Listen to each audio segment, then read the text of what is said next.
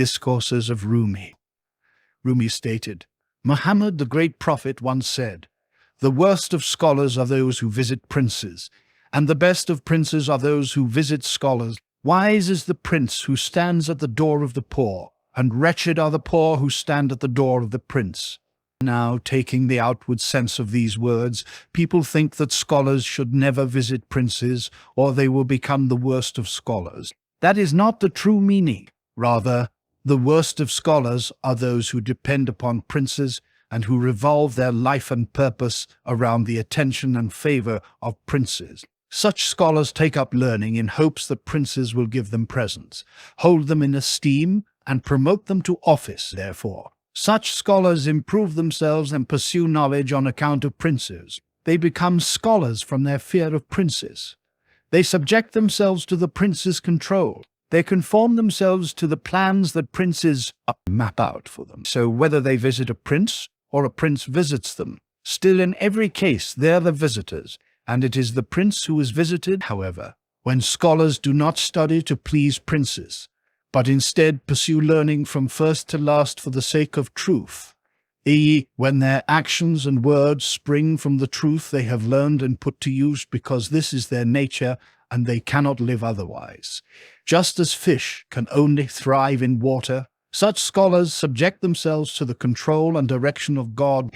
They become blessed with the guidance of the prophets. Everyone living in their time is touched by them and derives inspiration from their example, whether they are aware of the fact or not. Should such scholars visit a prince, they are still the ones visited, and the prince is the visitor, because in every case it is the prince who takes from these scholars and receives help from these scholars and receives help from them. Such scholars are independent of the prince. They are like the light-giving sun, whose whole function is giving to all universally, converting stones into rubies and carnelians, changing mountains into mines of copper, gold, silver, and iron, making the earth fresh and green, bringing fruit to the trees and warmth to the breeze.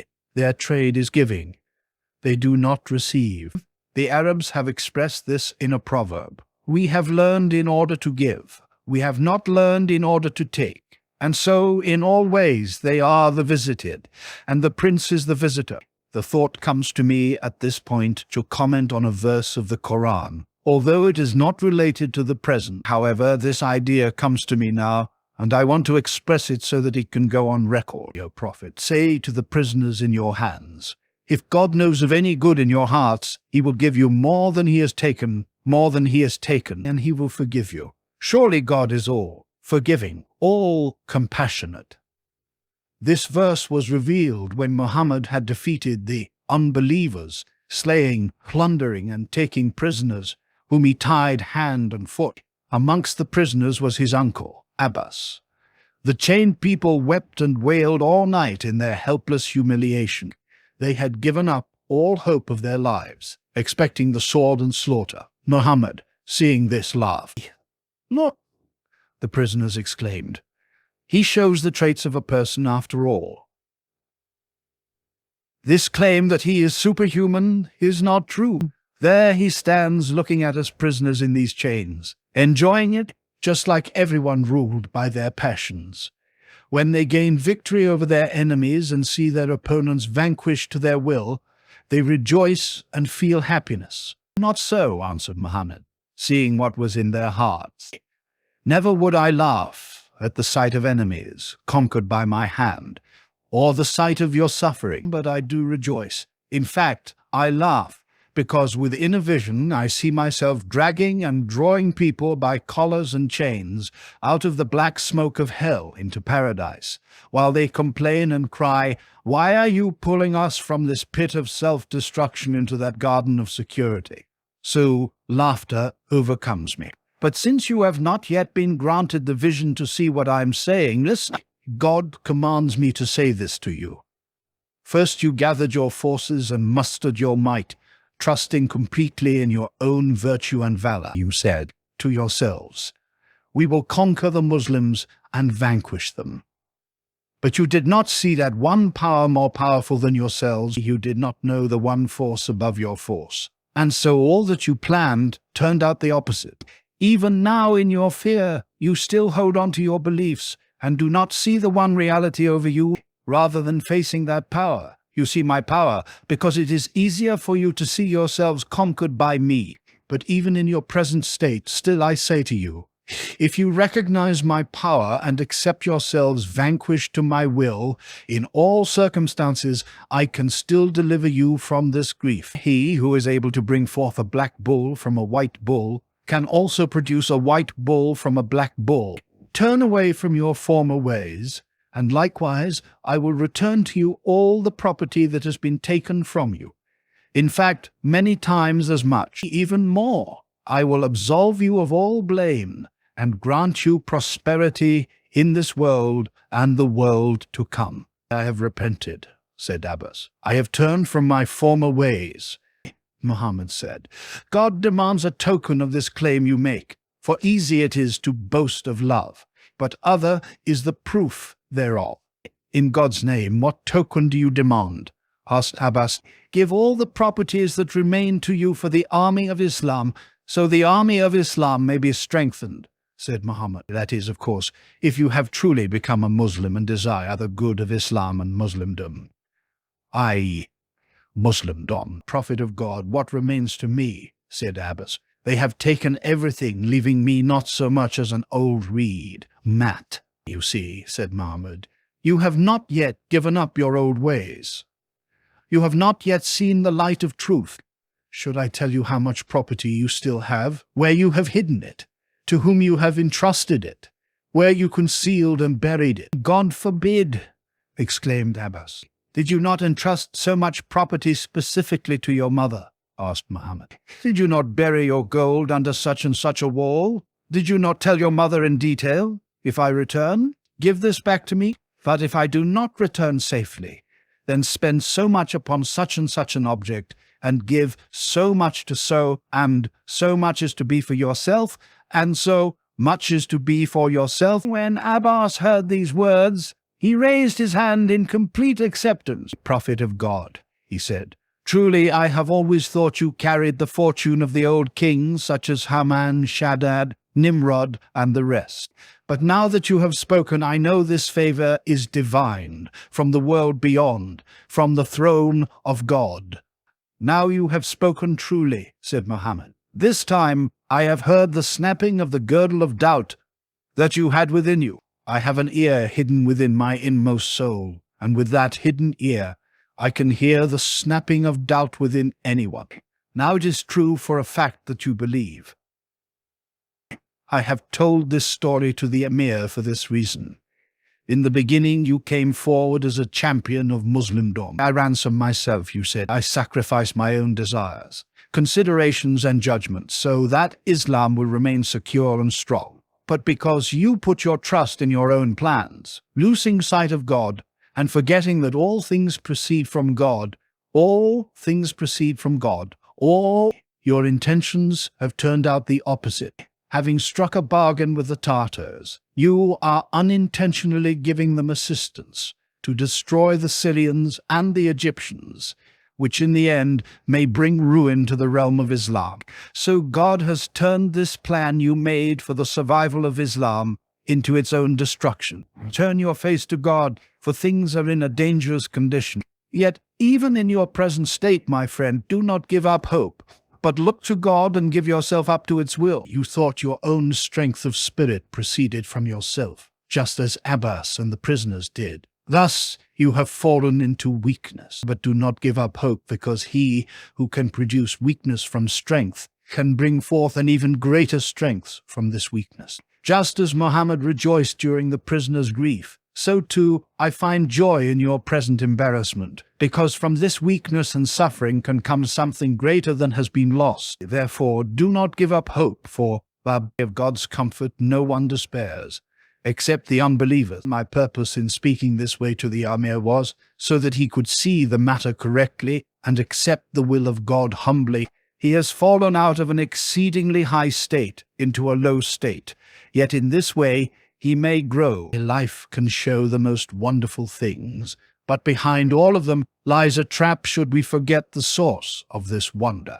God has devised this plan so that we will learn not to claim out of arrogance and vanity. These ideas and plans as our own, if everything were in truth as it appears to be, Mohammed, endowed as he was with a vision so penetrating, so illuminated, would never have cried. I'd never have cried, Lord, show me things as they are. You show a thing as fair, and in reality it is ugly.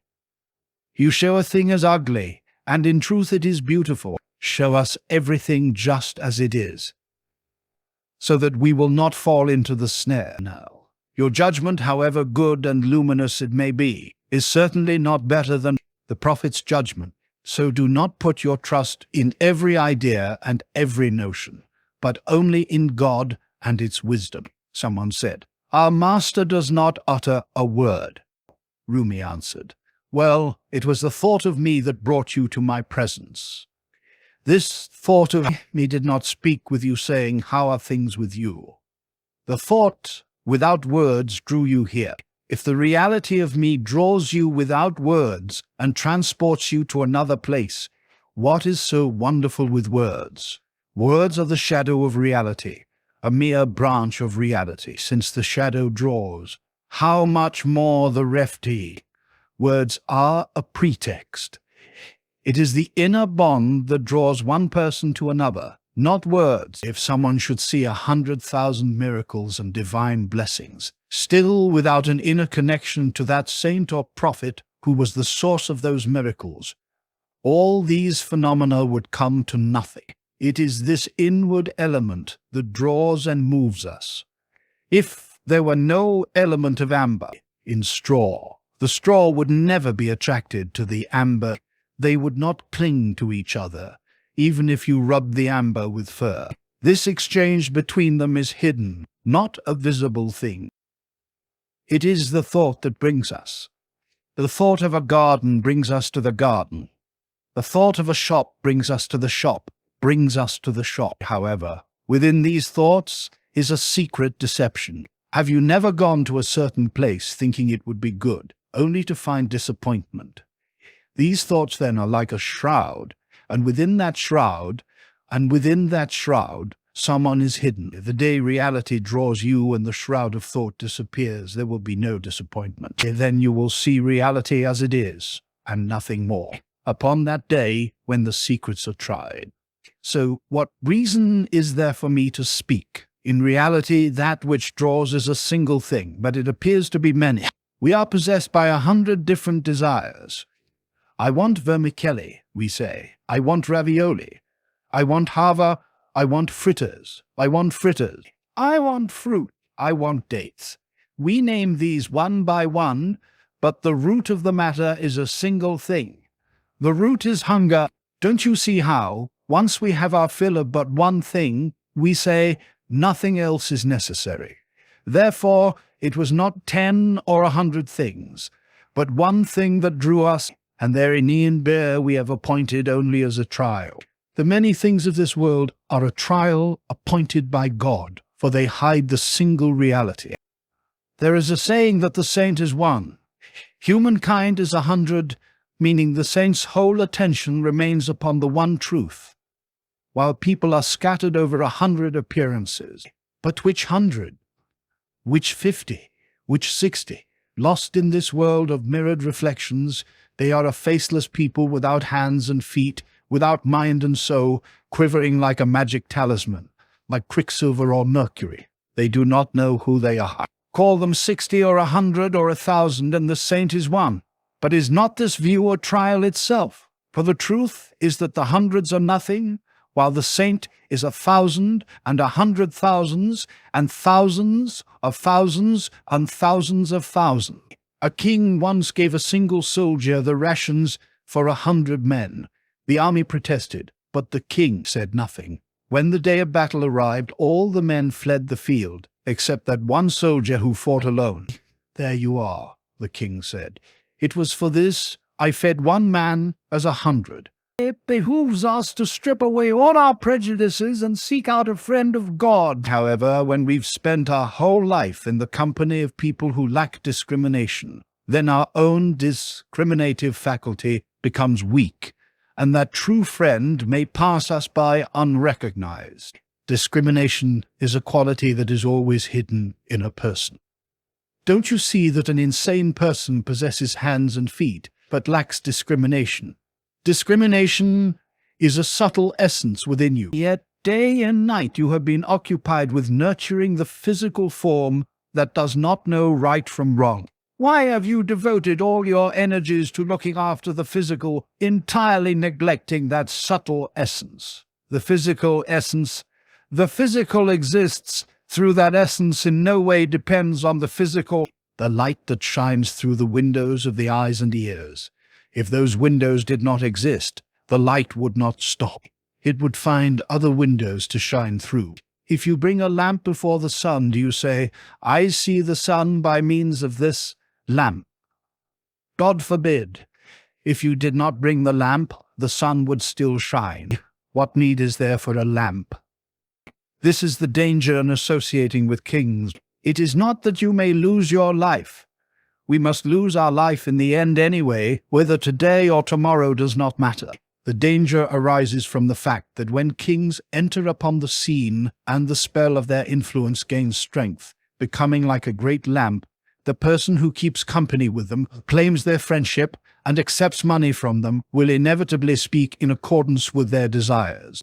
That person will listen to the king's mundane views with the utmost attention and will not be able to deny them. That is where the danger lies. It leads to a fading respect for the true source. When you cultivate the interest of kings, that other interest which is fundamental to the spiritual life becomes a stranger to you.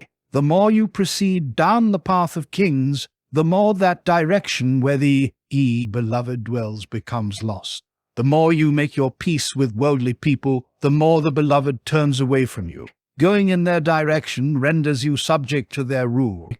Once you have turned down their path, in the end, God gives them power over you. It is a pity to reach the ocean and to be satisfied with a little pitcherful from the sea. After all, there are pearls in the sea, and from the sea come a myriad of precious things. What is the value in just taking water? What pride can intelligent people have in that? This world is a mere foam fleck of the true sea. That ocean is the science of the saints, and within that water is the pearl itself. This world is but foam full of floating jetsam. Yet, through the turning of the waves and the rhythmic surging of the sea in constant motion, this foam takes on a certain beauty. But this beauty is a borrowed thing coming from elsewhere. It is a false coin that sparkles to the eye. People are the astrolabe of God, but it requires an astronomer to use the astrolabe. If a vegetable seller or a greengrocer should find the astrolabe, what good would it do them? From that astrolabe, what could they know of the movements of the circumstars and the positions of the planets, their influences, and so forth? But in the hands of the astronomer, the astrolabe becomes truly valuable. Just as this copper astrolabe reflects the movements of the heavens like a mirror, so the human being is the astrolabe of God. We have honored the children of Adam, and those who have been moved by God to see the one reality and learn its ways through the astrolabe of their own being, behold, moment by moment, flash by flash, the testament of God. Indeed, it is an infinite beauty that never leaves their mirror. God has servants who cloak themselves in a wisdom, knowingness, and grace invisible to others. Out of their excessive jealousy and love for God, these servants cloak themselves. Just like Newtonabi says of beautiful women. I says of beautiful women, filed silks they wove, not to beautify, but to guard their beauty from lustful eyes. The Emir said, "Night and day my heart and soul are intent upon serving God, but because of my responsibilities with Mongol affairs, I have no time for such service." "I have no time for such service," Rumi answered. "Those works too are work done for God, since they are the means of providing peace and security for your country. You sacrifice yourself, your possessions, your time, so the hearts of a few will be lifted to peacefully obeying God's will. So this too is a good work. God has inclined you towards such good work, and your great love for what you do is proof of God's blessing. However, if your love of work were to weaken, This would be a sign of grace denied, for God leads only those who are worthy into those right attitudes that will earn spiritual rewards. Take the case of a hot bath. Its heat comes from the fuel that is burned, such as dry hay, firewood, dung, and the heat. In the same way, God uses what to outward appearance looks evil and nasty, yet in reality is the means to cleanliness and purity, like the bath. The man or woman fired by the efforts of work becomes purified and a benefit to all people. At this point, some friends arrived. Rumi excused himself and said, "If I do not attend to you and do not welcome you or ask after you, this is really a mark of respect. Respect is what is appropriate for the occasion. When someone is at prayer, they should not stop to greet their father and brother. Disregard of friends while being engaged in prayer is the highest regard and the greatest courtesy, since that person does not break away from absorption with God on account of dear ones. On account of dear ones, this saves those loved ones from being subject to divine reproach. Therefore, true respect is not a social pleasantry, but is concern for the spiritual honor of others." Someone asked, "Is there any way nearer to God than prayer?" Rumi answered, "Yes, but it is also prayer. It is prayer without the outward form. This outer form of prayer is the body of prayer, since it has a beginning and ending. Everything that has a beginning and ending is a body.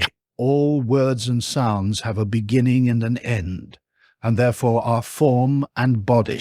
But the inner soul of prayer is unconditioned and infinite, and has neither beginning nor end." Now, Muhammad, who invented the Muslim prayer, said, "I have a time with God not contained by any prophet, nor limited by any angel next to God. Hence, we realize that the soul of prayer is not the outer form alone. Rather, it is a complete absorption, a state without room for these outward forms. Gabriel himself, who is pure reality, cannot be found therein. It is related that one day friends found my father in a state of complete absorption. The hour of prayer arrived, and these friends called out to my father, 'It is time for prayer.' My father did not heed their words, so they arose and occupied themselves with the prayer. However, 2 friends stayed with my father and did not stand up to pray. Now one of those who were praying was named Shvajagi. It was shown to him clearly in his inward heart that all those who were at prayer were standing behind the Prophet with their backs turned to Mecca, while the 2 who were with my father were facing Mecca. Since my father had passed away from any sense of personal identity, his self no longer remaining. Having been consumed in the light of God, he had become the light of God. Whoever turns their back on the light of God and faces the wall of their prayer, niche, has surely turned their back on Mecca, for God's light is the soul of the Mecca-ward direction. Muhammad once rebuked a friend, saying, "I called you. Why didn't you come?" The friend replied, "I was occupied with prayer." The Prophet said, "Well, wasn't I calling you for God?" The friend answered, "I am helpless." "I am helpless. It is good to feel helpless every moment, seeing yourself helpless in success, just as in failure. For above your capacity, there is a greater capacity, and your will is subject to that greater will in every case. You are not divided into 2 halves, now capable, now helpless. You are always helpless, only sometimes remembering, sometimes forgetting. When you remember, then the heart of that moment becomes visible, and the way opens up before you. Indeed, what is our condition? Seeing that Hans, tigers, and crocodiles are all helpless and tremble before God. Even the heavens and earth are helpless and subject to his decree. God is a mighty emperor.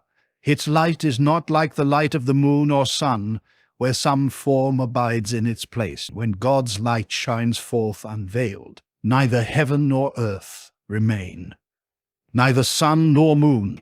Nothing remains but that great reality. A certain king said to a dervish, "In the moment when you find revelation and propinquity in the court of God, remember me." The dervish replied, "When I come into that presence, and the light of that sun shines upon me, I will no more remember myself. How then can I remember you?" Even still, make a request of such a dervish who is utterly absorbed, and even without them mentioning you or your needs, in God's presence, still the request is fulfilled. There was once a king who had a favorite and highly confidential servant. Whenever that servant set out for the royal palace, people who had a request to make presented him with their histories and their letters, begging him to submit them to the king. He would place the documents in his wallet. On coming into the king's presence, he could not endure the splendor of the king's beauty and would fall down dumbfounded. The king would then, in a loving manner, put his hand into his wallet, saying, "What does this servant of mine have here, who is utterly absorbed in my beauty?" In this way, he found the letters and would endorse the petitions of every man and woman and then return the documents into the wallet.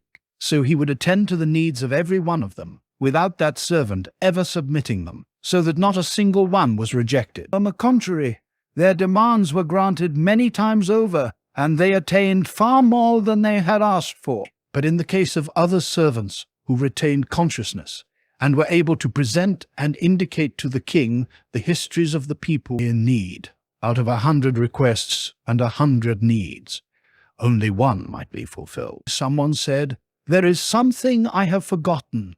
Rumi replied, "There is one thing in this world that must never be forgotten. If you were to forget all else, but did not forget that, then you would have no reason to worry. But if you performed and remembered everything else, yet forgot that one thing, then you would have done nothing whatsoever. It is just as if a king sent you to the country to carry out a specific task. If you go and accomplish 100 other tasks, but do not perform that particular task, then it is as though you perform nothing at all. So everyone comes into this world for a particular task, and that is their purpose. If they do not perform it, then they will have done nothing. All things are assigned a task. The heavens send rain and light for the herbs of the field to germinate and spring into life. The earth receives the seeds and bears fruit. It accepts and reveals 100,000 marvels too numerous to tell. The mountains give forth mines of gold and silver. All these things the heavens, the earth, and the mountains do, yet they do not perform that one thing. That particular task is performed by us. We offered the trust to the heavens, the earth, and the mountains. They refused to carry it and were afraid of it. But humans carried it. Surely they are foolish and sinful. So people are given a task, and when they perform it, all their sinfulness and foolishness is dissolved. You say, "Look at all the work I do accomplish, even if I do not perform that task. You weren't created for those other tasks." It is just as if you were given a sword of priceless Indian steel, such as can only be found in the treasuries of kings, and you were to treat it as a butcher's knife for cutting up putrid meat, saying, "I am not letting this sword stand idle. I'm using it in so many useful ways." Or it is like taking a solid gold bowl to cook turnips in, when a single grain of that gold could buy 100 pots. Or it is as if you took a Damascene dagger of the finest temper to hang a broken gourd from, saying, "I am making good use of it. I am hanging a gourd on it. I am not letting this dagger go to waste." How foolish that would be! The gourd can hang perfectly well from a wooden or iron nail whose value is a mere farthing. So why use a dagger valued at £100? A poet once said, "You are more precious than heaven and earth." What more can I say? You do not know your own worth. God says, "I will buy you. Your moments, your breaths, your possessions, your lives, spend them on me. Turn them over to me, and their price is divine freedom, grace, and wisdom. This is your worth in my eyes." But if we keep our life for ourselves, then we lose what treasures we have been granted, like the person who hammered the dagger, worth £100 into the wall to hang a gourd upon. Their great fortune was reduced to a nail. Still you offer another excuse, saying, "But I apply myself to lofty tasks. I study law, philosophy, logic, astronomy, medicine, and the rest." Well, for whose sake but your own do you study these? If it is law, It is so nobody can steal a loaf from you, strip you of your clothes, or kill you. In short, it is for your own security. If it is astronomy, the phases of the spheres and their influence upon the earth, whether they are light or heavy, portending tranquility or danger, all these things are concerned with your own situation, serving your own ends. If it is medicine, it is related to your own health and also serves you when you consider this matter well. The root of all your studies is yourself. All these lofty tasks are but branches of you. If these subjects are filled with so many marvels and worlds of knowledge without end, consider what worlds you pass through, who are the root. If your branches have their laws, their medicines, their histories, think of what transpires within you, who are the source. What spiritual laws and medicines affect your inward future and fate? What histories portray your struggles of the heart? What histories put for soul? There is other food besides this food of sleeping and eating, but you have forgotten that other food. Night and day you nourish only your body. Now this body is like a horse, and this lower world is its stable. The food the horse eats is not the food of the rider. You are the rider, and have your own sleeping and eating, your own enjoyment. But since the animal has the upper hand, you lag behind in the horse's stable. You cannot be found among the ranks of kings and princes in the eternal world. Your heart is there, but since your body has the upper hand, you are subject to its rule and remain its prisoner. When Majnun, as the story goes, was making for his beloved Layla's home, as long as he was fully conscious, he drove his camel in that direction. But when for a moment he became absorbed in the thought of Layla and forgot his camel, the camel turned in its tracks toward the village where its foal was kept. On coming to his senses, Majnun found that he had gone back a distance of 2 days' journey.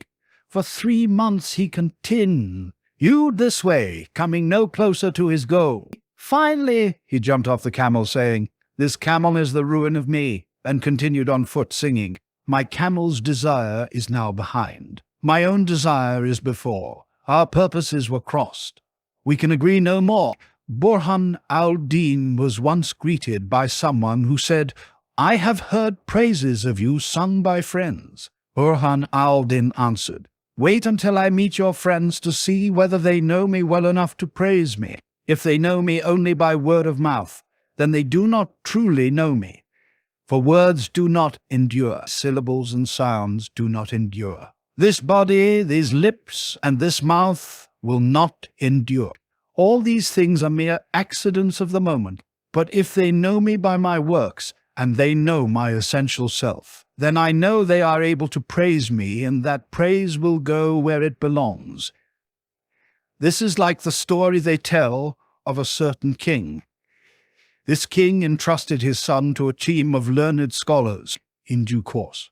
They taught him the sciences of astrology, geomancy, and the interpretation of signs, until he became a complete master, despite his utter stupidity and dullness of wit. One day, the king took a ring in his fist and put his son to the test. "Come, tell me what I am holding in my fist." "What you are holding is round, yellow, inscribed and hollow," the prince answered. "You have given all the signs correctly," the king said. "Now say what it is." "Oh, it must be a sieve," the prince replied. "What?" cried the king. "You know all the minute details which would baffle the minds of anyone. How is it that out of all your powerful learning and knowledge, the small point has escaped you that a sieve will not fit in a fist?" In this same way, the great scholars of the age split hairs on details of all matters. They know perfectly and completely those sciences that do not concern soul.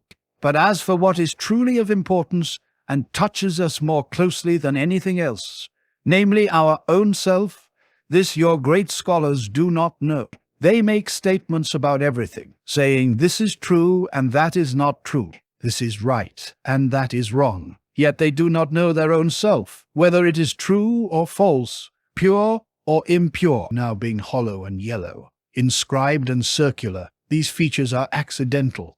Cast the ring into the fire, and none of them will remain. It becomes its essential self, purified of all appearances.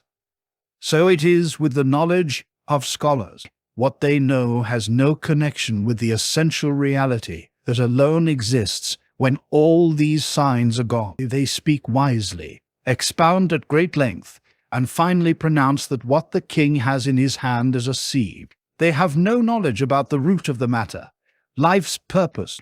I am a bird, I am a nightingale. If they say to me, make some other kind of sound, I cannot. My tongue is what it is. I cannot speak otherwise. However, those who learn the song of birds are not birds themselves. On the contrary, they are the enemies of birds and their captors. Their captors. They sing and whistle so others will take them for birds. Ask them to produce a different sound, and they can do so, because that sound is merely assumed by them.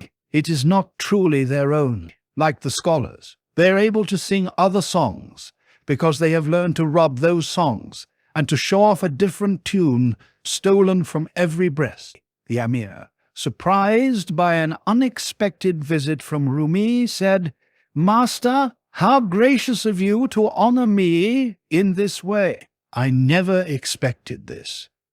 It never even entered my mind that I could be worthy of such an honor. By rights, I should be standing night and day in the ranks and company of your servants and attendants. I am not even worthy of that. How gracious this is, Rumi said. It is all because of your lofty spiritual aspirations.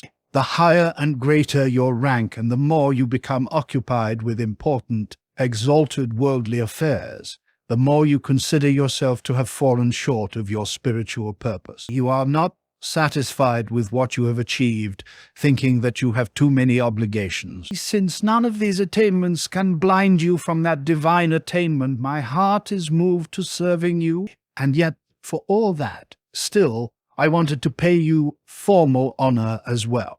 Form, too, possesses great importance. No, much more than importance. It is of true substance, just as the body will fail if it lacks a heart. So too it fails without a skin. If you plant a seed with no husk, it cannot grow. But if you bury it in the earth with its shell, then it germinates and becomes a great tree. So form is a great and necessary principle, and without it our task fails, and our purpose is not attained. Yes, this principle is reality in the eyes of those who know reality, and have become reality. A dervish once entered the presence of a king. The king addressed him, "O ascetic." "You are the ascetic," the dervish answered. "How can I be an ascetic?" the king demanded, "since the whole world belongs to me." "Ah, you see things the opposite of what they are," replied the dervish. "This world and the next and all that there is to possess, these all belong to me. I have seized the whole world. It is you who have become satisfied with a mouthful and a rag. Wherever you turn, there is the face of God. This face runs and extends infinitely and forever. True spiritual lovers have sacrificed themselves for the sake of that face, desiring nothing in return. The rest of the human race are like cattle. Yet even though they are cattle, still they deserve favor. They may live in the stable, yet they are accepted by the lord of the stable. If he so desires, he transfers them from the stable into his private pen. So, in the beginning, God brought men and women into existence, and then transferred them from the pen of spiritual existence into the world inanimate. Then, from the pen of the world inanimate into the vegetable world. Then, from vegetable into animal. From animal to human, human to angel, and so on forever. He manifested all these forms so that you would know his pens are many, and that each one is loftier than the next. God revealed this present world so that you could accept the other stages that lie ahead. He did not reveal it so that you would say, this is all there is. The masters of crafts demonstrate their abilities and arts so their apprentices will find faith in them and will believe in the other arts they have not yet demonstrated and not yet demonstrated. A king bestows robes of honor and lavishes kindness on his subjects because they look forward to receiving other gifts from him and hang hopefully upon future at purses of gold. He does not grant these things for them to say, this is all there is. The king will not give out any other blessings, and so make do with that amount. If the king knows any subjects are going to say that, and take such gifts for granted, he will never bestow any blessings whatsoever upon them. The ascetic is one who sees the hereafter, while the worldling sees only the stable. But the chosen ones of God who have true knowledge see nay, there the hereafter nor the stable. Their eyes are fixed on the first principle, the source of all things. When the chosen one sows wheat, they know that wheat will grow because they see the end from the beginning. So it is with barley and rice and all things. Seeing the beginning, their eyes are not fixed on the end. They know the conclusion from the start. Such men and women are rare. It is pain that guides us in every enterprise, until there is an ache within, a passion and a yearning for that thing arising within us. We will never strive to attain it. Without pain, it remains beyond our reach, whether it is success in this world or salvation in the next, whether we aim at becoming a merchant or a king, a scientist or an astronomer. It was not until the pains of birth manifested in Mary that she made for the tree. Those pangs drove her to the tree, and the tree that was withered became fruitful. We are like that story of Mary in the Quran. Every one of us has a Jesus within, but until the pangs manifest, our Jesus is not born. If the pangs never come, then our child rejoins its origin by the same secret path through which it came, leaving us empty without the birth of our true self. Your inward soul is hungry. Your outward flesh is overfed. The devil has gorged to sickness. The king begs even for bread. The cure is found while Jesus is here on earth. But once he returns to heaven, all hope will have fled, Rumi said. These words are for the sake of those who need words to understand. But as for those who understand without words, what use have they for speech? The heavens and earth are words to them, sent forth themselves from the word of God. Whoever hears a whisper, what need have they for shouting and screaming? An Arabic-speaking poet once came into the presence of a king. Now the king was a Turk, and did not even know Persian. The poet had composed in his honor some brilliant verses in Arabic, and had brought these with him. When the king had taken his seat on the throne, and the courtiers were all present and duly stationed, commanders and ministers each in their place, the poet rose to his feet and began to recite his poem. At every passage deserving applause, the king nodded his head, while at every passage provoking astonishment he looked amazed. Similarly, he responded to every passage expressing submission. The courtiers were astounded. Our king did not know a word of Arabic, they murmured amongst themselves. How is it that he nodded his head so correctly? He must have known Arabic all these years and kept it hidden from us. If we have ever uttered incivilities in Arabic, then woe is us. Now the king had a favorite slave. So the courtiers assembled together and gave the slave a horse, a mule, and a sum of money, and they promised to give him this much again. Just find out whether or not the king knows Arabic, they said to him. If he does not, how was it that he nodded just at the right places? Was it a miracle? Was it divine inspiration? Finally, one day, the slave found his opportunity. The king was out hunting, and the slave perceived that he was in a good mood since the hunt had gone well. So he asked the king point blank. The king burst out laughing. By God, I don't know Arabic, he said.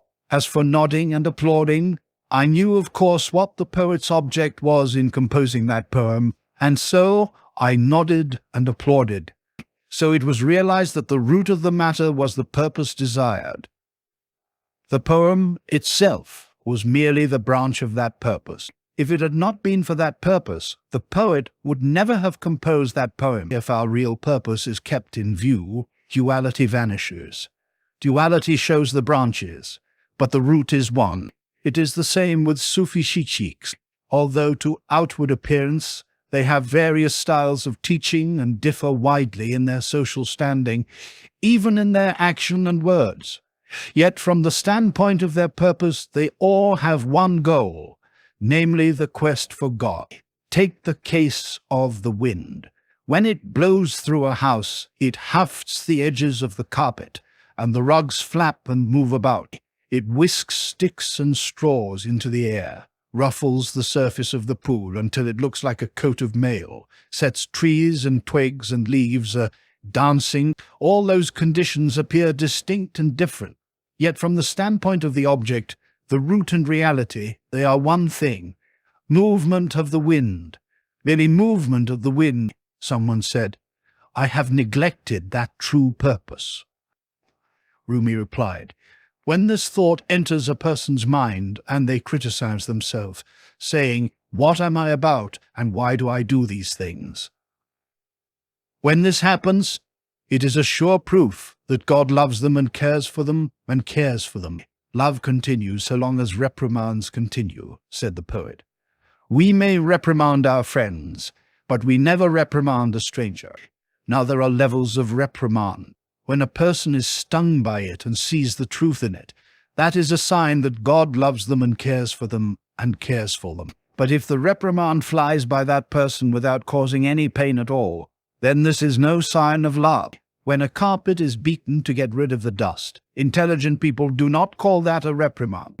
But if a woman beats her own darling child, then that is called a reprimand and is a proof of her love. Therefore, as long as you find pain and regret within yourself, that is a proof of God's love and guidance. If you find fault in your brother or sister, the fault you see in them is within yourself.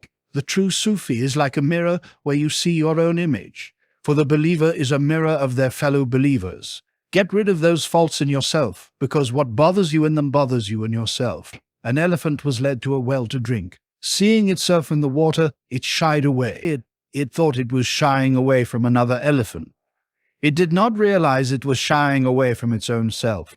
All evil qualities, oppression, hatred, envy, greed, mercilessness, pride, when they are within yourself, they bring no pain. When you see them in another, then you shy away and feel the pain. We feel no disgust at our own scab and abscess. We will dip our infected hand into our food and lick our fingers without turning in the least bit squeamish.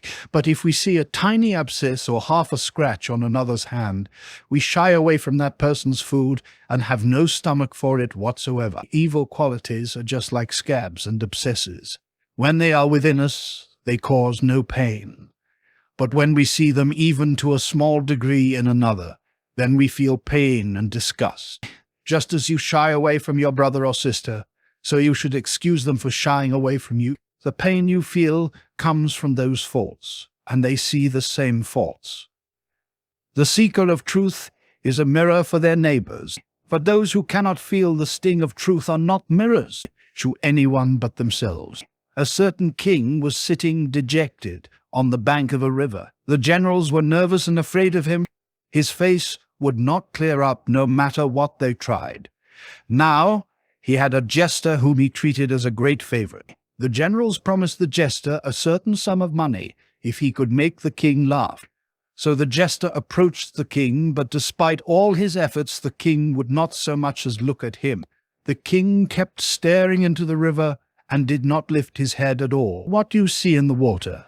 the jester asked the king. "I see the husband of an unfaithful wife," the king replied. "King of the world," the jester said, "your slave is also not blind. So it is in your own case. If you see something in your fellow that pains you, after all, they also are not blind. They see exactly what you see. In God's presence, too, cannot exist.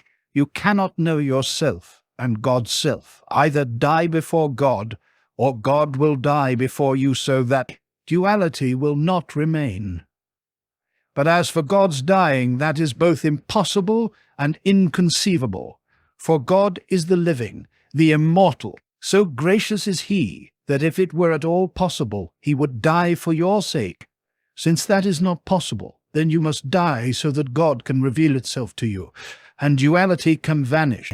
Tie two birds together, and despite their familiarity and the fact that their two wings have been changed to four, they will not fly. That is because duality exists. But let one bird give up its life and the other, even though tied to the first, will fly, because duality has vanished. Shams. Tabriz was a servant of God who had the power to sacrifice himself for the sake of a friend. He prayed to God for that friend, but God did not accept his petition.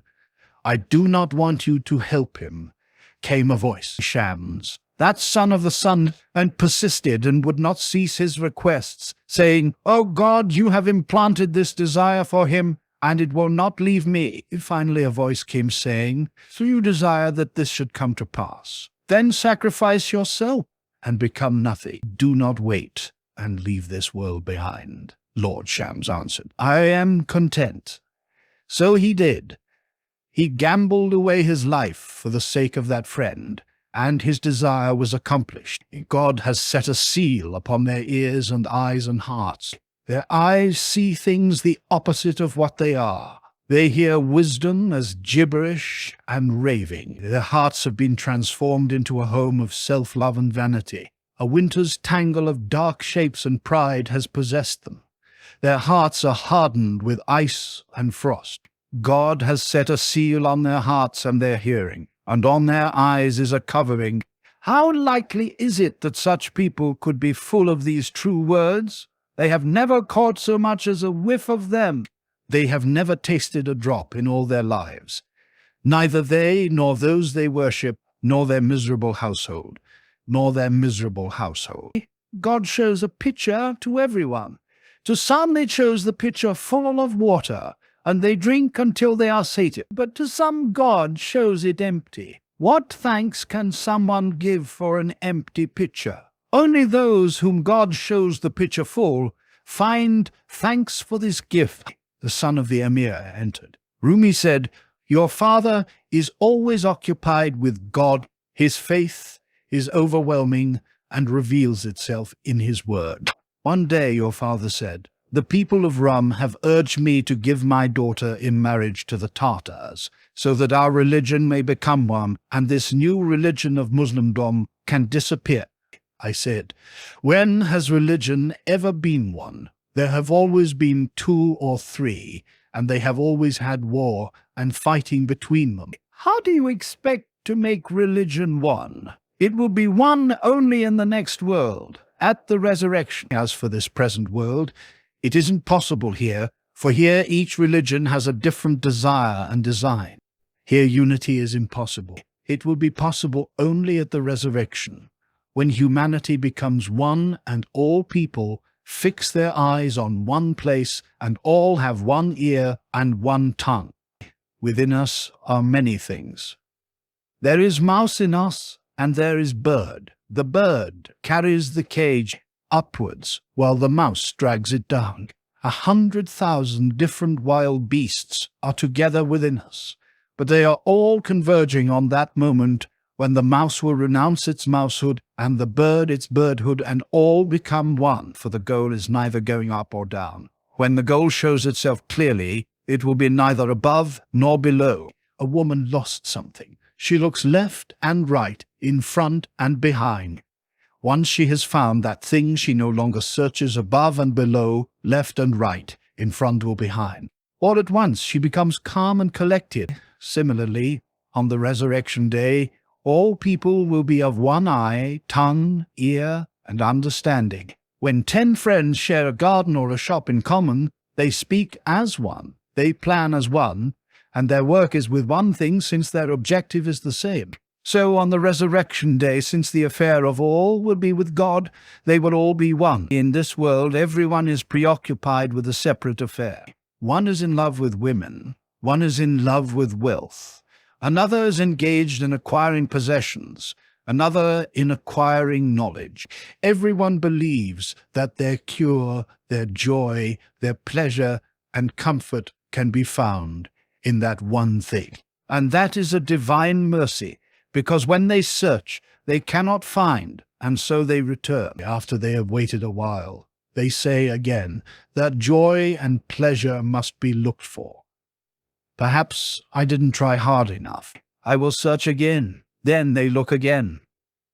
But still they cannot find their desire, so they continue, until that time when truth removes its veil.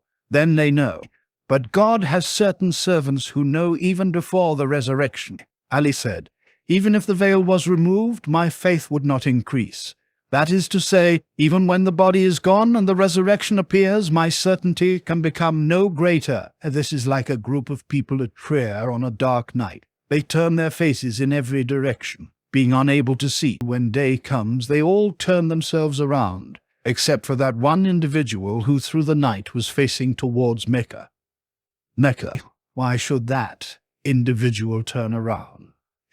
So those special servants of God keep their faces towards the One even in the night, and have turned their faces away from all else. Therefore, for them, the resurrection is a heady manifest and present. There is no end to words, but they are given according to the capacity of the seeker. Wisdom is the rain. Its supply is unlimited, but it comes down according to what the occasion requires. In winter and spring, in summer and autumn, always in due measure, more or less, but the source of that rain is the oceans itself, which has no limits. Druggists put sugar or drugs in a twist of paper, but sugar is not limited by the amount in the paper. The stocks of sugar and the stocks of drugs are unmited and unbounded. How can a piece of paper contain them?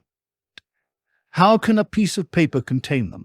Some people uttered taunts at Muhammad, saying, "Why does the Quran come down upon you word by word? Why not chapter by chapter?" Muhammad answered, "What do these fools say? If it were to come down upon me all at once, I would dissolve and vanish away." Those who truly understand a little understand much. Of one thing, many things. Of one line, whole volumes. It is like when a group is seated listening to a story, but one woman knows all the circumstances, having been there when it occurred. From the first hint she understands it all. She turns pale, then crimson, changing from one feeling to another. The others understand only as much as they hear, since they do not know what really happened. But the one who knows understands the whole story from even a few words. To return, when you come to the druggist, they have sugar in abundance, but they see how much money you brought and give accordingly. By money is meant sincerity and faith. The words are imparted according to one's sincerity and faith. And faith, when you come seeking sugar, they examine your bag to see what its capacity is. Then they measure out accordingly 1 bushel or 2, but if someone brings a string of camels, they call the weighman to be helped. So someone comes along whose motions do not satisfy.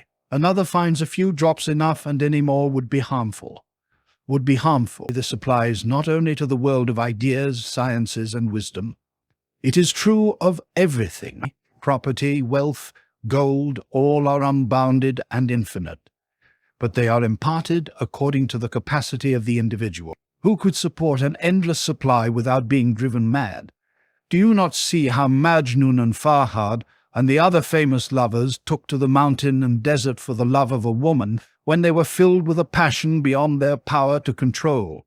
Do you not see how Pharaoh, when empire and wealth were showered upon him without end, laid claim to being a god? Yes, indeed, these people have faith, but they do not know what that faith is in. In the same way a child has faith it will have bread to eat, but they don't know where this bread comes from. It is the same with all things that grow. A tree turns yellow and dry of thirst, but it doesn't know what thirst really is. Our faith is like a flag. First we set the flag fluttering in the air to proclaim our belief, and then send troops to the foot of that flag, from every direction to support and defend it. We send reason, understanding, fury and anger, forbearance and liberality, fear and hope, on and on, without end. Whoever looks from afar sees only the flag, but those who see from close at hand know the essences and realities that reside within us. Someone came in and Rumi said, "Where have you been? We have been longing to see you. Why have you stayed away?" The visitor replied, "It was just how things conspired." Rumi said, "We for our part have been praying that this conspiracy of things might come to an end. A conspiracy of things that produces separation is an improper conspiracy." Yes, by God it too comes from God, and in relation to God is good. It is a true saying that all things are good and perfect in relation to God, but in relation to us, how can this be true? fornication and purity, avoiding prayer and praying, unbelief and Islam, idolatry and God's unity with God. All these are good, but to us, fornication and thieving, unbelief and idolatry are bad. While God's unity and prayer are good, even though in relation to God all are good. A king has in his realm prisons and gallows, robes of honor and wealth, estates and attendants in waiting, feasting and celebration, drums and flags. In relation to the king, all these things are good, just as robes of honor are the perfect flourish for his kingdom. In the same way, gallows and prisons are perfect ornaments. In relation to him, all these things are perfect. But in relation to his people, how could robes of honor and the gallows be one and the same? Someone asked, "What is greater than prayer?" Rumi said, "One answer is that the soul of prayer is greater than prayer, as I have already explained. A second answer is that faith is greater. Prayer is a series of daily actions, while faith is continual. Prayer can be dropped for a valid reason or can be postponed, but it is impossible to drop or postpone faith for any excuse, and where prayer without faith gains nothing. As in the case of hypocrites, faith without prayer is valuable." Another point. While the prayer of every religion is each quite different, still faith does not change from religion to religion to religion. The states that it produces, its place in a faith, and its effects are the same everywhere. There are other advantages to faith, but their discovery depends upon the inward awareness of the listener. Each listener is like flour in the hands of a dough maker. Words are like water sprinkled on the flour according to the moisture needed. But unless the water soaks in, it cannot make dough. A poet said, "My eye is fixed upon another. What shall I do? Look to yourself." Well, that eye's light is you. My eye is fixed upon another. That means you are seeking something apart from yourself, like the dryness of the flour that longs for water from the dough. Maker's hand. What can I do? Know that you seek only yourself. That longing is for you. The light you seek is your own light reflected, but you will not escape this bounding glare of the outward lights until your own inner light becomes 100,000 times greater. There was once a skinny person, feeble as a sparrow, and exceedingly ugly. He was so ugly that even other ugly people looked on him with contempt and gave thanks to God, though before seeing him they used to complain of their own ugliness. Yet, for all that, he was very rude in his way of speaking and bragged enormously. He was in the court of the king, and his behavior pained the vizier, but the vizier swallowed it down. Then one day the vizier lost his temper. "People of the court," he shouted, "I picked this creature out of the gutter and nourished him. By eating my bread and sitting at my table, by enjoying my charity and my wealth, and that of my ancestors, he became somebody. Now he has reached the point of saying such things to me." "People of the court," cried the man, springing up in the vizier's face, "and nobles and pillars of the state. What he says is quite true. I was nourished by his wealth and charity and that of his ancestors, until I grew up, contemptible and crude as you see me. If I had been nourished by someone else's bread and wealth, surely my appearance, my manners, and my worth would have been better than this.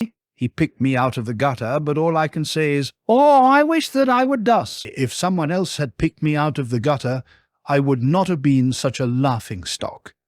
The disciple who is fed at the table of a lover of God has a clean and true spirit. But those who are nourished by the hands of an impostor and a braggart, learning the science from them, become just like their teacher, contemptible and feeble, weak and unable to make up their minds about anything. Within our being all sciences were originally joined as one, so that our spirit displayed all hidden things, like clear water shows everything within it, like pebbles, broken shards in the UK, and reflects the sky above from its surface like a mirror. This is soul's true nature, without treatment or training, but once soul has mingled with the earth and its earthly elements, this clarity leaves it and is forgotten. So God sends forth the prophets and saints, like a great translucent ocean that accepts all waters, and yet no matter how dark or dirty are the rivers that pour into it, that ocean remains pure. Then so remembers, when it sees its reflection in that unsullied water, it knows for sure that in the beginning it too was pure, and these shadows and colors are mere accidents. The prophets and the saints therefore remind us of our original state. They do not implant anything new. Now every water, no matter how dark, that recognizes that great water, saying, I come from this and I belong to this, is truly a part of that ocean. But the dark elements that do not recognize that ocean and believe they are kin to another kind, they make their home with the colors and shadows of the earth. It was for this reason that the prophet said, Now there comes to you a messenger from amongst yourselves. In other words, the great ocean is that same substance as your own water. It is all from oneself and one source, but for those elements that do not feel the attraction of familiarity, this failure does not come from the water itself, but from the pollution in that water. This pollution is mixed in so closely that the water does not know whether its own shying away from the ocean comes from itself or from the essence of that pollution. And so evil men do not know whether their attraction toward evil springs from their own nature or from some dark element mingled in. Every line of poetry the saints and prophets bring forth, every tradition, every verse they write, is like a witness bearing testimony. They bear witness to every situation according to the nature of the situation. In the same way, we have 2 witnesses at the inheritance of a house, 2 witnesses at the sale of a shop, 2 witnesses at a marriage. So too the saints bear witness. The inner form of their testimony is always the same. It is the outer meaning that differs. I pray that God may cause these words to bear witness to God and you alike. Someone said, a man came who wanted to see you. He kept saying, I wish I could have seen the master. Rumi said, he does not see the master at this moment because in truth the desire that filled him, namely to see the master, was a veil hiding the master. So it is with all desires and affections, all loves and fondnesses that people have for every variety of thing. Father, mother, heaven, earth, gardens, palaces, knowledge, things to eat and drink. The lover of God realizes all these desires are truly the desire for God, and they are all veils covering humanity's eyes. When we pass into the next world and behold reality without these veils, then we realize all those were veils and coverings, and that our true quest in reality is for one thing. All difficulties are then resolved. We hear in our hearts the answer to all questions, and everything is seen clearly face to face. It is not God's way to answer every problem separately, but with one answer all questions are satisfied. All at once the total struggle is resolved. In the same way, in winter everyone puts on warm clothes and a leather jacket, and then creeps for shelter from the cold. So too all plants, trees and shrubs, bitten by the cold, remain without leaves and fruit, storing and hiding their goods and nourishment inwardly so that the grasp of winter will not reach them. When spring, in a single epiphany, answers their requests, then all their various problems, whether human, animal or plant, are resolved, and those secondary symptoms disappear. Then all put forth their heads and realize the cause of their misery. God has created these veils for a good purpose, for if God's beauty were displayed without a veil, we would not have the power to endure it. Through the intermediary of these veils, we derive life and enjoyment. Look at the sun. Through its light we can distinguish good from bad and find warmth.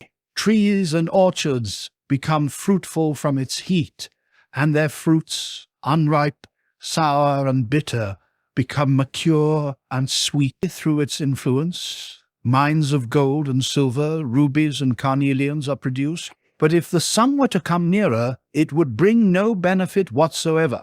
On the contrary, The whole world and every creature would be burned up and destroyed when God reveals itself through a veil to the mountain. Those slopes become fully arrayed in trees and flowers and verdure. However, when God brings revelation without a veil, it destroys the mountain and breaks it into atoms. Someone asked, "Well, isn't this the same sun in the winter?" Rumi answered, "Our purpose here was to draw a comparison. It is not a matter of atoms or Adam. Similarity is one thing, comparison is another. Although our mind cannot comprehend that reality, yet how can mind abandon the effort? If our reason gave up the struggle, it would no longer be reason. Reason is that thing that perpetually night and day is restless, while thinking and struggling, striving to comprehend, even though God is unknowable and incomprehensible. Reason is like a moth, and the beloved is like a candle. Whenever the moth dashes itself against the candle, it is consumed and destroyed. But the moth is this way by nature. No matter how much that consuming flame and agony may hurt, the moth cannot fly from the candle. If there were another creature, the moth, that could not fly away from the light of the candle and dashed itself against that light, that would not be a mere comparison. That would be a moth itself. But if the moth dashed itself against the light of the candle and the moth were not consumed, that indeed could not be a candle. Therefore, the human being who can do without God, lacking even the desire, that is no human being at all. But if they are able to comprehend God, that indeed could not be God. So, the true lover is never free from striving.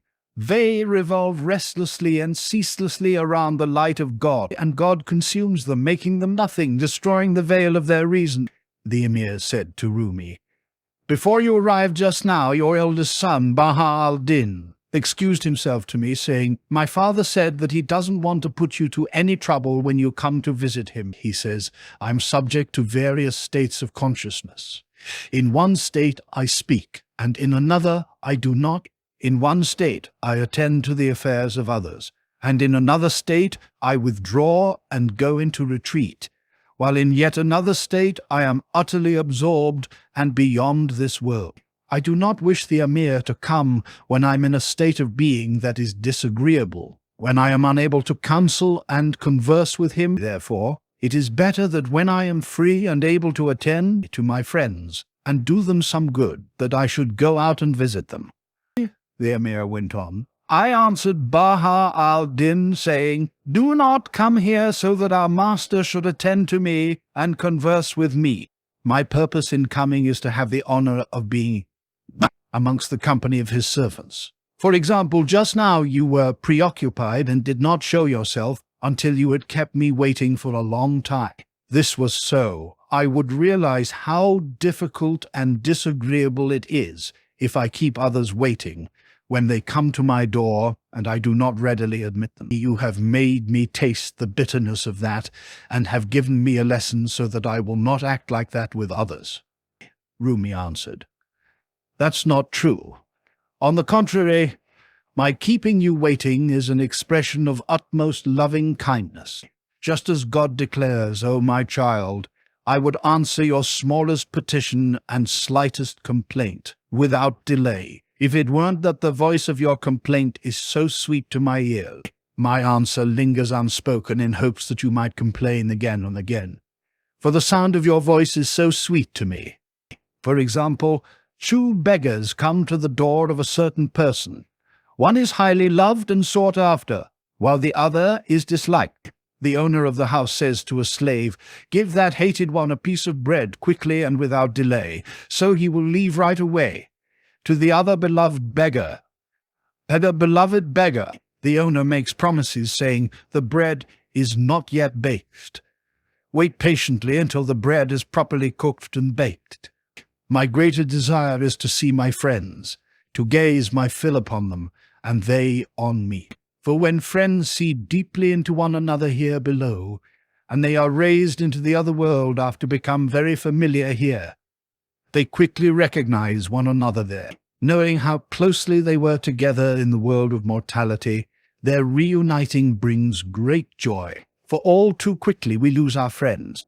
Do you not see how, in this mortal world, you become the friend and darling of some person, and they become the very Joseph of beauty in your eyes? Then, on account of a single shameful act, they vanish from your sight, and you lose them completely. That Joseph, like form, is changed into a wolf. This very same one you once saw as Joseph you now see as a wolf. Yet, their actual form has not changed, but is still the same as it always was. By that one accidental act, you lost them. Tomorrow, when this present essence is changed into another essence, since you never really knew that person deeply and never penetrated thoroughly into their essence, how are you going to recognize them? The lesson to be learned from this is that we must see one another very well indeed. We must pass beyond the good and bad qualities that are present temporarily in everyone, and must enter into the other's very essence. We must see with exceptional clarity that these qualities people observe in one another are not their original qualities. The story is told of a man who said, "I know that fellow very well. I will give his distinguishing mark." His friend said, "Please do." The man answered, "He was a muleteer of mine. He had 2 black cows. People talk in this same way. I consider so, and so, my friend, I know them. Yet every distinguishing mark they give is just like the 2 black cows. Those are not distinguishing marks.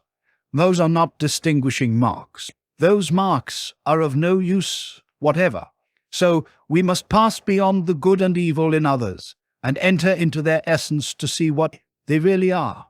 That is truly seeing and knowing. It astonishes me how some people say, how do saints and lovers of God find love in the eternal world beyond form, space, and time? How can they gain strength and help? How are they affected by things without body or shape? How are they affected by things without body or shape? Is not all life, night and day, engaged with these very things? One person loves another person and derives help through that love. They find care and grace, kindness and knowledge, happiness and sorrow. All these belong to that formless world. Moment by moment they receive benefits from these abstractions and are affected by them. However, this doesn't surprise the doubters. Yet they are amazed that saints can find love in the invisible worlds and derive help without form. Once there was a philosopher who denied this reality. One day he became so sick he could not leave his bed, and his illness dragged on a long time. A certain theologian went to visit him. "What are you seeking?" the theologian asked. "Health," said the philosopher. "Tell me how this health is shaped, so that I may find it for you." "It has no shape," said the philosopher. "It is indescribable." "If it is indescribable, then how can you look for it?" the theologian demanded. "All I know," answered the philosopher, "is that when health arrives, I grow in strength. I become plump, fresh, and alive." "From illness we learn of health," said the theologian. "From what is describable we learn of what is indescribable. Now abandon your doubting ways, and I will return you to your vital self. Though spiritual truth is inscrutable, still we all benefit from it through the embodiment of form, just as you see the changes brought by the stars, moon, and sun turning in the sky, the rain from clouds in due season, summer and winter, and all the transformations of time. You see all these things happen, and know that it is right and in accordance with wisdom. But how does that distant cloud know it is necessary to rain at its appointed time? Or how does this earth, when it receives a seed, know to return it tenfold? Well, someone does this. Behold that someone through the embodiment of this world and find nourishment. Just as you use the body of another person to contact their essence, use the embodiment of this world to touch that beauty. When the prophet was transported out of himself and spoke, he used to say, "God says." Now, from the standpoint of embodiment, it was his tongue that spoke. But he wasn't there at all. That speaker was greater than he was. Muhammad, knowing himself to be ignorant and without knowledge of such words, when he heard the wisdom coming through his own lips, he realized that he was no longer what he had been. Something greater moved him. He reported stories about past people and prophets who lived thousands of years before, and he told what would come to pass even to the end of the world. His being was but a thing of years. A mortal being surely can't describe such things. How can a creature born in time give information about the eternal? And so it became known that it was not he who was speaking. God was speaking. God is wholly free of form and words. Its speech is beyond letters and voice, yet it delivers its message by any letters and voice and tongue it desires. People have carved the figures of men, women, and birds of stone along the banks of pools on the highways and in the caravansaries, and through the mouths of those statues water pours into the pool. Anyone with any sense knows that this water does not begin in the mouth of a stone bird. It comes from some other source. If you want to get to know people, engage them in speech. By their words, you will know them. If they are impostors, even if someone told them that people can be recognized by their words, and they watch their words carefully to avoid being caught, still in the end you will come to understand who they are. This is illustrated by the story of the child and her mother. A child in the desert said to her mother, "On dark nights a horrible demon appears to me, and I am terribly afraid." "Don't be afraid," said her mother. "The next time you see that form, attack it bravely. Then you see clearly that it is nothing but a fantasy." "Ah!" "But mother," said the child, "what if the horrible demon's mother has given him similar advice? What shall I do as she has taught him?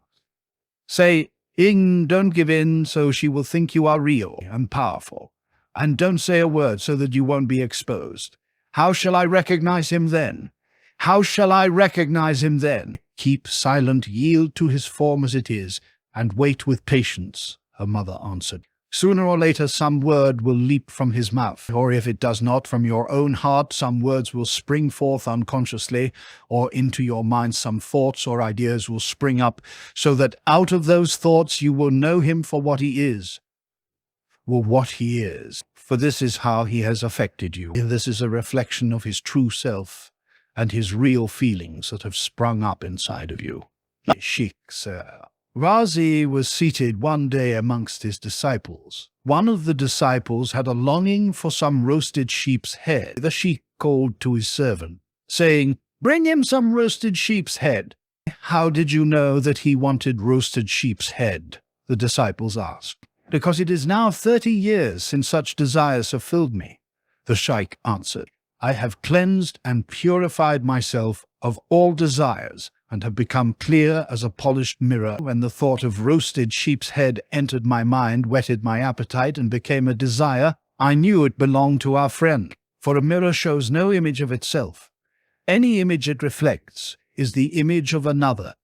A worthy man once shut himself in a cave for 40 days' discipline, seeking spiritual enlightenment. A voice came to him saying, "Such a lofty goal will never be attained by 40 days' discipline. Abandon your cave so the love of a great saint may reach you and your goal can be realized." "Where shall I find that great one?" the man asked. "In the congregational mosque," came the answer. "In such a throng of people, how shall I recognize which one he is?" he inquired. "Go," said the voice. "He will recognize you and will gaze upon you. The sign that his love has fallen upon you will be when the pitcher drops from your hand and you become unconscious. Then you will know that his gaze has reached you." The man acted accordingly. He filled a pitcher with water and went around the congregation in the mosque like a water carrier. He was wandering between the ranks of the worshippers when suddenly he was seized with ecstasy. He uttered a loud cry, and the pitcher fell from his hand. He remained in a corner of the mosque unconscious. All the people left. When he came to his senses, he saw that he was alone. He could not see the spiritual king who had gazed upon him, but he had gained his goal. There are certain lovers of God who, because of their great majesty and jealousy for God, do not show themselves openly. but they cause disciples to attain important goals and bestow gifts upon them. Such mighty spiritual saints are rare and precious. Someone said, "Do the great ones come before you?" Rumi answered, "There is no before left to me. It has been a long time since I have had any before. If they come, they fall an image they believe to be me." Some people said to Jesus, "We will come to your house." Jesus replied, "Where is my house in this world, and how could I have a house?" It is related that Jesus was wandering in the desert when a great rainstorm broke. He went to take shelter in the den of a jackal, in the corner of its cave, until the rain ceased. A revelation came to him saying, "Get out of the jackal's den, for the jackal's little ones cannot rest on account of you." He cried aloud, "Lord, the jackal's pups have a shelter, but the Son of Mary has no place to call home." Although the jackal's whelp has a cave to live in, still it has no beloved to drive it out of its home. But you do have such a one driving you out. If you have no home, what does that matter? The loving kindness of such a driver and the grace from such a robe of honor that singles you out to be driven forth is worth far more, exceeding 100,000 heavens and worlds here and beyond. After the emir left, Rumi said, "The fact that the emir came and I didn't show my face at once should not worry him. His purpose in coming was either to pay honor to me or to himself. If it was to pay honor to me, then the longer he sat and waited, the greater the honor he gained. If, on the other hand, his object was to honor himself and to seek a reward, then, since he waited and endured the pain of waiting, his reward would be all the greater. In either case, his object in coming was realized many times over, so he should feel thankful and fortunate." Rumi said, "The saying, 'Hearts bear witness to one another,' refers to a hidden reality. If all reality were openly revealed, what need would there be for words? Similarly, when the heart bears witness, what need is there for the testimony of the tongue?" The Immerse said, "Certainly the heart bears witness, but the heart plays one part by itself, the ear another, the eye another, the tongue another. There is need for each one, so that the whole can be realized." Rumi said, "If the heart is totally absorbed, then all the other senses are obliterated in it, and there is no need for the tongue. Take the case of Layla. She was not a spiritual being, but of flesh, fashioned of water and clay, yet passion for her produced such absorption, and so utterly seized and overwhelmed Majnun, that he had no need to see Layla with his eyes, no need to hear her voice. He could not separate himself from the thought of her causing him to cry. Your name is upon my tongue, your image is in my sight, your memory in my heart. Where can I send these words I write? The physical has such power that passion can bring us into a state where we are never apart from our beloved. All our senses are absorbed, sight, hearing, smell, and the rest. No sense seeks a separate view, all being united. If each sense plays its part in full, all are immersed in one experience and desire nothing else. Seeking for a separate view proves that one sense has not found its true whole allotment. It is enjoying an incomplete portion and therefore is not immersed, nor fulfilled. Then the other senses begin seeking their own part, and all become divided from the viewpoint of reality. All the senses see one thing, but from the standpoint of outward form, they are each different from the other. When one sense is moved to absorption, all the senses become absorbed in it. When a fly flies upward, it moves its wings, its head and its whole body separately. But when it is immersed in honey, then all its parts are alike. None can move at all. Absorption is such that whoever enters it is no longer there. They make no more efforts. They cease to act and move. They are immersed in the water. No action is their action. It is the action of the water, but if they flail about in the water with their hands and feet, they are not truly submerged. If they utter a cry, "I am drowning," this too is not absorption. Take the famous utterance, "I am God." Some people think this is a great pretension, but "I am God" is in fact a great humility. Those who say instead, "I am a servant of God," believe The two exist, themselves and God. But those who say, I am God, have become nothing and have cast themselves to the winds. They say, I am God, meaning, I am not God is all. There is no existence but God. I have lost all separation. I am nothing. In this, the humility is greater. This is what ordinary people don't understand. When they render service in honor of God's glory, their servanthood is still present. Even though it is for the sake of God, they still see themselves and their own actions as well as God. They are not drowned in the water. That person is drowned when no movement, nor any action belongs to them. All their movements spring from the movement of the water. A lion was chasing a deer, and the deer was fleeing. There were two beings evident, the lion and the deer. But when the lion caught up with the deer, and the deer was overpowered beneath the lion's clutch, and out of terror became unconscious and senseless, collapsing before the lion in that moment, only the lion remained. The deer was effaced and no longer existed. True absorption is when God creates in saints a fear. This is not the fear of men and women who are scared of lions, leopards, and death. Rather, it is the fear of separation.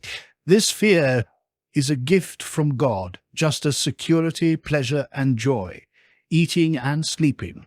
All these are gifts from God. God shows the saints, while they are fully conscious, forms that only they can see. The inner form of the lion, leopard, and fire become visible, so they will know that reality is not of this world, but of the world unseen, projected forth to them. In the same way, they are shown their own self in magnificent form. Likewise, gardens and rivers, maids of paradise and palaces, all types of food and drink, robes of honor, fleet steeds, cities, castles, and every kind of marvel. They know these are not of this world. God shows and reveals these secrets before their eyes. Thus they come to know with certainty that fear of separation comes from God, as do security, comfort, and all spiritual display. Now this fear of separation does not resemble the fears that most men and women know, because it is a result of revelation and experience. God clearly shows the saint that all things belong to God. The philosophers may know this, but they know it by intellectual proof, and proof is not permanent. The pleasure that comes from proof will not last. When the memory of the proof passes, its warmth and thrill pass away as well. Thus, we know by proof that this house had a builder. We know by proof that this builder had eyes and was not blind, had power and was not powerless, was living and not dead, and existed before the house was built. All these facts we know, but we know them by proof. Such proof is not permanent and is soon forgotten. Lovers of God, however, being absorbed in God, have come to know the builder and have seen with the eye of knowingness. They have eaten bread and salt together and mingled the two. The builder is never absent from their heart and their gaze. Men and women such as this pass away in God. With them, sin is not sin, and crime is not crime, since they are absorbed. A certain king ordered his slaves, everyone, to take in their hand a golden cup to greet a guest. His favorite slave was also commanded to take a cup. When the king showed his face, that special slave, on beholding the king, lost control of himself and was overwhelmed. The cup fell from his hand and was shattered. When the other slaves saw this, they said, perhaps we should do this as well, and they cast down their cups deliberately. Why did you do that? The king scolded them. He was your favorite, and that was what he did, they replied.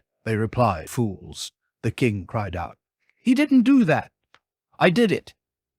To outward eyes, all of the slaves were sinful, but that one act was the very acme of obedience. Indeed, it transcended obedience and sin. Of them all, the true lover was that one slave. The others were but followers of the king. Thus, they followed that slave, since he had become the essence of the king, only outwardly wearing the form of slavery. He was filled with the beauty of the king, God declares. If it weren't for you, I would never have created the heavens. This is the same as I am God. It means I created the heavens, for I love you as myself. This is I am God in another language and another tongue, though the words of the great saints appear in 100 different forms. Since God is one and the way is one and the way is one, how can their words be different? Though their teachings appear to contradict, their meaning is one. Separation exists in their outward form only. In inner purpose, they all agree. A prince orders a tent to be stitched. One person twists the rope. Another strikes the pegs. Another weaves the cloth. Another stitches. Another rends. Another uses a needle. Though, to outward appearance, they are diverse and different. In inner purpose, they are united and performing a single task. So it is with the affairs of this world. When you look at it carefully, all are doing God's service, reprobate and righteous, sinner and disciple, devil and angel. For example, the king wants to test and try his slaves so the steadfast can be sorted from the weak-hearted, the loyal from the traitor, the faithful from the fake.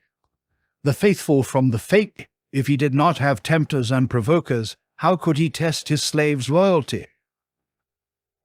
So the tempters and provokers are serving the king, since it is by the king's will that they act. He sends a wind to show the difference between the stable and the unstable, to separate the gnat from the sparrow. Hawk, so the gnat will vanish and the sparrow hawk remain. A certain king ordered a slave girl to adorn herself and offer herself to his slaves, so their loyalty could be revealed. Though the girl's action appears sinful outwardly, in reality, she is doing the king's work. The great saints have seen for themselves, not by proof and rote, but face to face and unveiled, that all people, good or evil, are all people, good or evil, servants of God. Nothing exists that does not proclaim God's praise. Therefore, to the saints, this world itself is the resurrection. Since the resurrection means all people serving God and doing no other work but God's work, these saints perceive this truth even here below. For even were the veil removed, they would not increase in their certainty. All may be servants, but some have been raised above others in their closeness to God. To those who are absorbed, all differences are lost. To those who have not yet arrived, many stages appear between one and another. Let me cite a parallel. A gardener planted a tree, and the tree bore fruit. Surely, this tree that bore fruit is better than 100 trees that are barren. It is possible those other trees may never bear at all, since there are many stages of growth where disease might attack. A pilgrim who reaches the Kaaba is better than the pilgrim who is still traveling in the desert.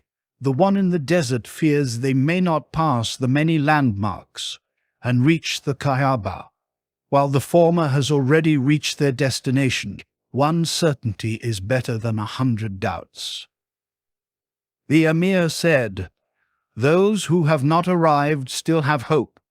Rumi answered, "What is the hopeful person compared to one who has arrived?" There is a vast difference between fear and attainment. Why should I speak of such a difference when it is obvious to all? What I am speaking about is attainment. Since there are many differences between the stations of attainment, it is possible to indicate the various stages of fear and the stations of fear. But the stations of attainment have no indication. In the world of fear, everyone decides what they will devote to honor God. One person gives through physical efforts, another donates their wealth, another sacrifices their life. One worships with fasting, another with prayer, another by 10 prostrations, another by 100. These stages are very different and can easily be distinguished. In the same manner, there are stages of travel from Konya to Caesarea that are distinct and well known. One must pass Kamaz, Upruf, Sultan, and so forth. But the stages by sea from Antalya to Alexandria are without landmarks. The ship's captain knows the signs, but they are not shared with landsmen, since landsmen cannot understand. the Emir said, but even speaking about it imparts some benefit. We may not know everything, yet still we learn a little and can find out and guess the rest. Rumi replied, yes, indeed, by God. Someone sits wakeful through the dark night thinking of some way to find the day, though they do not know how to get there. Still, in waiting for daylight, the day approaches. Another person is traveling by caravan upon a dark night in a storming rain. They do not know where they have gone, which way they are passing, or what distance they have covered. But when day comes, they see the results of that traveling and go on from there. Whoever labors for the glory of God, though both their eyes are sealed, their labor is not lost. Even an atom's weight of good is not lost, though all within is dark and veiled, and they do not see how far they have progressed. Still in the end they will know. This world is the seed plot of the world to come. Whatever they sow here, they will reap in the next world. Jesus laughed a lot. John wept a lot. John said to Jesus, you have become exceedingly carefree against all the subtle deceits, that you laugh so much. Jesus replied, you have become exceedingly unmindful of the subtle, mysterious, wonderful graces and loving kindness of God, that you weep so much. One of God's saints was present at this incident. He asked God, which of these two has the higher station? God answered, he who thinks better of me. In other words, I come when you think of me. Each person has an image and an idea of me. Whatever picture he forms of me, there I am. I fill that picture where God dwells. I care nothing for that point of view where God does not exist. Cleanse your thoughts, O human, for they are my abode and dwelling place. Now test yourself as to weeping and laughter, fasting and prayer, solitude and company, and the rest. Which of these is more profitable to you? Whichever brings you straighter on the road and gains you the greatest advancement. Choose that task. Advancement, choose that task. Take counsel from your heart, even though others may disagree. The truth is within you. Compare it with what others say when they agree. Then follow that course. The physician comes to someone who is sick and questions the inward doctor. For within you there is a doctor, namely your natural temperament, instincts and inclinations. Therefore, the external physician questions it. This food that you ate, how was it? Was it light? Was it heavy? How was your sleep? From what the inward doctor answers, the external physician makes their prescription. Therefore, the root of the matter is the inward doctor. The patient's own response. When this inner doctor is feeble and its temperament is corrupt, the sick person sees things incorrectly and gives skewed indication. They say that sugar is bitter, vinegar is sweet. Therefore, they need the external physician to guide them until their own instinct is restored. After that, they consult only their own inward doctor to find the counsel they need. We have a similar doctor within our spiritual being. When this higher self is feeble, our inward senses perceive falsely, and whatever we follow is contrary to the truth. So the saints are physicians who guide a person until their instinct is restored to its right balance, and their religion and their heart have gathered strength. Show me things as they truly are. Humanity is a mighty volume. Within the people of this world, all things are written, but veils and darkness do not allow men and women to read the knowledge within themselves. The veils and darknesses are those many preoccupations, worldly desires, and thoughts of every kind. Yet, though they are wrapped in darkness and are hidden by so many veils, they can still read something and therefore learn. Consider when these darknesses and veils are removed, what they will learn then, and what varieties of knowledge they will discover within. After all these trades and professions, tailoring, building, carpentry, goldsmithery, science, astronomy, medicine, and the rest of the world's countless and innumerable callings, all these were discovered from within by some person. They were not revealed through stones and dirt. When they say that a raven taught people to bury the dead, even that was due to the reflection of a human being. Someone's own inner urge drove them to learn that, after all, the instincts of the bird are but a part of humanity, but a part does not command the whole. After the Emir left, someone said, "When the Emir comes, the master utters mighty words." The words never stop because he is a master of words. Words flow from him without interruption. Rumi said, "If in winter time the trees do not put forth leaves and fruit, people should not think they are not working. They are continually at work. Winter is the season of gathering. Summer is the season of spending. Everyone sees the spending, but they do not see the gathering in. In the same way, a person gives a party and spends all sorts of money on it. Everyone sees this, but no one sees the gathering in and collecting little by little for the sake of that entertainment. No one sees any of that. Yet the ingathering is the root of the matter, for the spending comes out of that income. Whoever we are in unison with, we communicate with them every moment, even in silence, in absence and presence alike, even in battle with others. We are together. We may strike against others with our fists. Still, we are speaking to them and are absorbed in one action with them. Therefore, we are in unison. Don't become distracted by the fists. In those fists are spiritual gifts. You don't believe this? Then open those fists and see the difference between the sweet joy of unison and pearls of great price. Many people speak fine, graceful sayings and lofty wisdom in verse and prose. The inclination of the Amir towards us is not on account of lofty wisdom. Graceful sayings and sermonizing, things of that kind are to be found everywhere, and are by no means in short supply. His loving me and his inclination towards me is not for those things. He sees something else. He sees a height transcending what he finds from others. It is related that a certain king summoned Majnun before him. "What has happened to you? What has befallen you?" The king inquires. "You have disgraced yourself, forsaken your hearth and home, become wasted and utterly destroyed. What is Layla? What beauty is hers? I will show you many beautiful and lovely girls. Name your ransom, and I will bestow them upon you."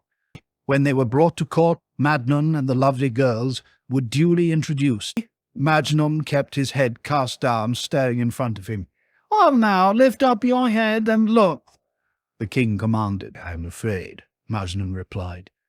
"My love for Layla is a drawn sword. If I raise my head, that blade will strike it off." Majnun had become immersed in his love for Layla. Yet the other girls also had eyes and lips and hair. What then had he found in Layla to come to such a state? After the Amir arrived, Rumi said, "I've been longing to call on you, but knowing you were busy with the interests of the people, I spared you the trouble." The Emir answered, "This duty has been pressing upon me. Now that the emergency has ended, from now on I will wait upon you." "I will wait upon you," Rumi said. "There is no difference. It is all the same thing. You are so gracious that all things are the same to you. Since today it is you who are occupied with good deeds and charities, naturally I am able to call on you." Just now some of us were discussing this question. If a saint who carries God's secret jewels strikes someone breaking their nose and jaw, who is the wronged party? Everyone says the one hurt has been wrong. But in reality, the wrong person is the saint who is striking the blow. The one who was punched and had their head broken is the wrongdoer, and the saint is surely the wronged party since they carry God's jewel. The saint is consumed in God, and therefore their actions are God's actions. We wouldn't call God a wrongdoer. The prophet raided, killed, and spilled blood. But the unbelievers were the wrongdoers, and Muhammad was wronged. For example, a Westerner lives in the West. An Oriental comes to visit. The Westerner is a stranger to the Oriental. But who is the real stranger? Is not the Oriental a stranger to the entire Western world? Still, this whole world is but a house, no more. Whether we go from this room to that room or from this corner to that corner, are we still not in the same house? But the saints who possess God's jewel have left this house. They have gone beyond. Muhammad said, "Islam began a stranger and will return a stranger as it began. Yet is not this world the real stranger? Therefore, When the Prophet was defeated, he was the wronged party, and when he defeated his enemies, he was still the wronged party. For in both cases he was in the right, and the wronged party is the one who is in the right. Muhammad's heart ached for his prisoners. To comfort the Prophet, God sent down a revelation saying, "O Prophet, say to the prisoners in your hands, if you turn to truth and the righteous way, God will deliver you out of bondage. He will restore everything you have lost, and much more, including treasures in the world to come." The Emir asked, "When a servant of God performs a service, does the grace and good arise from that action, or is it the gift of God?" Rumi answered, "It is the gift of God and the grace of God. Yet God, out of its exceeding love, gives credit for both the action and the grace to the servant, declaring, 'Both are yours.'"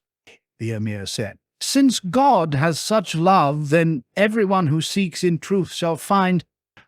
Rumi said, "But without a guide, this does not come to pass." So, when the Israelites were obedient to Moses, ways were opened up to them even through the sea. But when they were disobedient, they remained in the wilderness for many years. The leaders of a given time are charged to secure the welfare of those who are bound to them and are strictly obedient. For instance, if a group of soldiers follow the orders of their commander, he too cares for their welfare and is duty-bound to work at securing it. But if they are not obedient, how can he be expected to look after their interests? Their interests? The mind is the commander of the human body. So long as the parts of the body surrender to it, all the body's affairs proceed perfectly. But when they disobey, the whole natural order breaks down. Haven't you seen when a man is drunk, his hands and feet and tongue refuse to obey him? Then on the following day, when he is sober again, he cries, "What have I done? Why did I do and say such horrible things?" In the same way, a village works together in perfect order only when there is a leader that the villagers follow.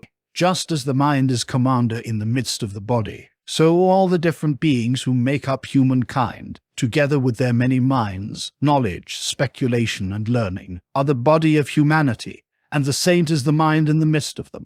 Now, when these people who are the body do not follow that mind, their affairs all fall into confusion and conflict. They must surrender in such a fashion that no matter what the saint does, they accept it without the argument of their own mind. For often, with their own mind, they cannot understand the saint's actions. Therefore, they must submit to whatever the saint says. Similarly, when a child is apprenticed to a tailor, they must obey whatever they are told to do.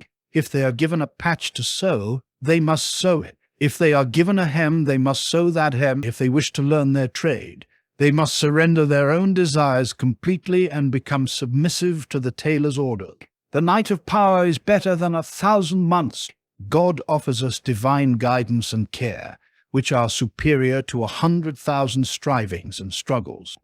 One tug from God is better than the efforts of all our powers. That is to say, when divine care intervenes, it does the work of 100,000 struggles and more. Struggling is fine and useful, but what is it compared to God's guidance and care? The Emir asked, "Does God's care create struggles?" Rumi answered, "Why shouldn't it? When divine care arrives, struggling begins." Jesus, what a struggle he made! Yet John the Baptist recognized that gift while still in Mary's womb. Grace comes first, then, if by accident awareness enters in, this is the fruit of God's grace, the pure gift of the Lord. If this were not true, then how could Jesus' disciples have received such blessings? Grace and submission are like a spark of fire that leaps. First, we receive the gift, but if you add cotton and nurse that spark until it grows, then that is submission. In the beginning, your spark is small and weak. But once you have nursed that weakling fire, it spreads across the world and sets the universe aflame. The little spark becomes a great and powerful blaze. Someone said to the Emir, "Our master loves you very much." Rumi replied, "Neither my coming nor my speaking is an indication of my love. I say whatever comes into me. If God wills, it makes these few words profitable, so they will grow within your heart, bringing great rewards. If God wills not, if even 100,000 words are spoken, they will not lodge in the heart, but will pass by and be forgotten. If a spark of fire lands upon a burnt rag, and God wills, that one spark will take and engulf the rag. If God wills not, 100 sparks will fall on that tinder and leave no mark. These words are God's army. By God's authority they open and seize fortresses. If God commands thousands of horsemen to go and show their faces at such and such a fortress, but not to capture it, so it will be. If it commands a single horseman to seize that fortress, that same single horseman will open the fortress gates and capture it. God sent a gnat against Nimrod, and it destroyed him. Equal in the eyes of the Gnostic are a penny and a dollar, a lion and a cat. If God bestows its blessing, 1 penny does the work of $1,000 and more. If God withholds its blessing from $1,000, they cannot do the work of 1 penny. So too, if God commissions the cat, it destroys the yarn as the gnat destroyed Nimrod. In short, when we realize that all things are of God, all things become one and the same in our eyes. I hope, too, that you will hear these words within your hearts, for that would be profitable. But if 1,000 thieves come from outside, they cannot open the door without some fellow thief inside who can unlock that door. Speak 1,000 words from the outside. Still, so long as there is none to answer from within, the door never opens. So too with a tree. As long as there is no moist thirst in its roots, even if you poured 1,000 torrents of water over it, it would accomplish nothing. First there must be a thirst in its roots for the water to nourish it. Although the whole world is ablaze with the sun's light, unless there is that spark of light within the eye, no one can behold that light. The root of the matter is the receptiveness within soul. Soul is one thing and spirit is another. Don't you see during sleep how soul travels abroad? Spirit remains in the body, keeping it alive, but soul wanders and is transformed. When Muhammad said, "He who knows his own self knows his Lord," he was speaking of knowing soul. If we say that he was speaking of this soul or that soul, that is something very different. On the other hand, if we explain it as meaning soul itself, the listener may still think we mean one soul, since they do not yet know soul itself. Mere words cannot convey this spiritual understanding. Words only reveal what the heart has an ear to hear. Beyond this world is another world for us. This world and its delights cater to the animal within us. These pleasures all fill our animal nature, while our real self slowly dies, they say. The human being is a rational animal, yet we consist of 2 things. Lusts and desires feed our animality in this material world. But as for our true essence, its food is knowledge, wisdom, and the sight of God. The animality within us flees away from God, while our spiritual self flees away from this world. One of you is an unbeliever, and one of you a believer. 2 people are warring within you. Who shall succeed? The one that fortune makes her friend. This world is a world of winter. Isn't the name solid given to inanimate things? These stones and mountains and the garments worn by this world are all solidified. The inner essence of this world can be known by its effects. It is wind and bitter cold. It is like the winter season when all things are frozen. What manner of winter is it? A winter of the mind? When that divine zephyr comes along, these mountains will begin to melt, and the solidity of this world will dissolve. Just like when the warmth of summer comes along, all the snow and ice turn to water. All the snow and ice turn to water. On the resurrection day, when that zephyr blows, all things will melt away. God makes these words an army to surround you and protect you against the enemy, and to be the means of overwhelming the enemy. For there are enemies within and enemies without. Yet they are really nothing. What could they be? Don't you see how 1,000 godless people submit themselves to one leader who becomes their ruler, and that ruler is captive to his own thoughts? From this it is easy to see the effect of thoughts, since through one feeble and muddled thought, Thousands of people and worlds are taken prisoner. Consider them, those whose thoughts are without limitations. What grandeur and splendor they possess, how easily they overwhelm the enemy, and what worlds they subdue.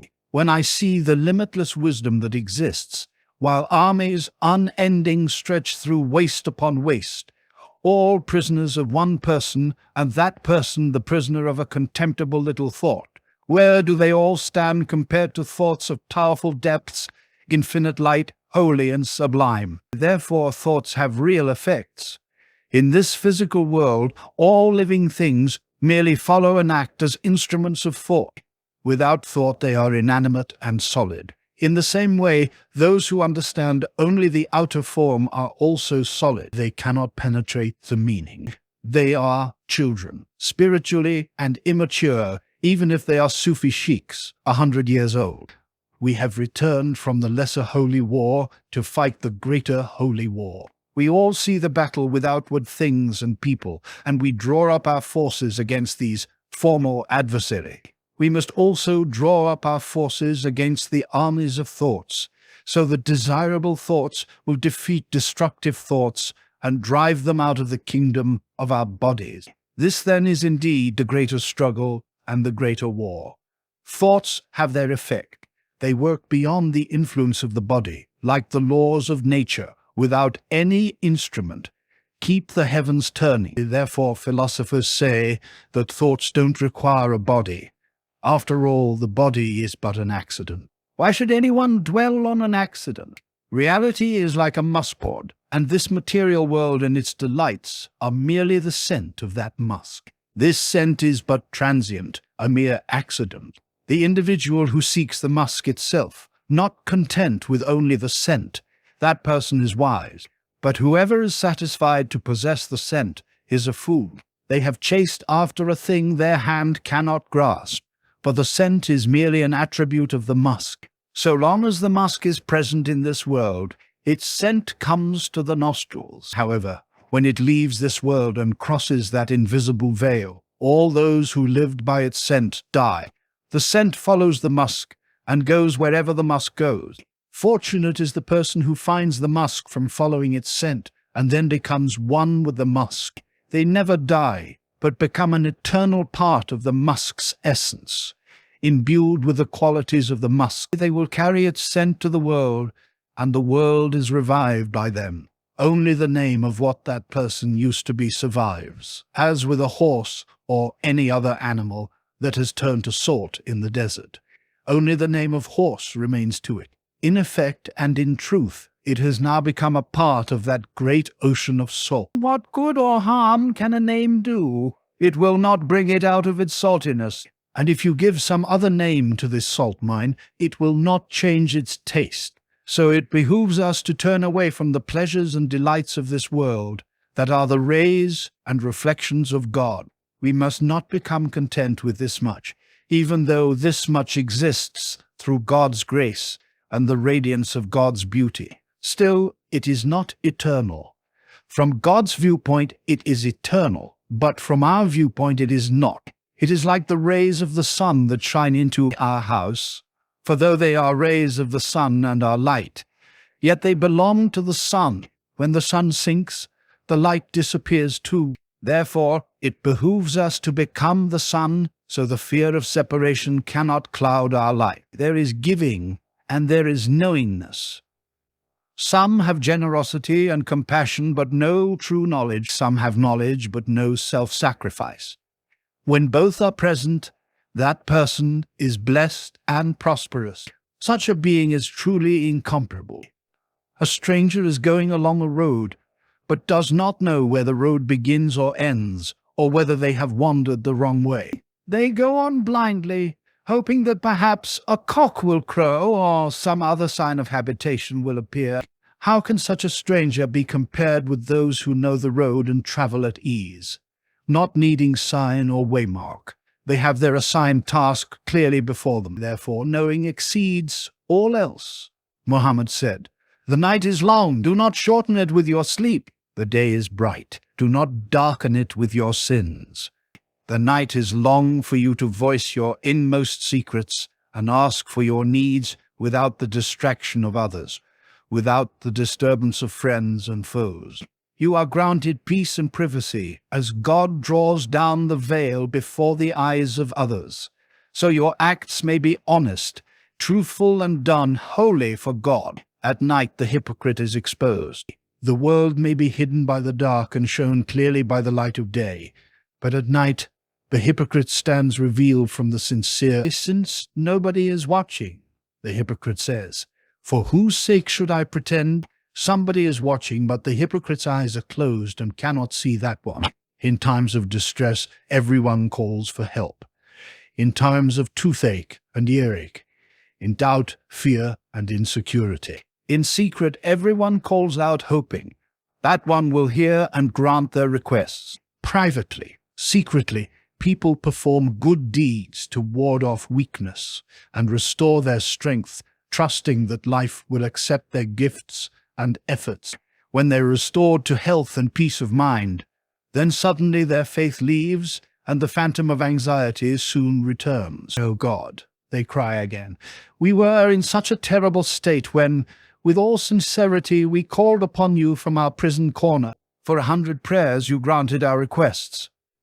Now freed of the prison, we are still as much in need. Bring us out of this world of darkness into that world of the prophets, the world of light. Why can freedom not come without prisons and pain? 1,000 desires fill us, both good and deceitful, and the conflict of these phantoms brings 1,000 tortures that leave us weary. Where is that sure faith that burns up all phantoms? God answers, the seeker of pleasure in you is your enemy and my enemy. Do not take your enemy and my enemy for a friend. When your pleasure-seeking self is imprisoned, filled with trouble and pain, then your freedom arrives and gathers strength. 1,000 times you have proved that freedom comes to you out of toothache, headache, and fear. Why then are you chained to bodily comfort? Why are you always occupied with tending the flesh? Do not forget the end of that thread. Unravel those bodily passions till you have attained your eternal passion and find freedom from the prison of darkness. Sheikh Ibrahim said, whenever Saif al-Din Farooq ordered someone to be given a beating, he would immediately occupy himself until the beating was over, so that no one could intercede. Rumi said, whatever you see in this world corresponds exactly with what is in the world beyond. All these realities are samples of the other reality. Whatever exists in this world has come from there. The bald man of Baalbek carried on his head trays and samples of various herbs. A pinch of pepper, a pinch of mastic, a pinch from every heap. The heaps were infinite, but there was no room on his tray for more. People are like the bald man of Baalbek. They are loaded with pinches and pieces out of the treasuries of God, some known and some hidden, a piece of hearing, a piece of speech, a piece of reason, a piece of generosity, a piece of knowledge. For this reason, our work is always a reflection of God. There are beings who are hawkers of God. Night and day, they fill trays. By day, you spend away your portion to make your living. By night, these beings replenish your tray, for instance. In the other world, there are sights and visions of many kinds. A sample of those has been sent to you to see in this world. Sight is not limited to this world only, but the human body cannot bear more than this. Thousands of people, generation after generation, have come and filled themselves from that sea, returning again and again. That source is infinite. The longer we stay upon that infinite sea, the colder our heart grows for this world of samples. This world is coined in that mint and must return to that mint again. Our parts have issued from that mint, are samples of that mint, and must return again, small and great for all living creatures. Yet upon the tray of this world life becomes visible. Without the tray, it is not visible. That infinite world is a subtle world and does not reveal itself openly. Yet look how wonderfully it makes its appearance here. Don't you see how the spring breeze becomes visible in the trees and grasses, the rose beds and sweet herbs? Through the swaying of fields and flowers, You witness the beauty of spring, but when you look upon the breeze itself, you see nothing. This isn't because the beauty of those rose beds are outside the reality of the breeze, for the spring breeze contains images of swaying rose beds and sweet herbs. But those images are subtle and invisible. Only through some medium are they revealed out of their subtlety. Likewise, in the human being, these qualities are hidden and only become manifest through an inward or outward medium. One person through speech, another through work, another during times of war or peace. You cannot see these attributes within yourself. Look, and you will find nothing there.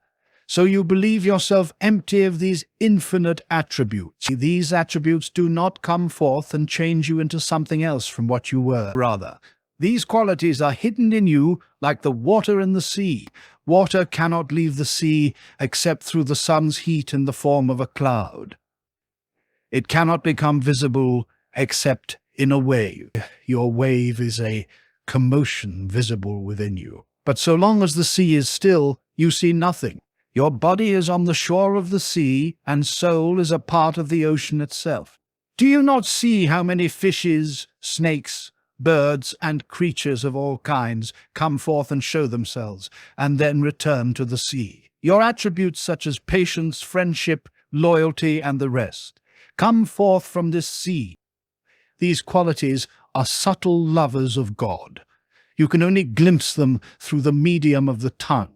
But because of their subtlety, without speech, they are naked and they retreat back out of sight into the arms of God.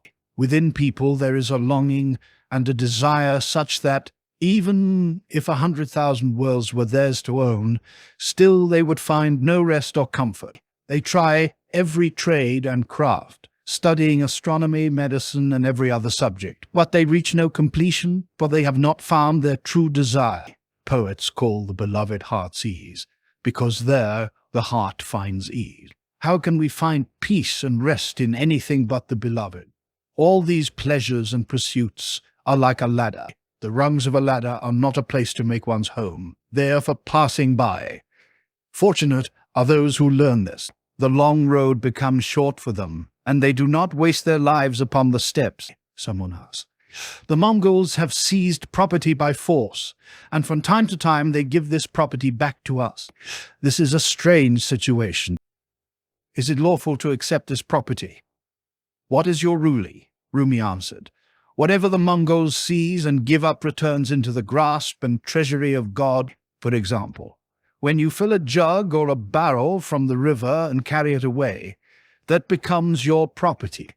So long as it is in the jug or barrel, nobody has the right to interfere. Whoever takes the jug without permission is guilty of theft. But once they pour the water back into the river, it passes out of ownership and is lawful for anyone to take once again. So our property is unlawful to them, while their property is lawful to us, since by their giving it up they have returned it to the treasury of God. Someone said, when the Mongols first came to these parts, they were naked and bare. They rode on bullocks, and their weapons were made of wood. Now they are sleek and well-fed. They have splendid Arab horses and carry fine arms. Rumi said, when they were desperate and weak and had no strength, God helped them and answered their prayer. Now, when they are so powerful and mighty, God is destroying them with the comforts of the feeblest, so they will realize it was through God's bounty and support that they captured the world, and not by their own force and power. They used to live in a wilderness, far from civilization, without means, poor, naked, and needy. By chance, some of them came to trade in the territory of the Shvarism Shah. They began to buy and sell, purchasing muslin to clothe their bodies. The Shvarism Shah stopped them, ordering them to be put to death and forcing payment from the rest of them.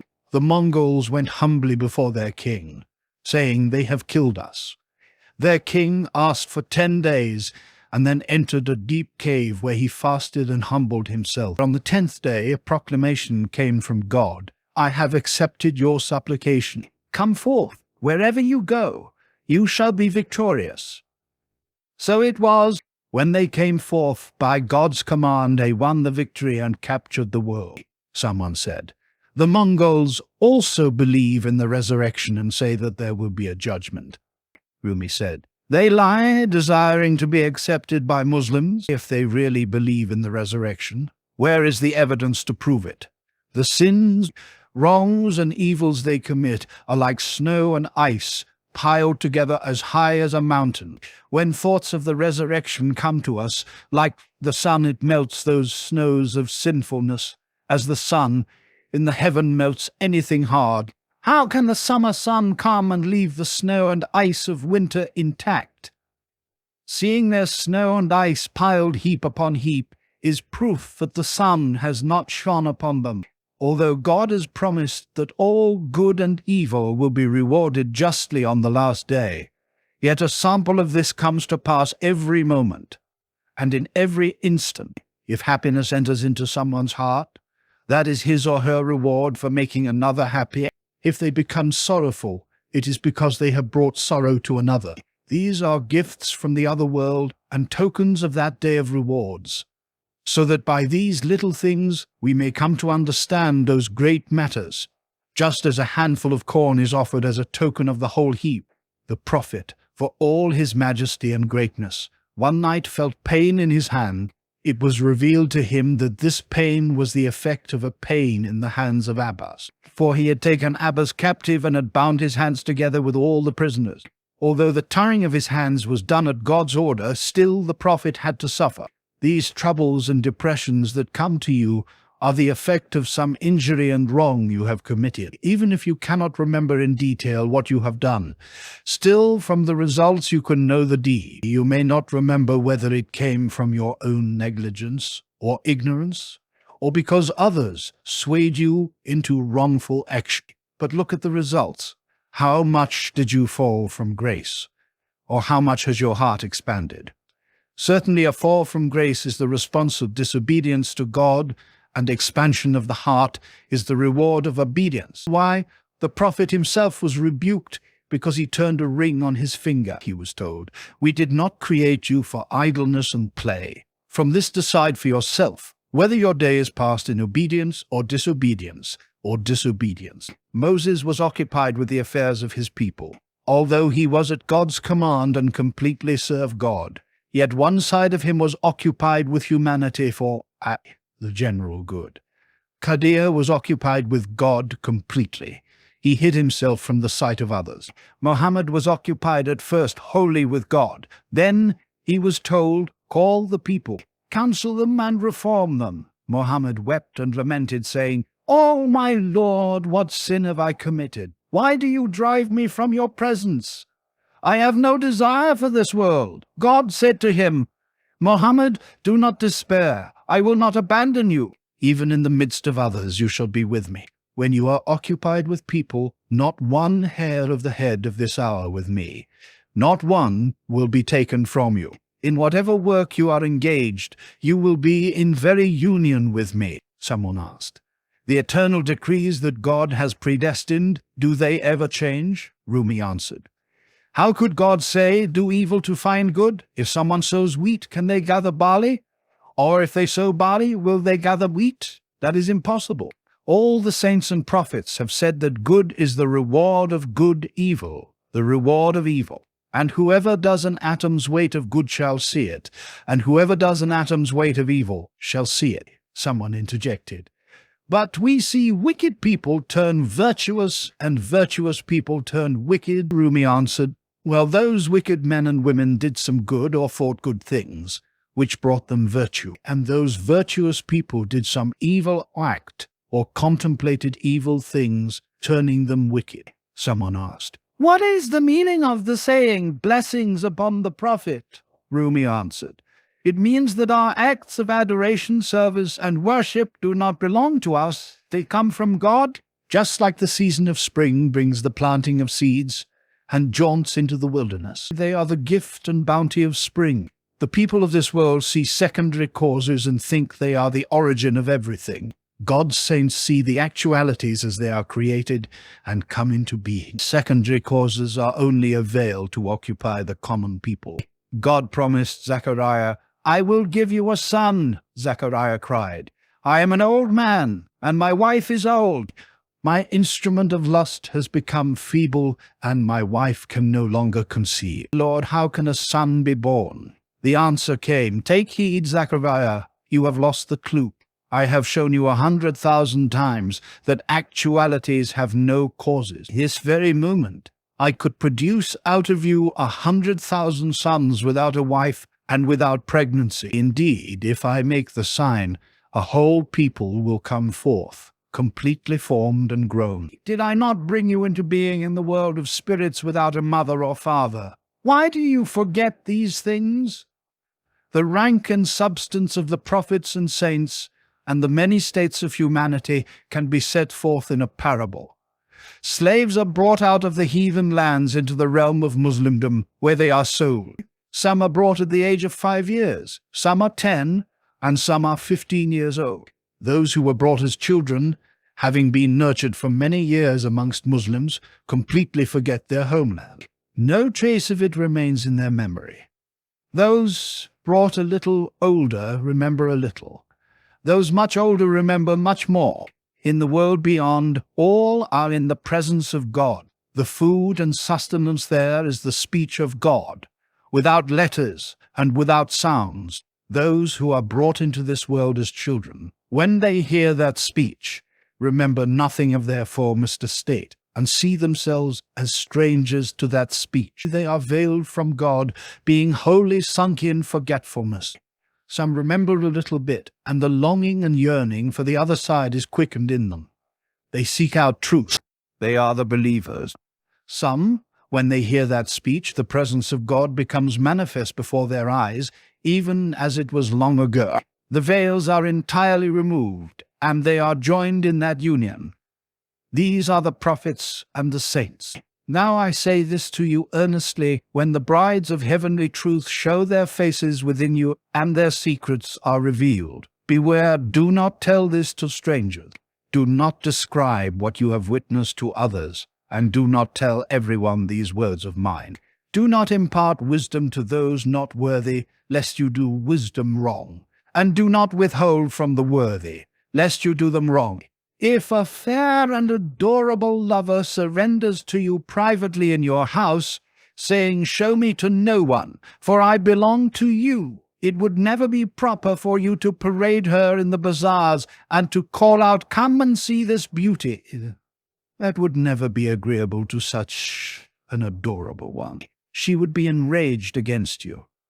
God has made these words unlawful to some. Even so, dwellers in hell cry out to the dwellers in paradise, saying, Where's your generosity and your humanity? Out of those gifts and bounties that God has given to you, out of charity and common kindness. If you sprinkle just a little upon us, could that be so difficult? We are burning and melting in this fire out of those fruits, or out of those clear waters of paradise. If you sprinkle a drop or two upon our souls, what would that be? The dwellers in paradise answer, God has forbidden that to you. The seed of this bliss came from our earlier deeds. Since you did not sow and cultivate with faith, sincerity, and good works, what should you gather here?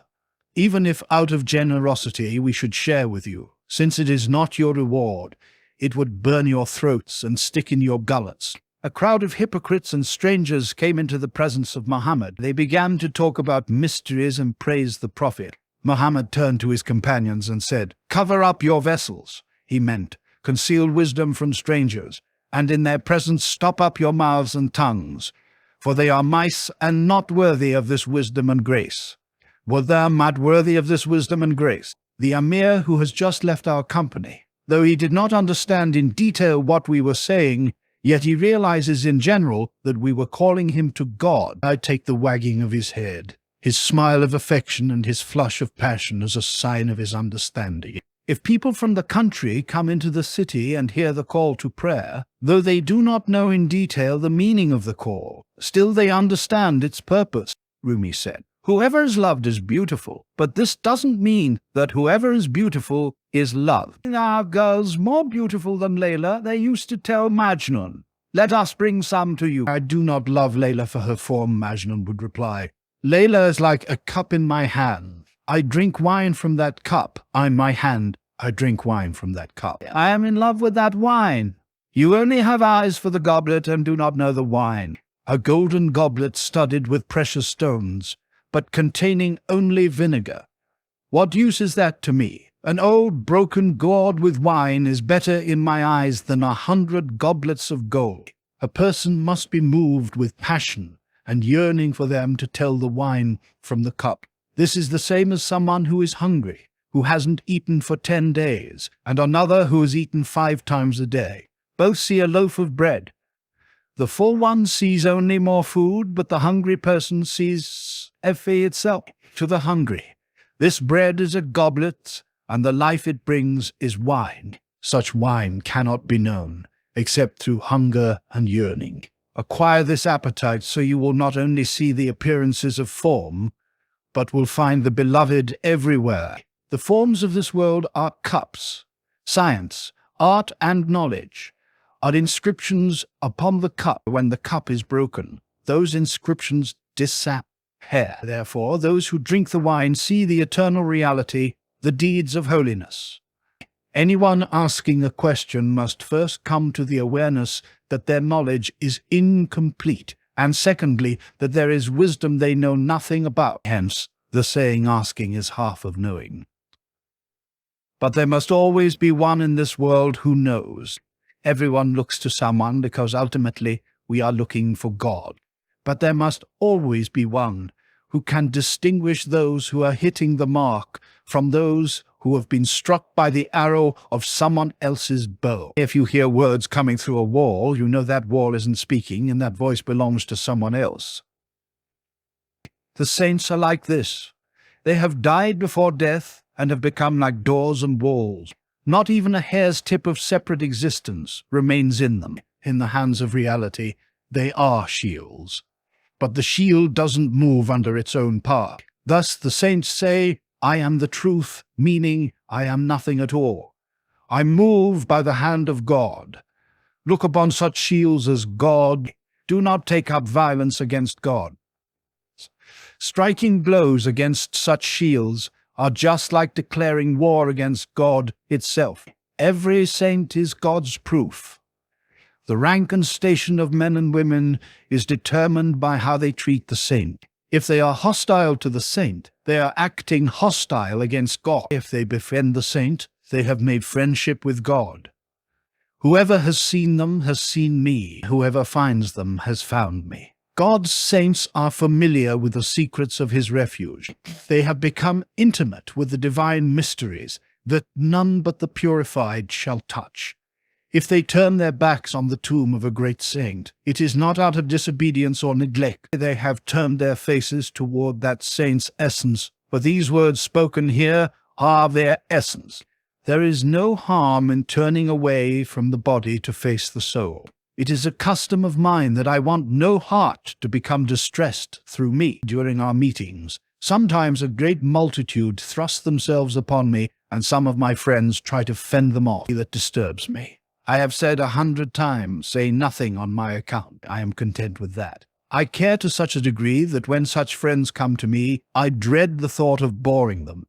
So I speak poetry for their enjoyment otherwise. What do I care about poetry? By God, I care nothing for poetry. There is nothing worse in my eyes to me. It is like the cook who plunges his hand into tripe, cleaning it out for the sake of a guest's appetite.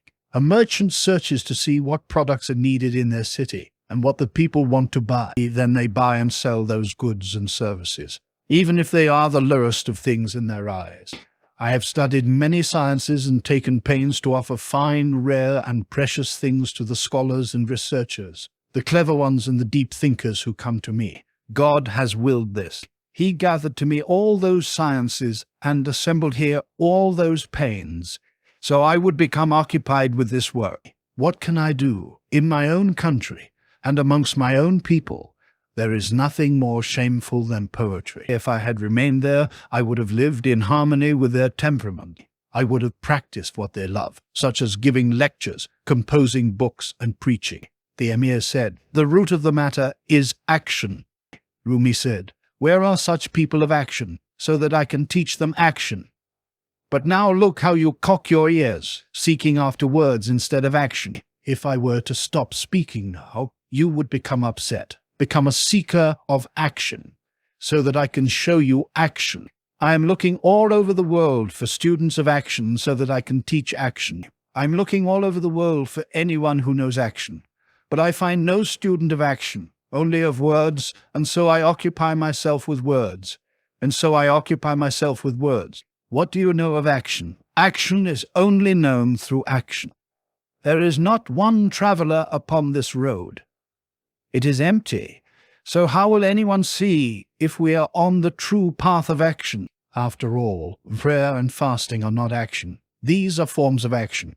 Action is an inward reality. From the time of Adam to the time of Muhammad, prayer and fasting have changed their form, but action is still the same. Action is not what people think it is. People believe action is this outward show.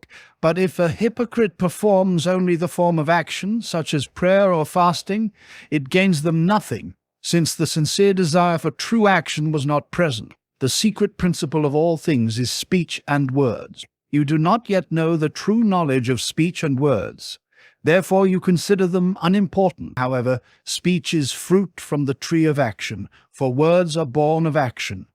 God created the world by a word. You may have faith in your heart, but unless you share it through words, it is worth nothing.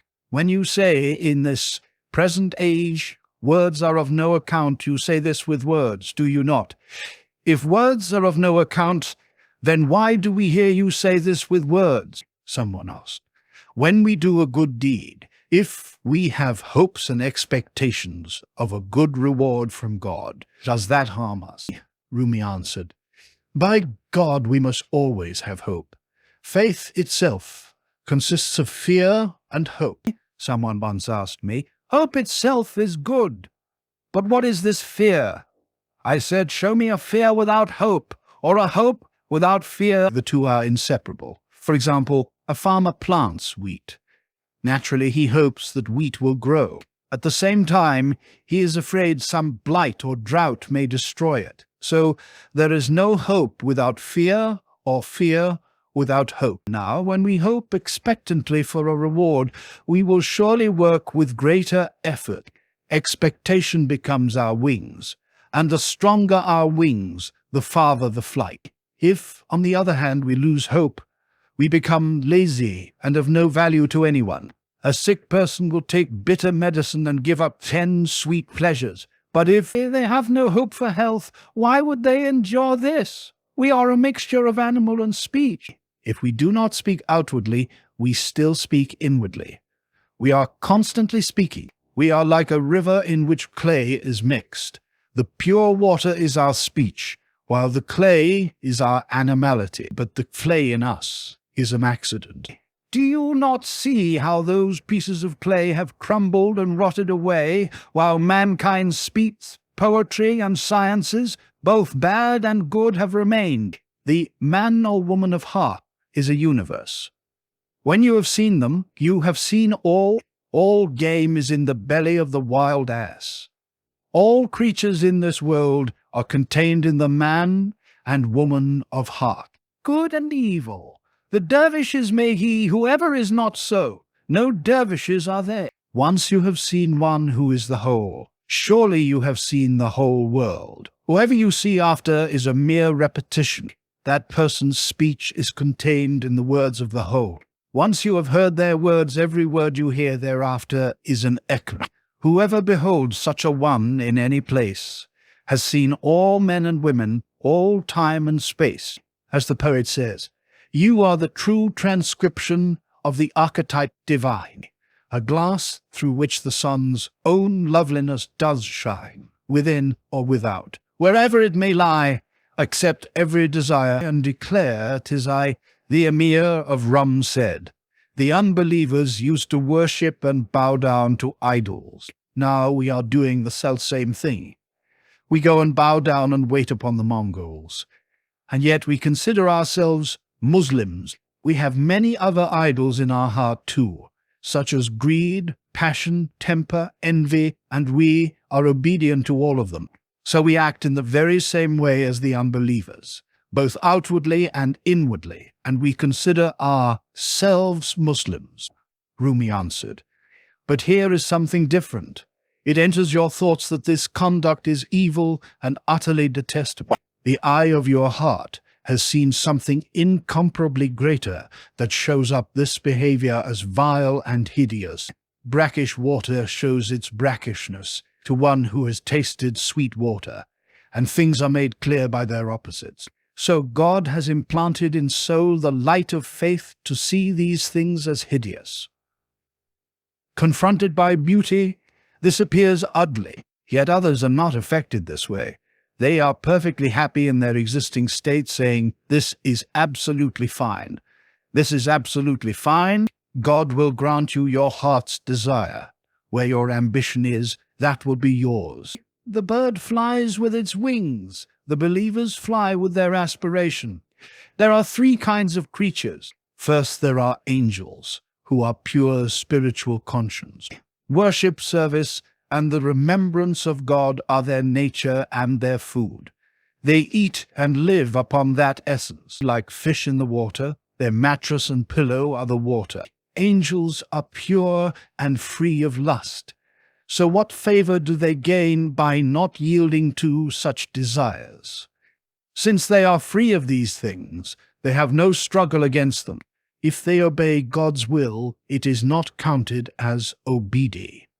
Once, for this is their nature, and they cannot be otherwise. Second are the beasts, who are pure sensuality, having no spiritual conscience to restrain them.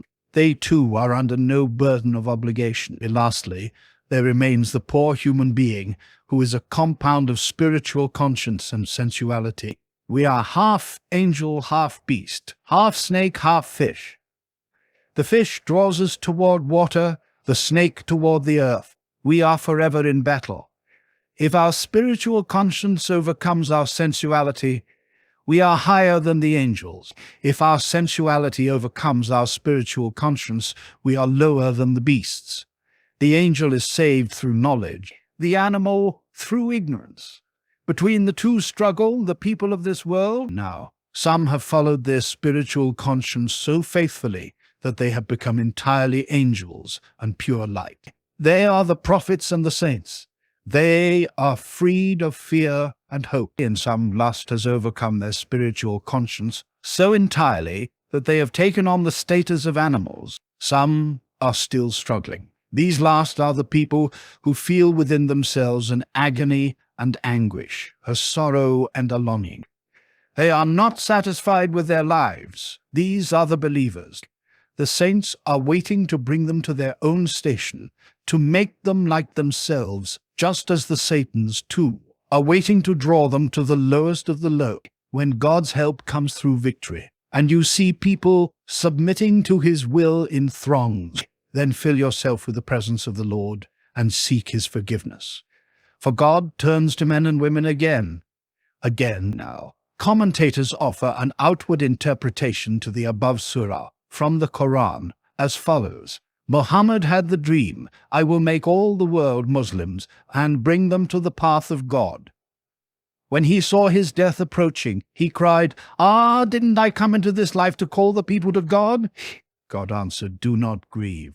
In that very hour when you pass away, provinces and cities which you would conquer by armies and by the sword I will convert to obedience and to the faith, every one of them without armies. The sign of this will come at the end. When you are dying, you will see people entering in throngs and becoming Muslims. When this sign comes, know that the time for your departure has arrived. Then give praise and seek forgiveness. However, there is an inward meaning to this surah as well.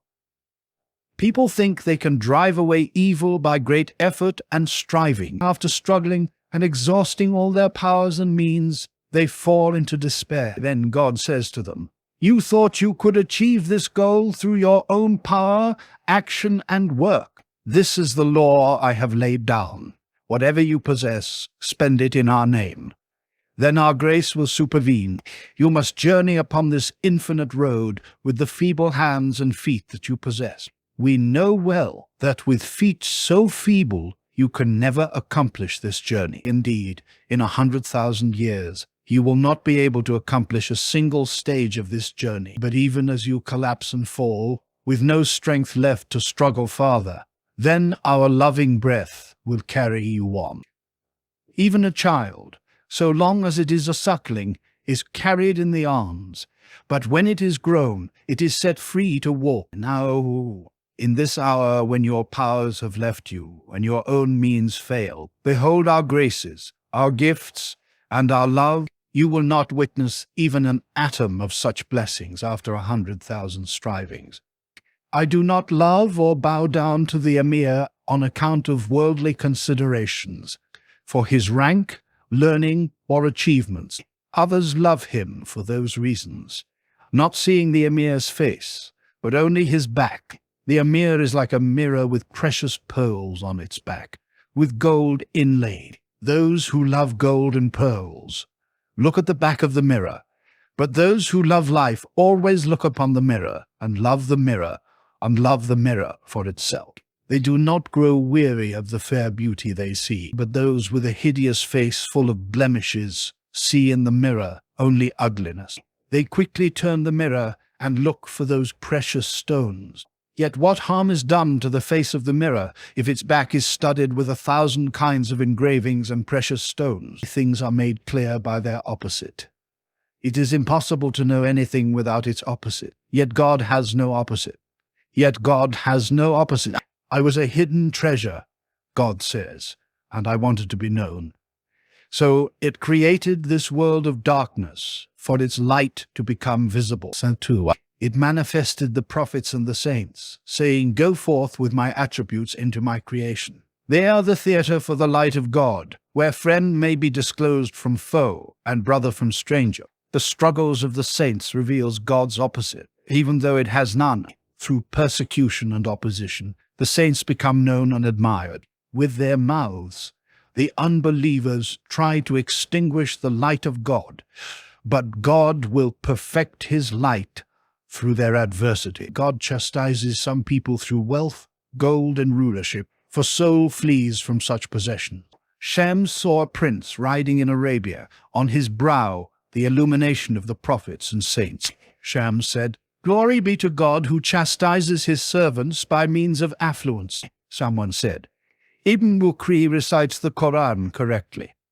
Rumi said, "Yes, he recites the form of the Quran correctly, but he has no knowledge of its meaning. This is proven by the fact that when he is questioned for its meaning, he cannot answer. He recites blindly. He is like a man who holds an old, tattered sable in his hand. He is offered a newer, finer sable, but he refuses it. So we can see that he doesn't know what sable really is. Someone told him that this is sable, and he blindly accepted it. It is like children playing with walnuts.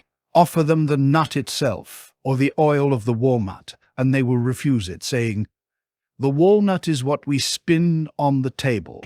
This doesn't spin.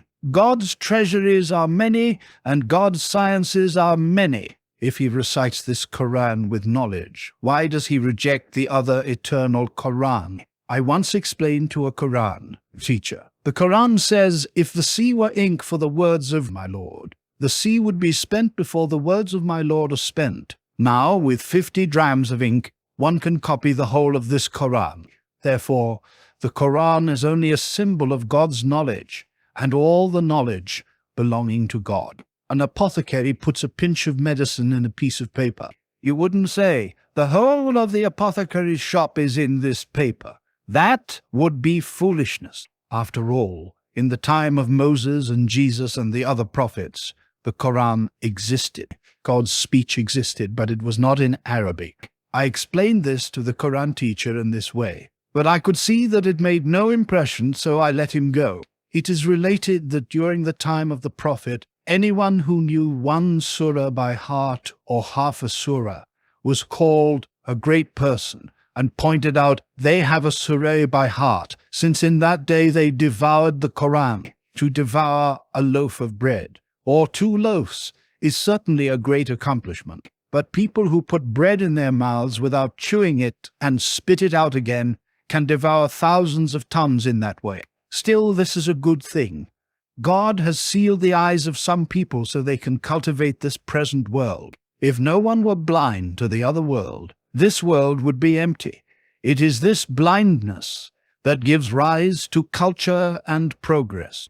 Consider children, how they grow up recklessly and become tall, but when their judgment reaches maturity, they stop growing. So the cause and reason for civilization is blindness, and the cause of devastation is sight. What I am saying is motivated by one of two things. Either I speak out of envy, or I speak with compassion. God forbid that it should be envy. It is stupid to envy even those who are worthy of envy. Then how can we envy one who is not worthy? No, I speak out of great compassion and mercy, for I wish to draw you into the true meaning. A story is told of a man on the way to the pilgrimage who collapsed in the desert, overcome by thirst. Suddenly he saw in the distance a small and tattered tent. He struggled there, and seeing a young girl, he cried aloud, "I am a guest. I have attained my goal." Saying this, he sat down and asked for water. She brought him water that was hotter than fire and more brackish than salt, and from lip to throat it burned every part. The man, out of extreme compassion, addressed the woman. "I am indebted to you for what relief you have given me," he said. "Compassion has welled up within me. Listen to what I say to you. Behold, Baghdad is nearby, and Kufa and Wasit, and the rest. There you will find plenty of sweet, cool water, foods of various kinds, baths, luxuries, rich delights." And he described the pleasures of those cities. A moment later, the Bedouin came on the scene, who was the woman's husband. He had caught a few brace of desert rats, which he told the woman to cook. They offered some to the guest, who, being in such desperate straits, ate them. After that, in the middle of the night, the guest slept outside the tent. The woman spoke to her husband. "Did you hear all the stories our guest had to tell?" And she repeated to her husband the guest's entire account. "Don't listen to these things," the Bedouin answered. "There are many envious people in the world. When they see others living a life of ease and abundance, they envy them and want to send them wandering away to deprive them of their fortune. So it is with many people. When anyone out of pure compassion offers them a piece of advice, they see it as envy. But if there are roots in a person, in the end, they will turn their face to the truth. If, since the day of the primordial covenant, a drop has been sprinkled upon them, in the end a drop will deliver them out of all confusion and misery. Come then, how long will you be remote from us and estranged? How long locked up in confusion and sadness?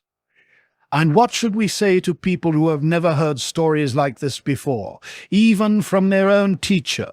Since greatness never graced their forebears, they cannot bear to hear the great ones praised, although facing the truth is not attractive at first.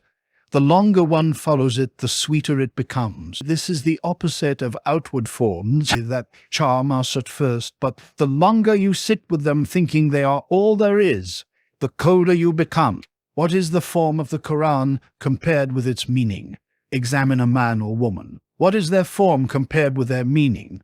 If the sense of that person departs, we wouldn't let them loose in our house for one moment. Our master Shames once told this story. A great caravan was on its way to a distant city. Along the way they found a certain place with no sign of habitation or water. Suddenly they came upon a well with no bucket. So they took a kettle and some rope and lowered this kettle into the well. They drew up the rope, but the kettle broke away. They sent down another, but it broke away too. After that, they tied people from the caravan with a rope and lowered them down into the well, but they disappeared as well.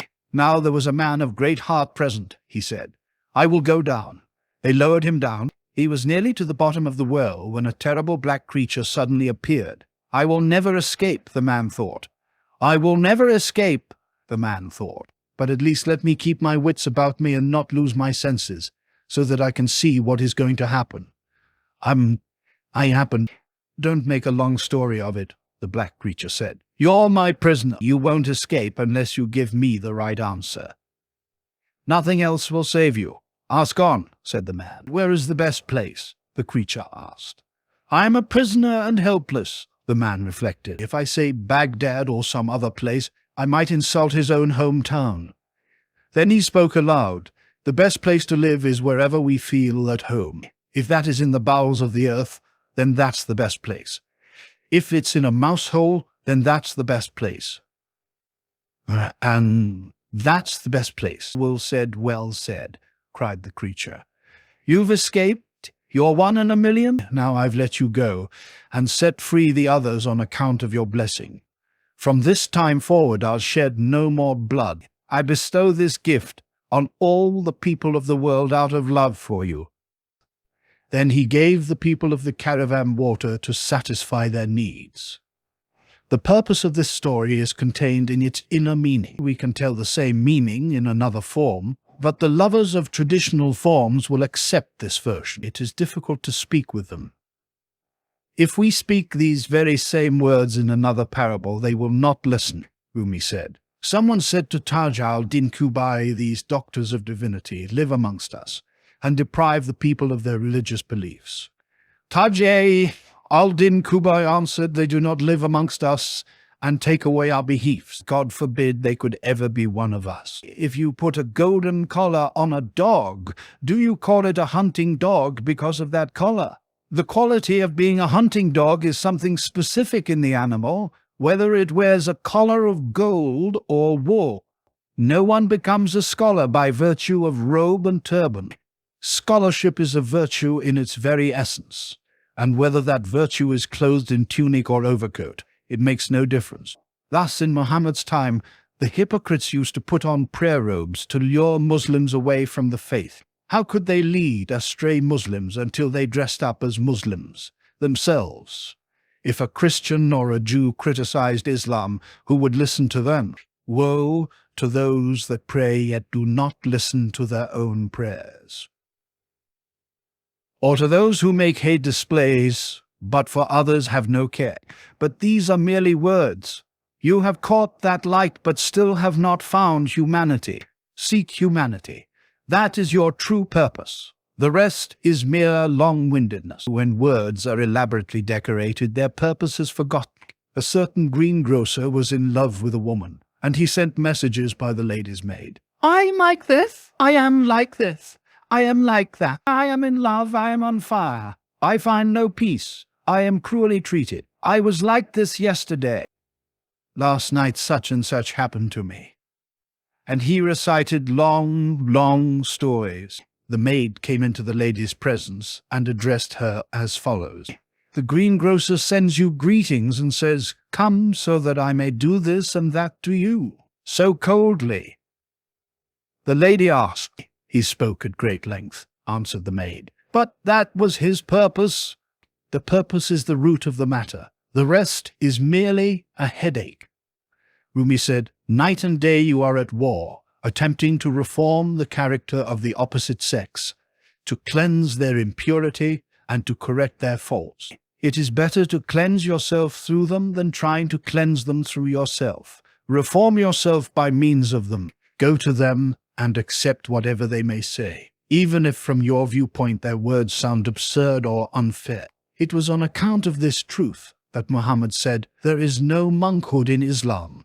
The way of monks is solitude, dwelling in mountains, men not living with women, and giving up the world. God showed the Prophet a straight and hidden way. What is that way? Marriage, so that we can endure the trials of living with the opposite sex.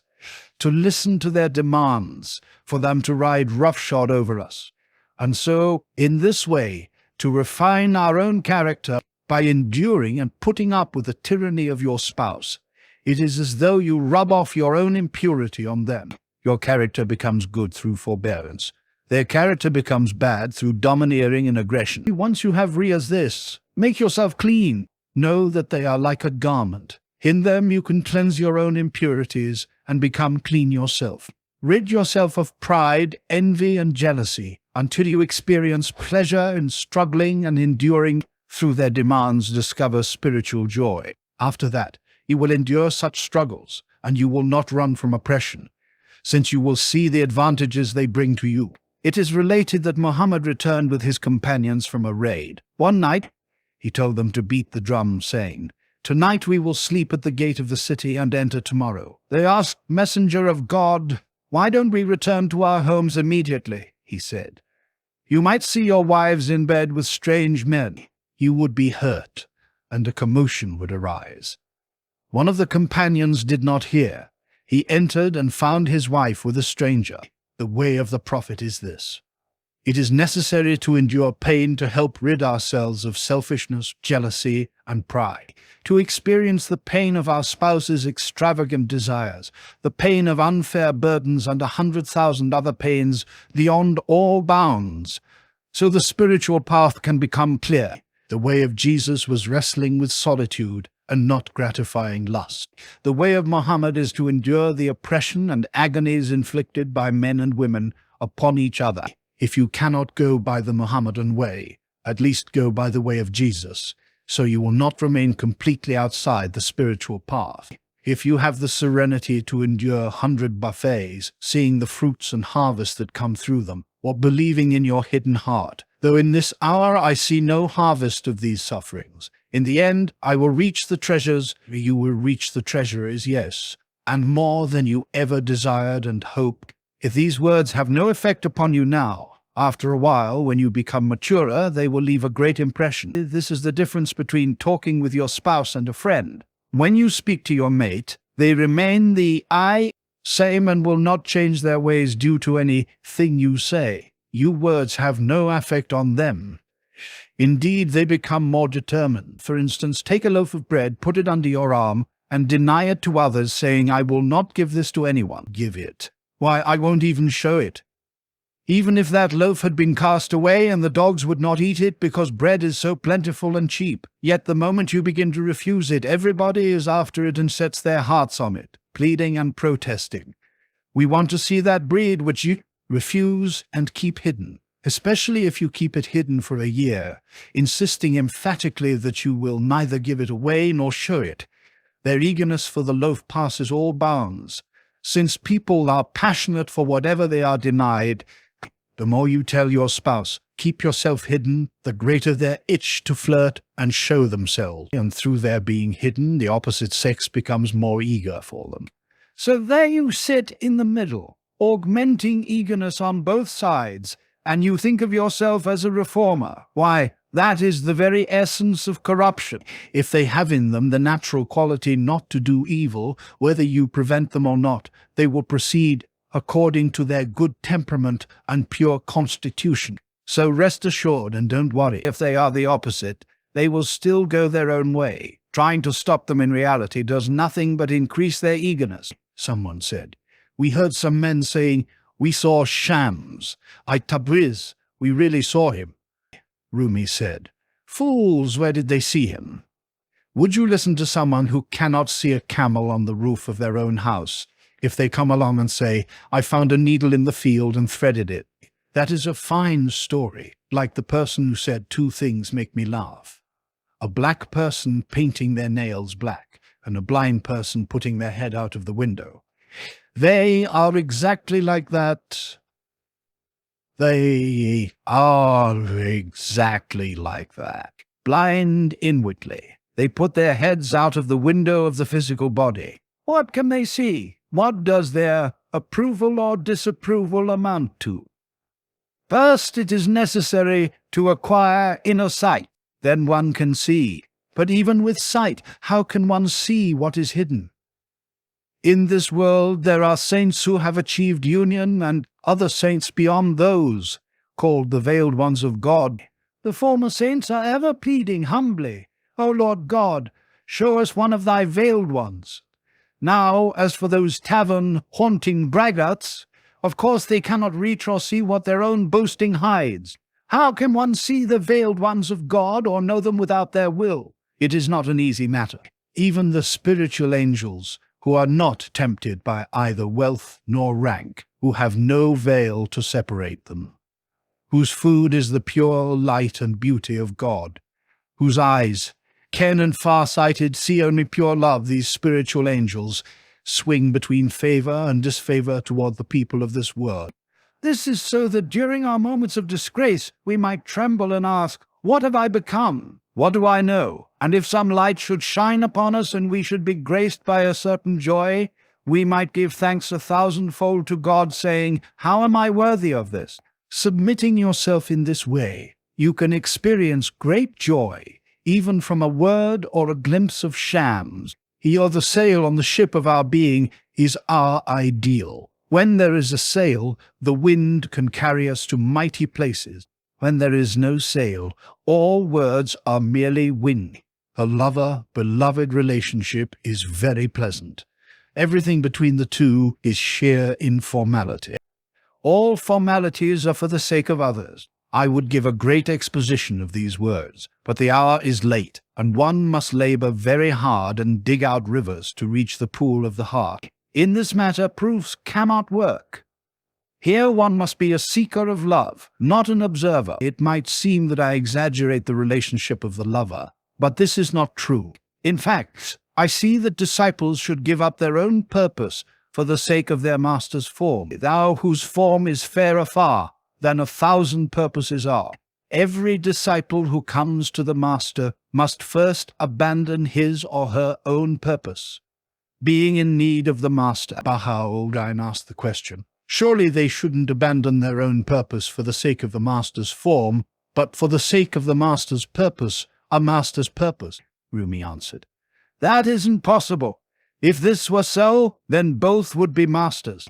Now you must struggle to find the inward light, to escape and be secure from this fire of confusions. When you acquire such an inward light, all the desires of this world, such as rank, honor, and title, pass across your inward heart like a lightning flash. With worldlings, the rewards of the unseen world, such as the presence of God and yearning for the world of the saints, shine upon their hearts for a moment and then pass like a lightning flash. Therefore it is rank, honor, and title they really seek. However, the people of God become holy gods. Their faces are turned to God. They are preoccupied with and absorbed in God. Worldly passions, like the lust of an impotent man, show briefly but do not take root and quickly pass away. Rumi said, Sharif Pasukta has written, God dispenses its grace. Indifferent to time and space itself, the spirit of the whole is independent of our soul. No matter what our ranging thought within its compass may be brought, we find adoration for the Lord, for it who need not be adored. These words are shameful. They neither honor God, nor do they honor mankind. Oh, poet, what joy does it give you that God should be supremely independent of you? This is not the language of friends. This is the language of enemies. The enemy indeed says, I'm indifferent to you and do not care. Now consider the loyal and ardent lover of God who, when in a state of ecstatic joy, addresses that beloved, you are independent of me. They would be like a stoker of the fires at the bath saying, the Sultan is indifferent and independent of me, a mere stoker. Indeed, the Sultan is indifferent to all stokers. What joy would such a miserable stoker feel with the thought that the king was indifferent to them? No, the right words for the stoker to speak would be, I was on the roof of the baths. The Sultan passed by. I hailed him. He looked well at me and then passed me by, still looking at me. Such words might well give joy to that stoker. As for saying, the king is indifferent to stokers, what sort of praise for the king is that? And what joy can it give the stoker? No matter what our ranging thought within its compass may be brought. Oh, poet, what indeed will pass within the compass of your thought, when you find that it is people who are independent of you? They are bored of your thoughts and run away. God's independence is certain, O poet, but if you have a spiritual state worth anything at all, he will not be independent of you. God's closeness to you establishes the degree of your greatness. Sheikh Muhalla used to say, first see, then converse. Everyone sees the Sultan, but it is his favorite who enjoys his conversation. This too is backwards. Moses enjoyed the speech of God. With God's word he was filled. It was only afterwards he sought to see. Moses' station was the station of speech. The station of Muhammad was the station of seeing. How then can the Sheikh's statement be correct? Someone said to Shams, I, Tabriz, I have established the existence of God by a categorical proof. The following morning our master, Shams, said, Last night the angels came down and blessed that man, saying, Praise be to God, he has established the existence of our God. God give him long life. He has done no harm to the honor of men and women. He has done no harm to the honor of men and women. Oh, poet, God exists. It needs no proof. If you do anything at all, establish yourself in some rank and station before him. Otherwise, how can you share in his grace? Nothing exists that does not proclaim his praise. Lawyers are clever, 100% competent in their own specialty, but between them and the spiritual world, a wall has been built to preserve their empire of logic and proofs. If that wall did not exist as a veil for them, no one would consult them, and their work would disappear. This is like what Shams said. The other world is like a sea, and this world is foam from that sea. God desired to keep this foam in order. Therefore, he set certain people with their backs to the sea, so this foam would not fall into ruin. A tent was pitched for a king, and he kept certain people busy constructing this tent. One says, If I don't make the tent ropes, how will the tent stand up? Another says, If I don't make the pegs, where will they tie the ropes? Still, everybody knows these people are servants of the king. If the weavers gave up weaving and sought to be viziers, the whole world would be naked and bare. So they were given a joy for their craft. They are content with weaving. Therefore, people were created to keep the world of foam in order, and this world was created for the saint. God bestows contentment and happiness on everyone in the work that is theirs, so that even if their life should last 100,000 years, they would still find love for their work. Every day, the love for their craft becomes greater, and subtle skills are born to them, which bring them infinite joy and pleasure. Nothing exists that does not proclaim his praise. There is one praise for the rope maker, another for the carpenter who makes the tent poles, another for the maker of the tent pins, another for the weaver who weaves the cloth for the tent, another for the weaves the cloth for the tent, another for the saints for whom the tent is made. Now these seekers who come to us, wanting some time with us, if we say nothing, they are disgusted and hurt. Yet if we say something, it must be beneficial to their level of attainment. So we approach cautiously, and they leave, criticizing us, saying they are holding back what they know. They are hiding from us and running away. How should the fire run away from the cookpot? It cannot. The truth is that when we see that the vessel is weak, we draw back some distance to protect it. So, it is really the pot that runs away.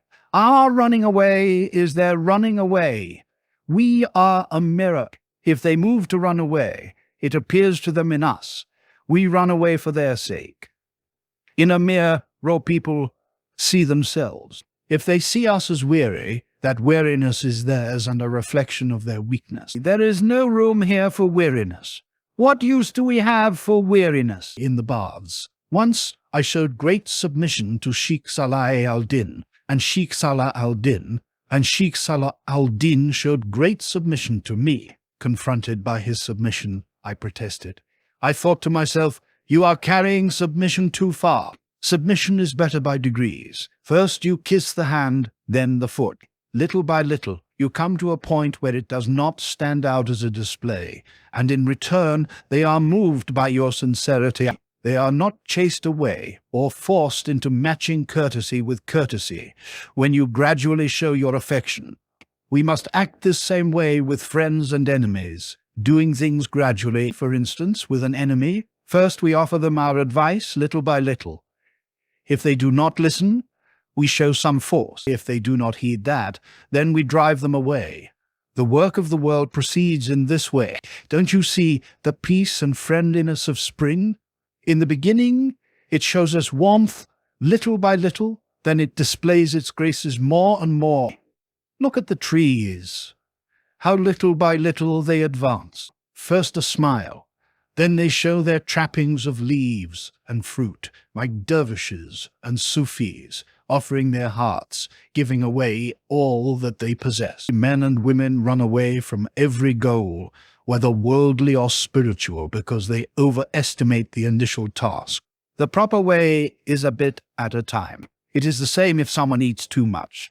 They should diminish it daily by a small bit gradually. In that way, before a year or two have passed, they will have cut down what they eat by half, reducing it in such a way that their body does not notice. So it is with worship, withdrawing into solitude, attending to the service of God, and prayer. When a person enters upon the way of God, for a while their prayers will be short. But after that, if they pray with their whole heart, their prayers will go on and on without end, Rumi said to Ibn Shabish. The root of the matter is that you should guard against this backbiting when talking about Sheikh Salah al-Din. Perhaps this will remove these dark shadows and clouds that surround you. How can you defend yourself? People have left their own country, their fathers and mothers, their households, kinsfolk and families, and have journeyed from Hind to Sind until their boots were cut to shreds, in search of someone having the fragrance of the other world. How many men and women have died of sorrow, never succeeding nor encountering such a person? As for you, you know such a man here in your own house, and you turn your back on him. This is a tragedy of recklessness. You used to tell me that Sheikh Salah al-Din was the Sheikh of Sheikhs, a great and mighty man. From the day I entered his service, you said to me, I never heard him once mention your name except as Rumi, our master, our Lord, our Creator. I never heard him change this humble expression for a single day. It must be your ambitions that have blinded you now. Today you say that Salah al-Din is nothing. What wrong has Sheikh Salah al-Din ever done you? Only when seeing you fall into a pit of self-destruction, he said to you, beware of the pit. He said this out of compassion for you, above all others. But you reject that compassion for you above all others. But you reject that compassion now. You find yourself in the midst of his wrath, and having plunged into this wrath, how will you escape? That is why he says, do not dwell in my house of wrath and anger. Move into my house of grace and compassion. Do something in praise of me, and enter my house of love. He says this because then your heart will shed this darkness and fill with light. He says this to you for your own sake, for your own good, but you charge his compassion to some ulterior motive. What ulterior motive should a man like that have towards you? Isn't it true that whenever you are filled to satisfaction with drink or music, at the same time you are pleased with every enemy, forgiving them all? In that hour, unbeliever and believer and believer become the same in your eye. Now, Sheikh Salah al-Din is the very ocean of this spiritual joy. All the seas of satisfaction are within him. How could he hate anyone or have plans against them? And especially, what designs would he have against such as locusts and frogs? How can he, who possesses such empire and grandeur, be compared with such miserable creatures? Is it not said that the water of life must be found in darkness? This darkness surrounds the saints, in whose being we find that eternal spring. The water of life is hidden in their darkness. If you turn from darkness and run away from it, how can the water of life ever reach you? Don't you think if you wanted to learn sodomy from sodomites or harlotry from harlots, you could never learn anything without putting up with 1,000 disagreeable things, beatings, and the thwarting of your desires? This is the only way you could attain your goal. Then how do you expect to attain the eternal and everlasting source of life, which is the station of the prophets and saints, without anything disagreeable or without any sacrifice? How could this ever happen? How could this ever happen? What the sheikh prescribes for you is the same as what sheikhs of old prescribed, that you give up your wealth and position. Indeed, they used to tell a disciple, leave your wife, that we may take her, and the disciples put up with that. As for you, when he counsels you a simple thing, how is it that you run away? Do you not see how people are overcome by blindness and ignorance when they fall in love? How they will fawn and grovel and sacrifice all their wealth, seeking somehow to win the one they want with every effort. Night and day they think of nothing else, never wearying of their pursuit, yet wearying of everything else. Then is the love for the sheikh and the love for God less than this? Yet, at the smallest word of advice and discipline you object and desert the sheikh. Hence it is known that you are no lover or seeker. Were you a true lover and seeker, you would put up with many times what we have described. To your heart, tongue would become honey and sugar. Rumi said, I would like to go to Tukka, for that region is warm. Although Antalya is warm, only a few people there understand our language. However, I was speaking there one day when a party of unbelievers was present. In the middle of my talk, they began to weep with emotion and show signs of ecstasy. Someone asked, what can they understand? What do they know? Only one Muslim in 1,000 understands this kind of talk. What could an unbeliever understand that would cause them to weep? Rumi answered, it isn't necessary for them to understand the inner meaning of what we say. The vessel of this meaning is the words themselves, and this they do recognize. After all, everyone knows of the oneness of God, Creator and Provider, the source of all life, where all things return. When anyone hears these words, which are a description and expression of God, a universal emotion and inner feeling stirs them, since out of these words comes the scent of their beloved and their quest. The ways may vary, but the goal is one. Don't you see that there are many roads to the Kaaba? For some, the road is from Rum, for some from Syria, others come from Persia or China, or by sea from India and Yemen. So if you consider the roads, they are beyond counting with infinite differences. But when you consider the goal, they are all in accord with one desire. The hearts of all are upon the Kaaba. The hearts are one in their longing and love for the Kaaba, and in that there is no room for separation. That love is neither belief nor non-belief, for it has nothing to do with the various roads.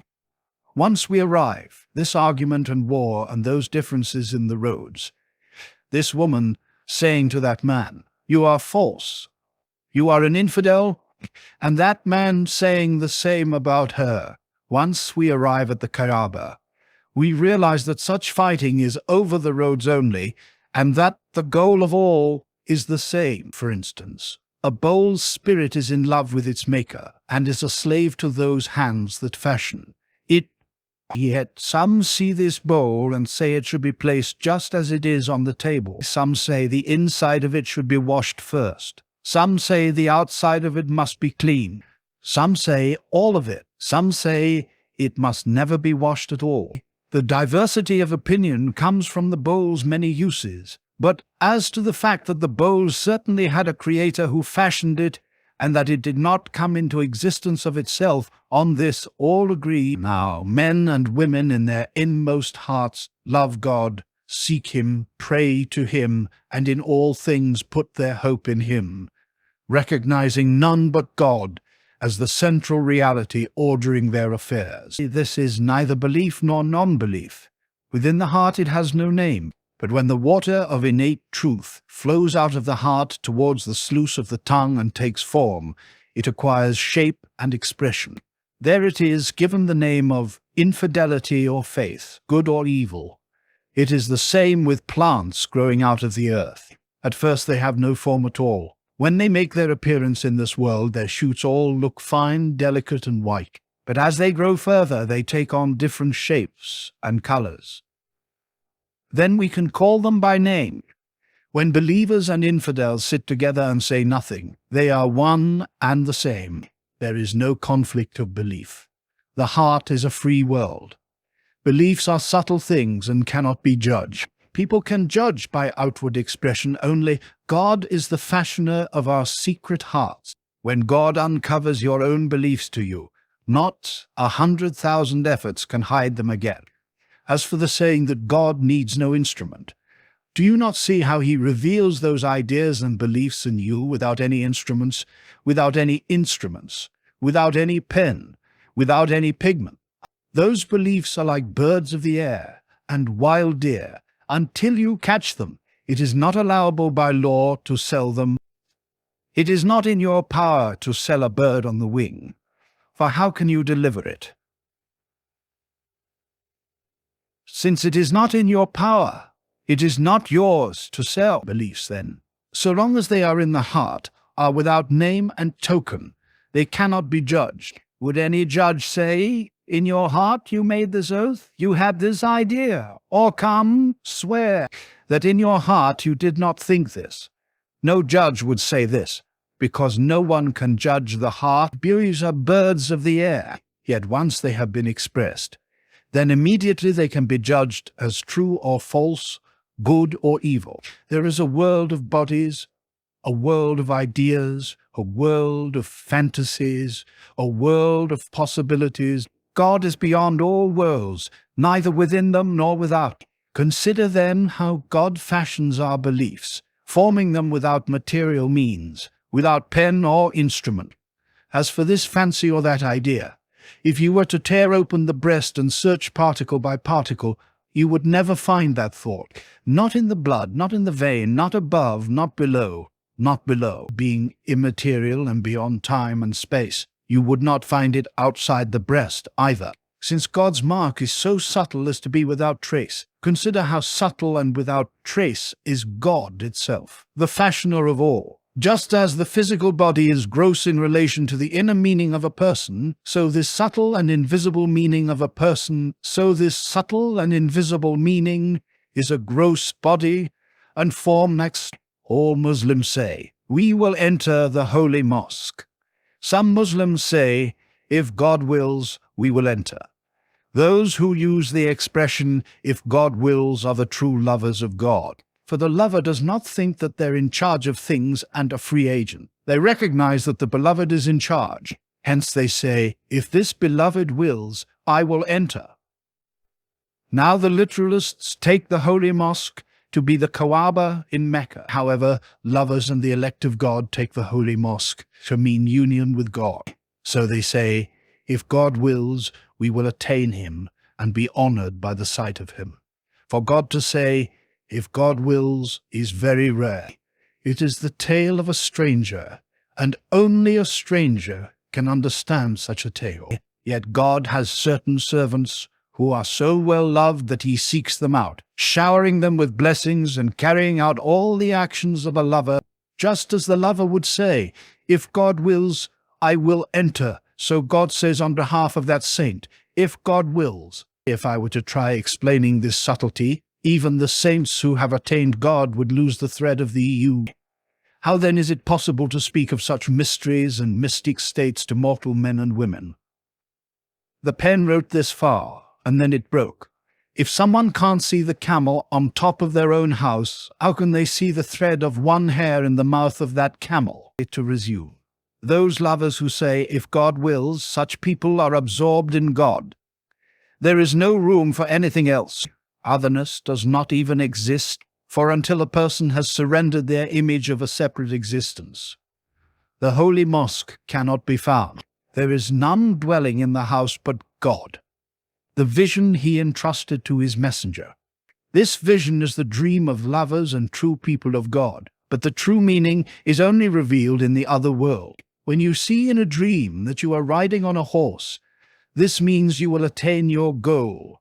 Yet what connection does the horse have with a goal? If you dream that you have been given coins of good currency, the meaning is that you will hear true and good words from a wise person. But how does a coin resemble a word? If you dream that you have been hanged for a crowd, you will become the chief of a people. But how do gallows resemble leadership? In the same way, the affairs of this world are a dream. This world is the dream of a sleeper, and its meaning is seen quite differently in the other world. There it is truly judged by the divine interpreter, for to him all things are revealed, like a gardener who enters an orchard and looks at the trees. Without even looking at the fruit on the branches, they can judge this tree to be a date, that one a fig, that a pomegranate, a pear, or an apple.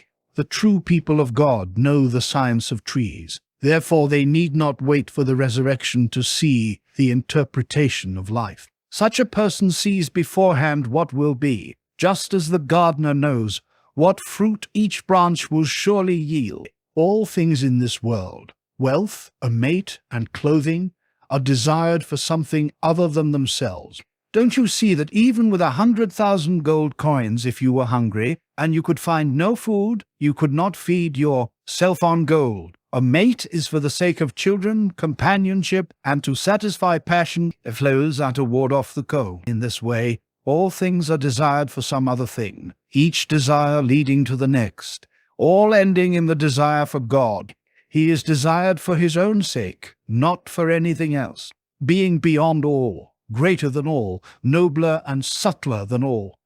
Can God be desired for something less? So he is the goal. Within God is the completion of all things. Beyond him there is no transcending. The human mind churns with doubts and difficulties. The mind can never be rid of these except when it is truly in love. All its doubts and difficulties vanish.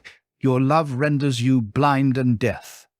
For example, when Iblis would not bow down before Adam and opposed God's command, Iblis said, "My essence is spirit, his essence is clay. His essence is clay. Why should the higher bow down before the lower?" So God banished Iblis for opposing and contending with divine law. Then Iblis argued, "Alas, O Lord, you made all things. This was your temptation, and now you are cursing me and banishing me." Yet when Adam sinned, God expelled him from paradise. But Adam said nothing back. Then God said to Adam, "O Adam, I have held you responsible and punished you for the sin you committed. Why did you not argue with me? After all, you had a perfect case. You could have said, 'All things proceed from you and are made by you. Whatever you desire in the world comes to pass, and whatever you desire not will never come to pass.' You had a clear and valid case. Why did you not argue it?" Adam answered, "I knew that well, Lord, but I did not forget courtesy in your presence. Because of my love for you, I could say nothing." Thus Adam's love stayed firm and was not swayed. This sacred law of love is a watering place, a fountainhead. It is just to the court of a king where many study the king's laws, his commandments and prohibitions, his government, equal justice for nobles and commons, etc. The edicts of the king are without end, and on them the stability of the country rests. But the status of dervishes and Sufis is one of love for the king. Out of their love springs conversation with the king and knowing his mind and heart. What is knowledge of the king's laws compared with knowing the ruler himself, his mind and heart? There is a vast difference. The Sufis and their various teachings are like a school with many scholars. The headmaster pays each scholar according to their qualifications, giving to one 10, the next 20, another 30. We too dispense our words according to everyone's degree and qualification, speaking to each according to the degree of their understanding. People build these sacred monuments for a particular reason, either to display their generosity for the sake of fame, or to gain a reward in heaven. God should be the true object in honoring the saints, their tombs and graves. The saints do not need to be honored. They are an honor to themselves. If a lamp desires to be placed up high, it wants this for the sake of others, not for its own sake. What does a lamp care whether it is high or low? It is still a lamp shedding light. But a lamp wants its light to reach others. The sun, if it were not in the height of the heavens, would still be the same sun, only the world would fall into darkness. So the sun attains its height not for its own sake, but for the love of others. The saints, too, have gone beyond such things as above and below, and the worship of people. Look at yourself when you are granted a fragment of ecstasy and a flash of grace from the other world. In that moment you see no above or below, mastership or discipleship, or even yourself, which is nearer to you than all else. These things do not enter your mind. So how can the saints, who are the windows and doorways for that light and inspiration, be concerned about above and below. Their heart is with God, and God is independent of below and above. This higher and lower belongs to us who have heads and feet. Muhammad said, "Do not hold me above Jonah, son of Matthew, just because his ascension was in the belly of a whale, while my ascension was in the belly of a whale, while my ascension was in heaven upon the throne." He meant God is neither above nor below. His presence is the same, whether in heaven or in the belly of the whale. There are many who have aims of their own, while God has another goal. God desired the religion of Muhammad to be honored, to be spread abroad, and to abide down through time. Consider how many volumes have been written about the Quran, yet the aim of those writers was to display their own virtuosity. Zamakhshari filled his Kashaf with numerous details of grammar, lexicography, and rhetoric to display his own learning, but it also fulfilled God's purpose, namely the exaltation of the religion of Muhammad. So all people do God's work, whether they know it or not. A man and woman satisfy their lust with each other for the sake of their own enjoyment, but the result is the birth of a child. In the same way, everyone works for his or her own pleasure and enjoyment, and this is the means of maintaining the order of the world. In reality, they are serving God, although that is not their intent. In the same way, people carve miniature mosques at great expense to beautify their doors and walls. Mecca is the true aim and object of honor, and its honoring is all the greater since that was not their true intention. The greatness of the saints means nothing in this world by God. Yes, they have an elevation and greatness, but it is beyond space and time. Suppose, for instance, you placed a silver dirham on the roof and a gold piece under it. Is not the gold still superior in all circumstances? Similarly, the chaff is above the sieve and the corn falls under it. But how can the chaff be above the corn? The superiority of the corn does not come from its position in this world, but from its place in that world of reality. Someone entered, and Rumi said, "He is beloved and humble, like a branch loaded with fruit. The fruit weighs it down. A branch with no fruit raises its head up high, like the white poplar, but when that fruit exceeds all bounds, they put props under the branch so it will not come down altogether." Muhammad was extremely humble.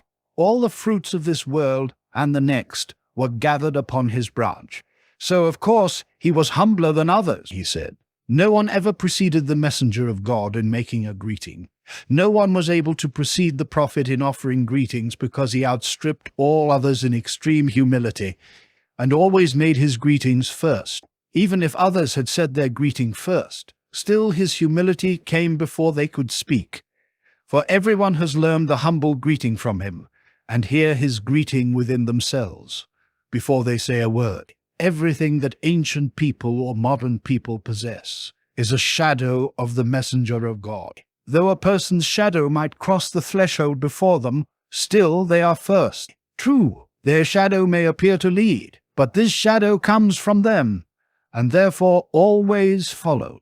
Our grace and humility are not made from this present moment. These atoms existed in that primeval time, from those particles and parts of the first messenger of God. In this hour they become visible again, but this splendor and brightness is ancient. Its original light was altogether purer and brighter and more humble. Some people see the beginnings of things, and some look to the end. Those who look to the goal are great and mighty, for although their eyes are fixed on this moment, still they look into the world beyond. But those who see the beginning are greater, they say. Why look to the end? If wheat is sown in the beginning, barley will not grow. If oats are planted, you cannot reap corn. So their gaze is fixed upon the beginning. Still there are others, even greater yet, who look at neither the beginnings nor the endings. The start and finish do not enter their minds. They are absorbed in God, however. Those who are absorbed in worldly things do not see the beginning or end either. But in their case, this is out of extreme carelessness. They are the fodder of fools. So the man and woman of God are the foundation. But for you, I would not have created the heavens. All that exists, honor and humility, authority, and high degree, all are our inheritance from them. All attributes are their shadow, for everything has manifested from them. Whatever this hand does, it does as the shadow of spirit, for spirit's shadow directs it. In truth, spirit has no shadow, yet it has a shadow without a shadow, just as meaning has form without form. If the shadow of spirit were not over us, all of our body would wither away. Our hands would no longer grasp, our feet would not know how to walk, our eyes and ears would be lost in confusion. Therefore, in reality, all those actions proceed from spirit. The body is the instrument of spirit's tongue. In the same way, there is a great person, the caliph of their time. They are like the universal spirit, and the spirits of humankind are their body. Whatever the people of this world do is in their shadow. If the actions of some are in error, it is because the universal spirit has lifted its shadow from their heads. When someone goes mad and acts crazy, everyone knows that reason has left them and no longer casts its shadow over them. They are far away from the shadow and shelter of spirit. Spirit is kin to the angel. Although angels have definite form, while spirit does not, both possess the same nature and act exactly the same. We should not be fooled by the form when they are identical in every way. If you dissolved an angel's form, nothing would remain but spirit. Therefore, angels are the embodiment of spirit. A bird can be molded of wax, complete with feathers and wings, but still it is wax. If you melt it, don't you see that its head and feet, feathers and wings all return to wax? Nothing else remains. From this we know that it is wax, embodied into a certain shape, but wax nonetheless.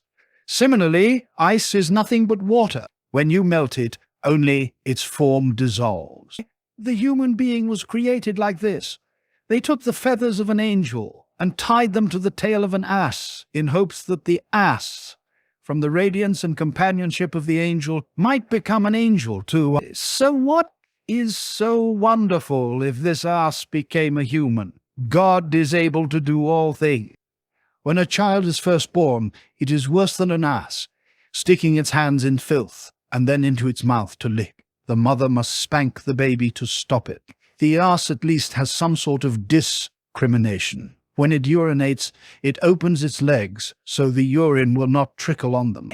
Yet the child, who is worse than an ass, God raises into a man or woman. If God should turn the ass into a human, what is so astounding in that? With God, nothing is a cause for astonishment. At the resurrection, all parts of a person will speak. The philosophers interpret this allegorically. They say, when the hand speaks, perhaps some sign, like a scratch or abscess, will show on its skin. Then you can say, in a sense, that the hand speaks since it gives information. I ate something causing inflammation, and so I became like this. Or the hand is wounded and becomes black. These signs tell a story, saying a knife struck me, or I rubbed myself against a black pot. So much for the philosophers. The sunny theologians say, God forbid. No, indeed, the hands and feet will speak just as the tongue speaks. On the day of resurrection, a poor son will deny their past, saying, I did not steal. But their hand will answer, yes, you stole, since I took it. They will then turn to their hand, saying, you have never spoken before. How can you speak now? How can you speak? The hand will answer, God gave us speech, just as it gives all things speech. It gives speech to the door and wall, the stone and clod. What is so astonishing about that? You speak with your tongue, yet it is merely a piece of flesh. Your hand is also a piece of flesh. Your tongue endowed with reason. Yet when God commanded it to speak, it spoke. Words come according to the attainment of the yashtana. Speech is He water that flows from a reservoir. How can the water know where they will send it? into the cucumber patch, the onion bed, or the rose garden. But I know this. When water comes in torrents, there the lands are thirsty and extensive. But if only a little trickle flows, that land is small, a little orchard or a tiny courtyard. The prophet said, God inspires wisdom in the tongue of the teacher according to the aspirations of the student. I am a cobbler. The leather is plentiful, but I cut and stitch according to the size of a foot. I am your mirror. I am your measure. As much as your stature is, so much my treasure. A worm lives under the earth in darkness. It has no eyes or ears because where it lives, it does not need them. Since there is no need, why give eyes and ears to worms? God has no scarcity of eyes and ears, and it is not miserly, but it gives according to the need. Anything else becomes a burden. God's wisdom and grace remove burdens. How could it do otherwise?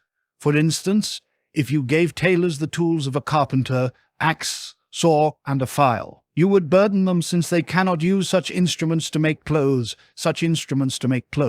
So God gives according to need and no more. Just as those worms thrive in darkness under the earth, so there are people who are content and satisfied to live in the darkness of this world, having no need for the heavenly world, and no yearning for the vision. Of what use to them is the eye of clairvoyance or the ear of understanding. Their work in this world needs only the eyes they have. Since they have no desire for the other side, why give them clairvoyance, which would be useless to them? Do not think that saints no longer travel upon this road. Perfect in all life's ways, traceless lovers of God, it is because you cannot see their secrets through your eyes. You fancy in your vain conceit, no others can gain that prize, and gain that prize. This world continues through heedlessness. If it were not for heedlessness, this world would not remain. Yearning for God, contemplation of the next world, intoxication and ecstasy. These are the builders of that inner realm. If these true desires revealed themselves to all people, there would be a worldwide exodus. None would remain. Yet God wants both worlds to exist, so it has appointed two sheriffs, one heedlessness, the other heedfulness, so that both houses can thrive. Rumi said, if I appear lacking in gratitude and appreciation for the kindness and support you show me, both directly and indirectly, it is not out of arrogance or indifference, nor is it because I don't know the importance of returning your favor and love, but I am aware from the purity of your efforts that you do these things sincerely for the sake of God. So I leave it to God to thank you. If I concern myself with thanking you, granting you verbal honor, and praising you, it would be as if some part of the treasure that God has set aside for you was already given. Some part of your reward had already been paid. Humble attitudes offering thanks and applause. These are worldly pleasures. But when you have gone to worldly pains, such as the sacrifice of wealth and position, how can worldly pleasure be a satisfactory return? Therefore, I do not offer thanks, since that reward should come entirely from God. No one can eat wealth. Wealth is sought for what it brings, not what it is. With wealth people purchase horses, servant girls and slaves. Then they display these riches so that others will praise and applaud them. Therefore, it is the world itself that is held up so high, and it is this world that is praised and applauded. Sheikh Nasaj of Bukhara was an honored spiritual man. Learned and great people came to visit him and knelt at his feet. The sheikh was unlettered, but they loved to hear him expounding on the Quran and traditions of the Prophet. He would say, I do not know Arabic. Translate a verse from the Quran so I can tell you its meaning. They would translate the verse. Then he would begin to explain and reveal the truth in it. He would say, the Prophet was in such and such a situation when he uttered this verse. The circumstances took place like this.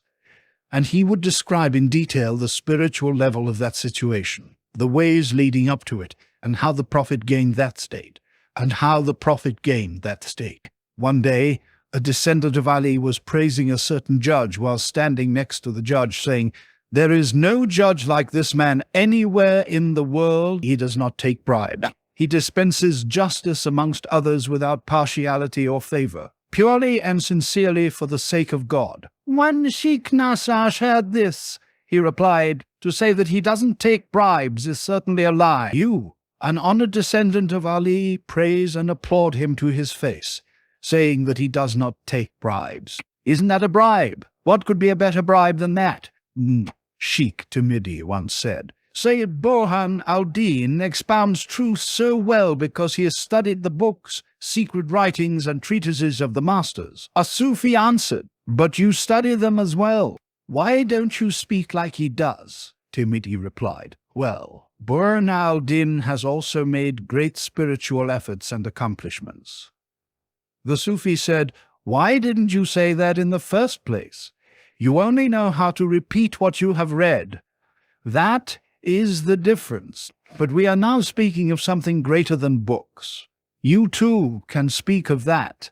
Few care about the other world at all. They have fixed their hearts upon this world entirely. Some seek these teachings to eat the bread of God, some only to inspect the bread. They want to learn these words just to sell them. These words are like a beautiful bride. If a beautiful maiden is bought to be sold again, how can she love her buyer or fix her heart upon him? Since the pleasure of that merchant comes only in selling, he is as good as impotent. He buys the girl to sell her, not having the manhood and virility to want her for himself. If a fine Indian sword falls into the hands of an effeminate man, he will take it to sell it. If a mighty Paythivi bow falls into his hands, he will also sell it, since he does not have the strength of arm to draw the bow. He desires that bow for the value of the string. He has no capacity for the string itself. He is in love merely with what it would bring. When such a man sells the bow, he trades it for rouge and indigo. What else should he do? Marvelous! What could he buy better than that? These words mean nothing except to the initiated. Beware. Do not say, "I have understood." The more you understand and grasp these words, the farther you will be from understanding them. Their meaning comes in not understanding. All your troubles, misfortunes, and disappointments arise from such understanding. This understanding is a chain for you. You must escape it to gain anything at all. You say, "I filled my sheep skin in the sea, but the sea was too great to be contained in my sheep skin." That is absurd. If you say, "My sheep skin was lost in the sea," that is excellent. That is the root of the matter. Reason is fine and useful until it brings you to the door of the king. Once you have reached his door, give up reason. For in that hour reason is a sheer loss to you, a highway robber. When you have reached the king, surrender yourself to him. You have no use then for the how and wherefore. For instance, you have an uncut cloth you want made into a tunic or a cloak. Reason brings you to a tailor. Until that moment, reason is fine, for it brings the cloth to the tailor. Now, in that very moment, reason must be forgotten, and you must abandon yourself wholly to the direction of the tailor. In the same way, reason is fine when you are sick, because it brings you to the physician. After that, reason is of no use to you, since you must surrender yourself to the advice of the physician. Your companions hear your secret cries of love for God. When they come to you, you will know which of them has that true substance, the responsiveness of soul. In a train of camels, the camel in rut is easily spotted by its eyes, its manner of walking, and its breath. Their mark is on their faces, the trace of prostration. Although it is the roots of a tree that drink, you can see the results of that drinking through its branches, leaves, and fruit. The tree that does not drink withers. How can this stay concealed? You will hear their loud shouts, because they understand paragraphs from a single word you speak, and from a single letter. They recognize all the overtones. They are like someone who has studied the Quran. As soon as they hear the first word from a Quran commentary, they understand all the root ideas and questions, since they know its source. They will offer observations on that single word as if to say, within the depths of this subject, I know many things and see many things, for I have worked and studied, turning night into day, and I have found the treasures. Did we not expand your breast out of love for you? The expansion of the breast is infinite. Once that expansive truth has been tasted, we understand much from even one hint, but beginners will only understand from a word the meaning of that one word.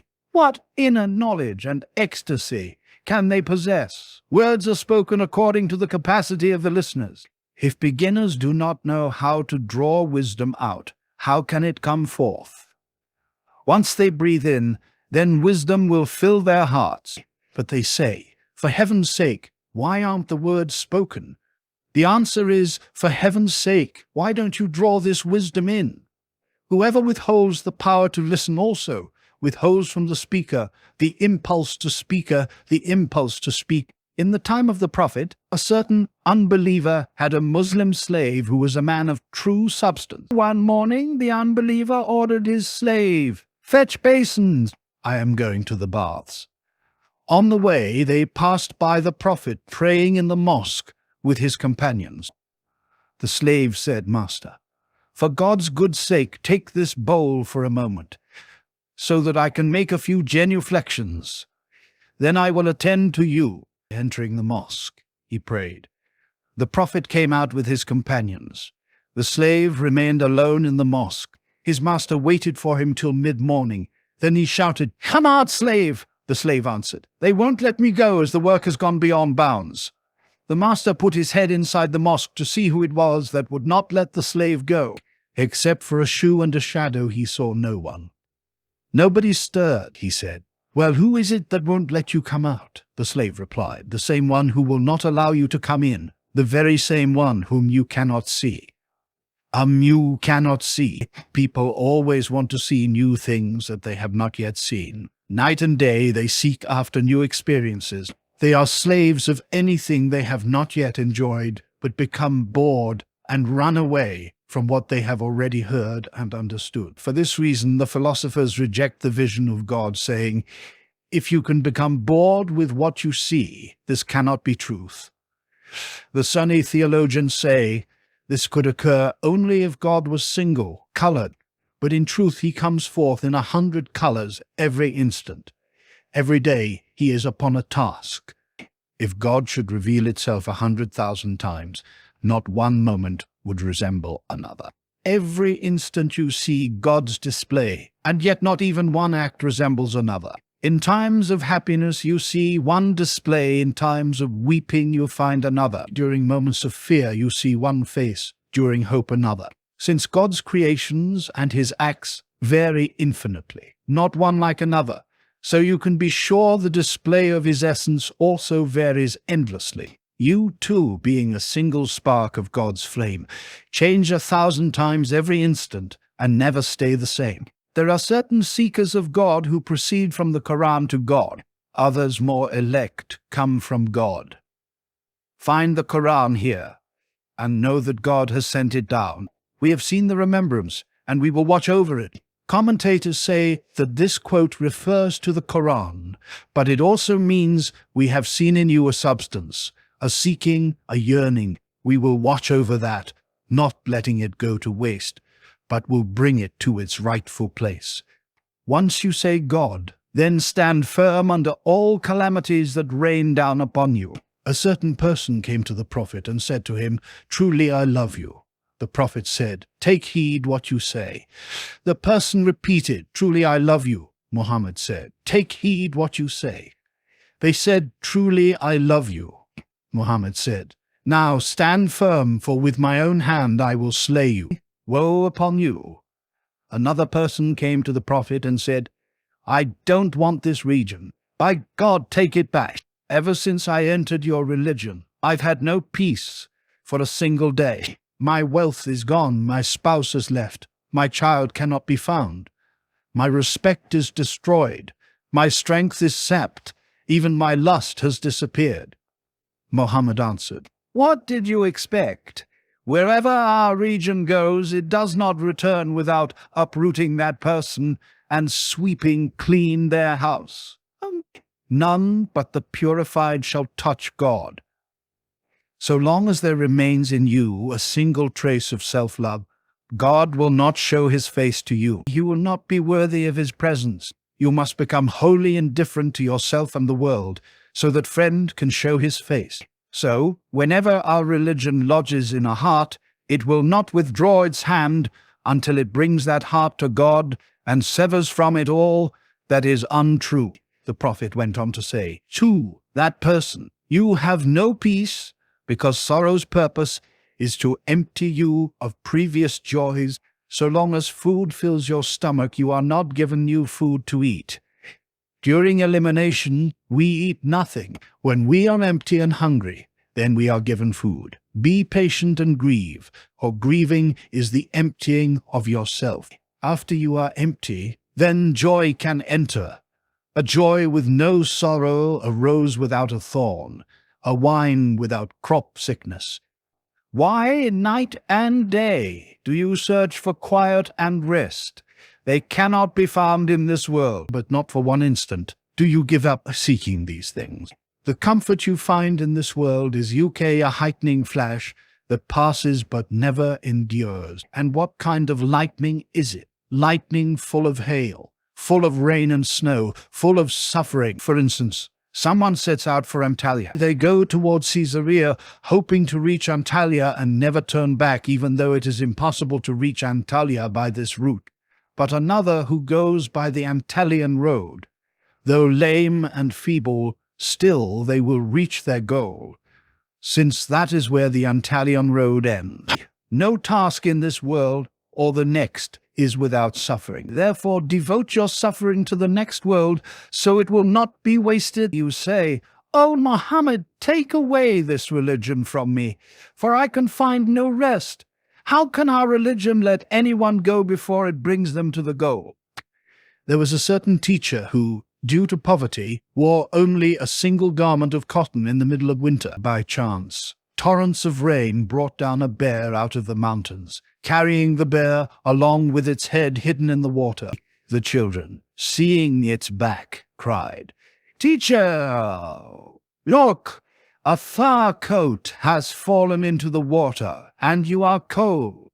The teacher, in dire need and coldness, jumped in to catch the fur coat. The bear quickly plunged its claws into the teacher's back. The bear in the water thus caught the teacher. "Teacher," the children shouted, "either grab the fur coat or let it go and come out." "I am letting the fur coat go," answered the teacher. "But the fur coat isn't letting me go. What should I do?" "How can God's love let you go? We should be thankful that God does not let us go. When a child is small, it knows nothing but milk and its mother. Yet God does not leave the child there, but leads it on to eat bread and to play, and in this manner draws it onto the stage of reason. So too in this world, which is in its infancy, compared with that other world, God does not leave you here, but brings you on so you can realize that this is infancy and nothing at all. I am amazed at the people who must be dragged to paradise in chains and fetters. Take them and fetter them, then roast them in paradise, then roast them in union, then roast them in union, then roast them in perfection. Fishermen do not drag out a fish all at once. Once the hook has entered the fish's throat, they reel it in a little so it will lose strength. Then they let it out and draw it in again until it weakens. When the hook of love falls into our throat, God draws us gradually so those bad attributes will leave us little by little. There is no God but God. That is what the common folk say. The elect believe there is no self but self. Someone sees in a dream that they are a ruler. They are seated on a throne with servants, chamberlains, and princes standing by. They say, "I am ruler, and there is no ruler but I." They say this in their sleep. When they wake up and see no one in the house but themselves, they say, "I am, and there is no other than that I am." To realize this, one must be fully awake. Every religion denies every other. One group says, "We are the true ones. Revelation belongs to us. All others are false." All the others say exactly the same. So the 72 creeds are in agreement that all others are without revelation. They are all in accord that there is no revelation to any other religion, and that out of the lot of them there is but one true path. So a believer must have discrimination and wisdom to know which one it is. Such discrimination and wisdom is true faith. Someone said, the religions that don't know are many, and those that know are few. If we are to occupy ourselves with distinguishing all of them, it will be a long business. Rumi answered, although there are many who do not know, when you know a few, you have known them all. In the same way, when you know a single handful of corn, you know all the corn stacks in the world. If you have tasted sugar once, the hava is made in 100 different varieties. Still in that hava you know the sugar. If these words seem repetitious to you, it is only because you have not yet learned the first lesson, so I must say it every day. There was once a student who was taught for 3 months, but never went beyond AIs for apple. The child's father came and said to the teacher, I never fail to pay your fees. If I have ever failed a payment, please let me know, and I will pay more. The teacher answered, the failure is not yours, but the child doesn't go beyond this point. The teacher called the student and said, say, I is for apple. The child said, is for apple, unable to say. A teacher said, you see, since the child has not passed the first point, how can I give any more? The father said, praise belongs to God. Praise belongs to God. We do not say praise belongs to God after a meal because there was a shortage of bread. Bread and blessings are without limit. But the appetite is gone and the guests are sated. That is why we say praise belongs to God. The bread of revelation is very different from this worldly bread, because even with no appetite, you can force yourself to eat as much worldly bread as you want, and since it is inanimate, you can drag it wherever you like. It does not have the spirit to withhold itself from those who are not worthy, but divine bread is a living wisdom and a living blessing. As long as you desire nothing else, it comes towards you and becomes your food. But should your desire fail, you will not be able to eat it, even by force. It hides behind the veil and will not show you its face. Rumi was telling about the miracles of the saints, he said. For someone to fly from here to the Kaaba in an instant is not so wonderful, even though there are such stories of saints having done so. But a true miracle is this, that God should bring you from a lowlier state to a higher state to a higher state, that you should travel from ignorance to reason, from the inanimate to life. Just as at first you were earth and mineral, God brought you to the vegetable world. Then you journeyed from the vegetable world to the animal world, from the animal world to the world of humanity. These are the true miracles. Through these stations and forms you journeyed, never once thinking or imagining where you would arrive, by which road you would be taken, or how you would be brought. Even so, you will be brought on to 100 other worlds. Do not doubt it, and if you are told such stories, believe them. A bowl of poison was brought as a present to Umar. Of what use is this? He asked. They said, when it is not publicly advisable to kill someone openly, you can give them a little of this. Then they will die secretly. If it is an enemy who cannot be slain with the sword, with a little of this, they can be killed clandestinely. You have brought me a very good thing, he said. Give it to me to drink. For within me is a mighty enemy whom the sword cannot reach. I have no greater enemy in the world than he. There is no need to drink it all up in one gulp, they told him. Just one sip is enough. This bowl is sufficient for 100,000 people. My enemy, too, is not one person, said Umar. He is 1,000 strong, and has overthrown 100,000. He then seized the cup and drank it all in one draught. At once the assembled multitude all became believers, crying, Your religion is true. You have all become believers, said Umar. And yet this infidel within me has not yet become a believer. What Umar desired was not the faith of the common people. He had that faith and more. Indeed, he had the faith of the veracious. He was seeking the faith of the prophets in absolute certainty. That was what he hoped for. The report of a lion spread abroad through all parts of the world. It was said this lion had a special quality.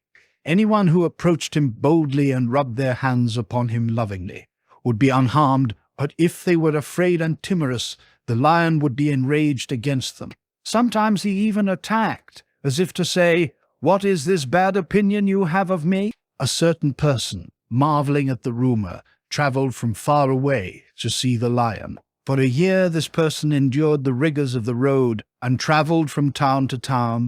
After finally arriving at the thicket and spying the lion from afar, this lion-seeker stood still and could advance no closer. The people said to this person, "You set forth on a long road out of love for this lion. For this creature you have struggled on for a year.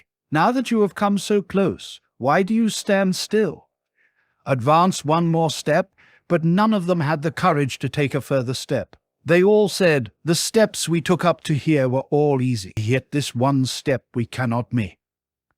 What Umar desired was that step, to take one step in the presence of the lion towards the lion. That step is a great and rare matter, the concern of only the chosen and intimate of God. Yet this is the true step. The rest are mere footprints. Such faith comes only to prophets who have washed their hands of their own life. A lover is a wonderful thing. We derive strength, life, and growth from even the thought of our beloved. Why is this surprising? Layla's spirit gave strength to Majnun and became his food. If her image had such power and influence over Majnun, then why should you marvel at the thought of God giving strength to Umar? That was not a mere thought. That was the very soul of all realities. It is just such a thought that maintains this world. You say reality is what you can see and perceive with your senses. Otherwise you call it imagination. The opposite is true. This world is what is imagined. Out of reality springs 100 worlds like this that will rot one day and disappear. Then a new world springs forth, even better than the last. Reality does not become old or new. These are but temporary expressions of what is real. An architect sees a building in their thoughts. They picture it to be so tall, so long, its floor angles this way. Its courtyard is shaped like this. People do not call this imagination. But when someone who knows nothing about building talks about such details, certainly that is different. As people say, they are just imagining things. It is better not to question what Sufis say, since this obliges them to invent a lie. For if a materialist questions a Sufi, the Sufi must give some answer. But how can they be completely truthful with someone incapable of understanding? The materialist's mouth and hops are not able to receive such a delicate morsel. So the Sufi must answer people according to their capacity and experience, namely by inventing an answer that sends them away. Although everything the Sufi gives out is true and cannot be a lie, yet the first thing a Sufi says is far greater. If this is questioned, then what good is answering with more truth? Even still, the lie given by the Sufi is good for the materialist and more than right. And more than right. A certain dervish had a disciple who used to beg for him. One day, out of what they gained from their begging, the disciple brought some food to their master. The dervish ate the food. That night he had a wet dream. "Where did you get that food?" he asked the disciple. "A lovely girl gave it to me," the disciple answered. "By God," said the dervish, "it is 20 years since I had a wet dream. This is the effect of her morsel." This shows that the dervish must be careful. They cannot eat every morsel. The dervish is too sensitive. Things will affect them and become visible just as a little blackness shows on a clean white gown. However, as for a black gown that has become black with grime for many years, if 1,000 kinds of filth should trickle on it, it would make no difference. The long entreating prayer song of seekers and travelers tells a story of lives occupied in labor and devotion, with each effort assigned to its special time. It is as though an overseer of habit draws them to their specific task. For example, when first rising in the morning, they give themselves to contemplation and worship while the mind is quiet and clear. Thus, each performs the service that is suitable to them and comes within the scope of their noble soul. There are 100,000 ranks. The purer someone becomes, the higher up they are raised. This story of spiritual growth is a long one. Whoever tries to shorten it would shorten their own life and soul, but for the grace of God. As for the prayer songs of those who have attained union with God, I must speak within the limits of understanding, for their love and the purity of their voices attract holy spirits, pure angels, and those visitors whom none know but God, the silent ones whose names are hidden from the world out of exceeding jealousy. You are seated beside them now, but you do not see them. Neither do you hear their speech, their greetings, or laughter. Yet what is so marvelous about this? When someone is sick, they see apparitions that others cannot see. Yet these spiritual beings are 1,000 times subtler than those apparitions. For while the average person does not see or hear such visions until they are sick, they will not see these spiritual beings before they die. Such spiritual visitors know the refined states and majesty of the saints.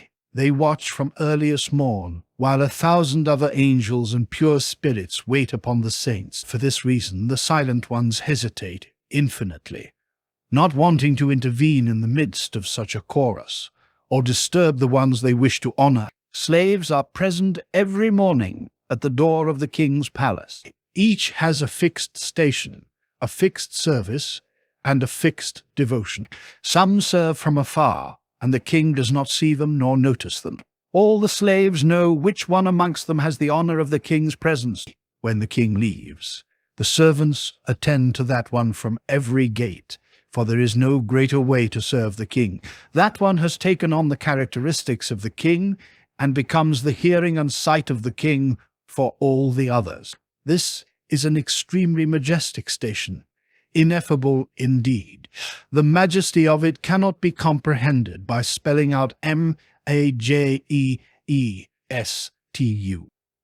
If even a small trace of this majesty penetrated the world, the letter M would be unwritable.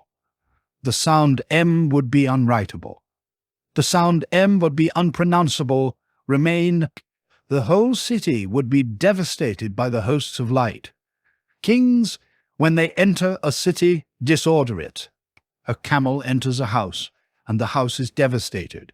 But in that ruin there are 1,000 treasures. Only in ruins may a treasure be found.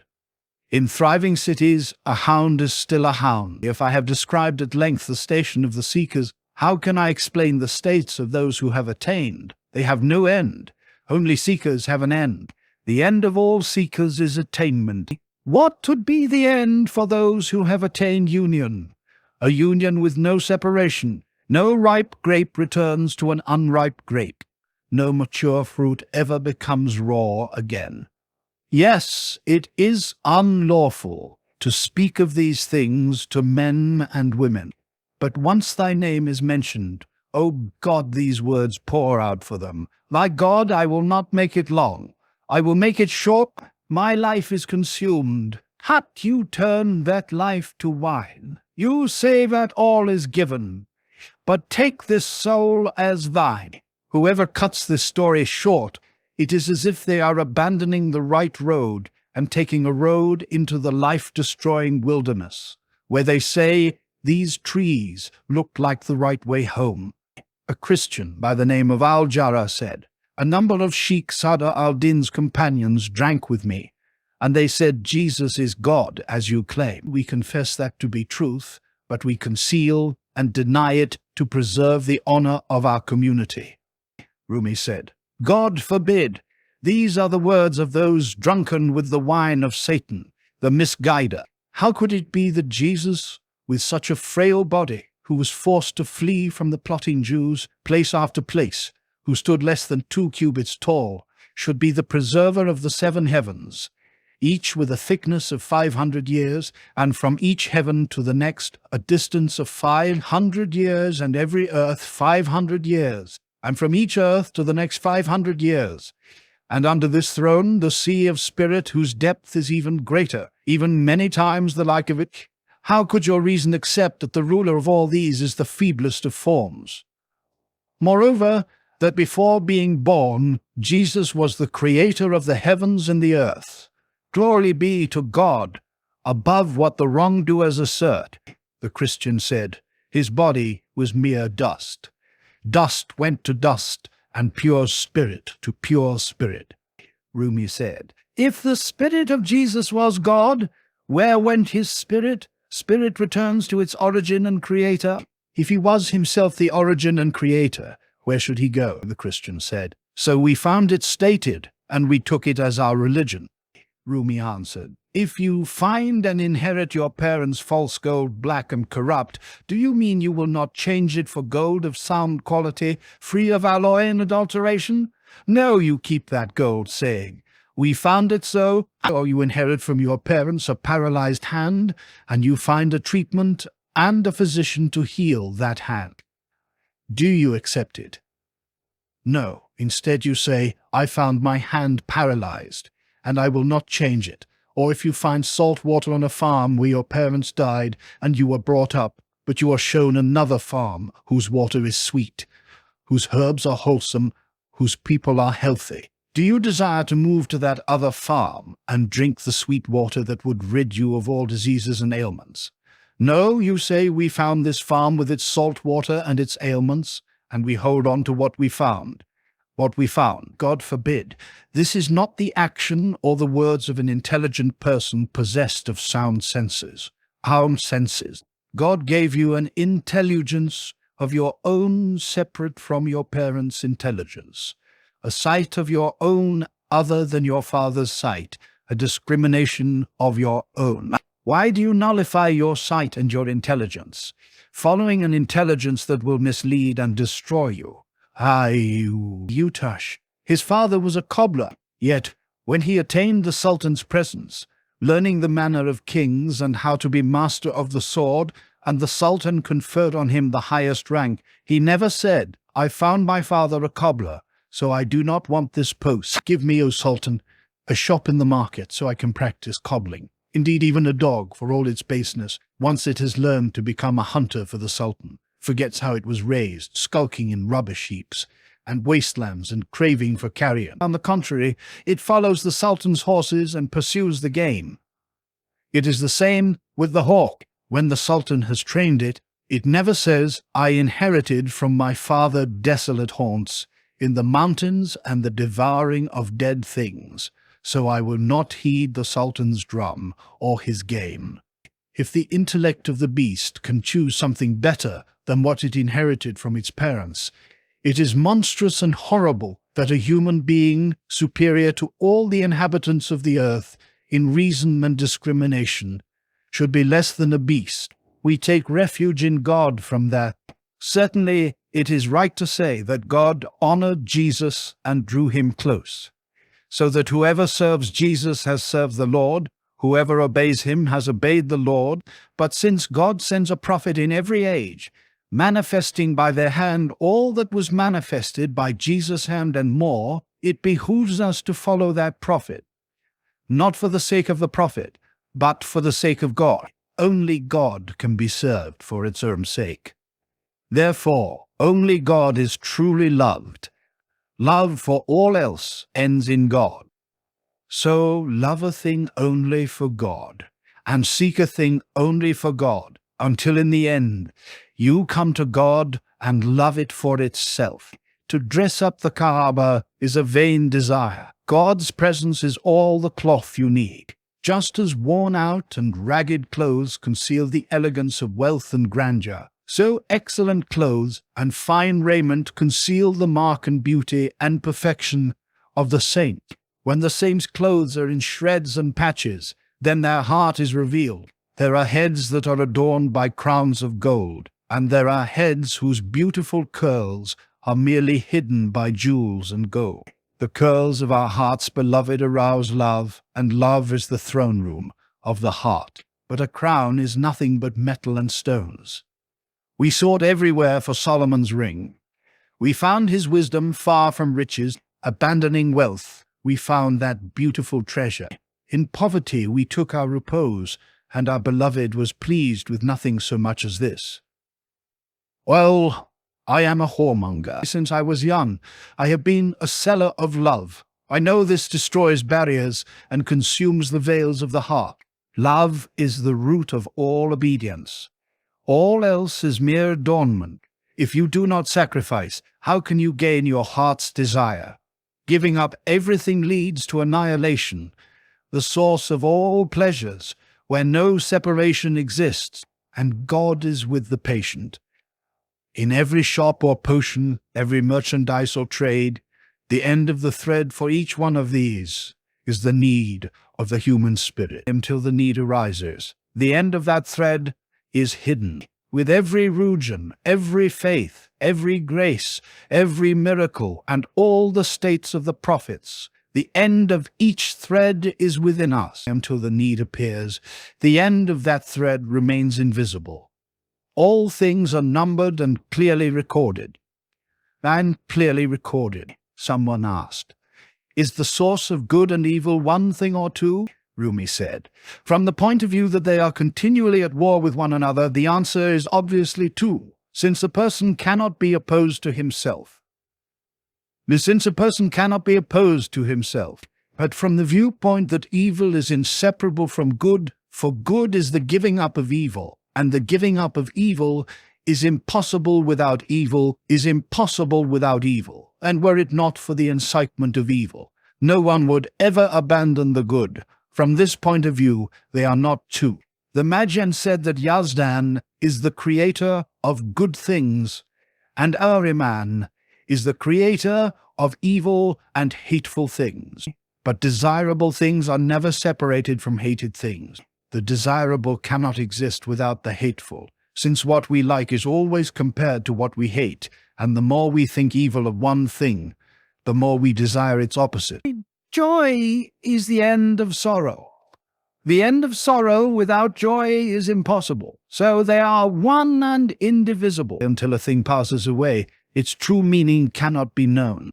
No one's life can be judged until it is finished, because what starts evil can turn out good. And until words pass away into speech, who can know their purpose? Whoever criticizes the Sufi in Narration does the Sufi a good turn, for the Sufi shies away from praise. The Sufi is an enemy of vanity. Hence, whoever speaks evil of the Sufi's ego speaks evil of the Sufi's enemy, and therefore helps them. Things become clear through their opposites.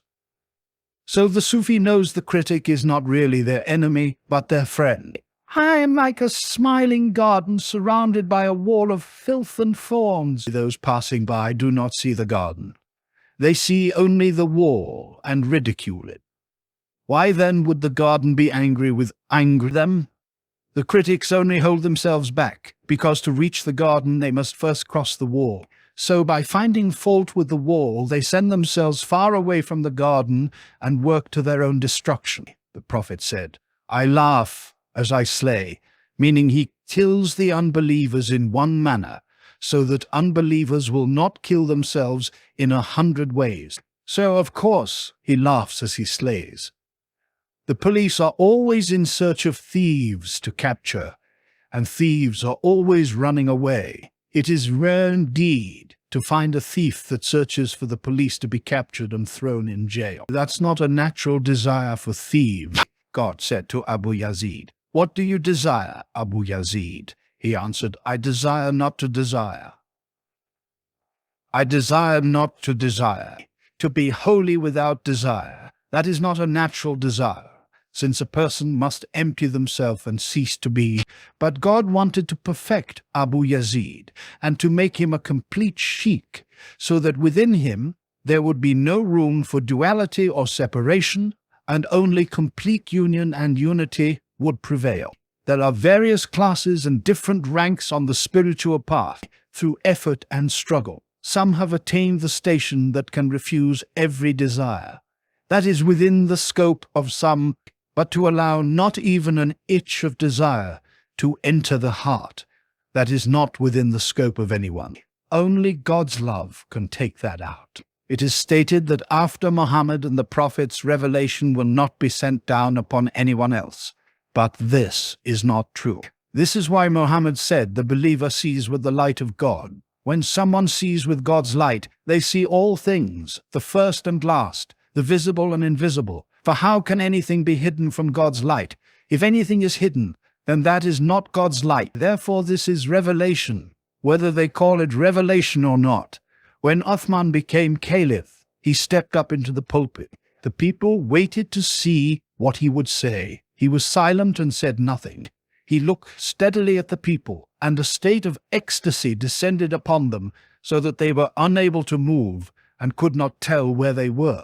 Not by 100 preachings and sermons could such an excellent state have been shown to them. Precious lessons were imparted and secrets revealed. Until the very end, he only looked at them like this, not saying a word. Then, just before leaving the pulpit, he said, "It is better for you to have a working imam than a speaking imam."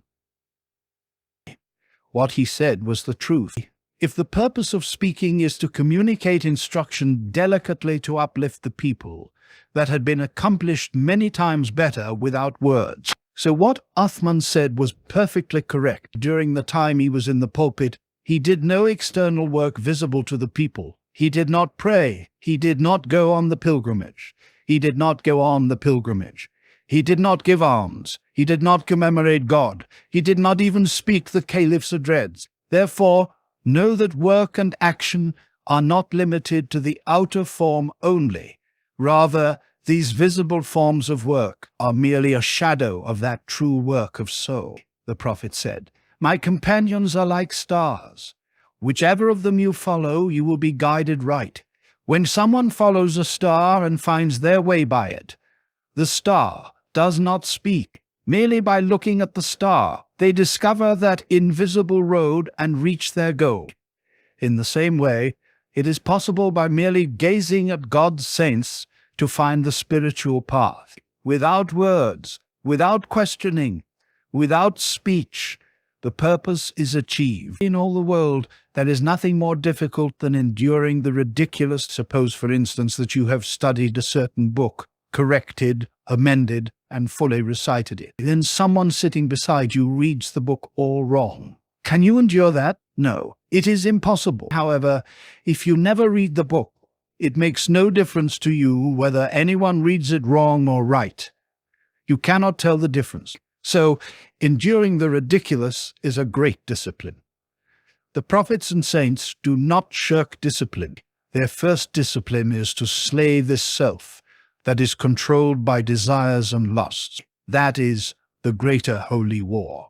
When they achieve this and establish themselves in the station of security, then wrong and right become revealed to them, yet they are still engaged in a great struggle.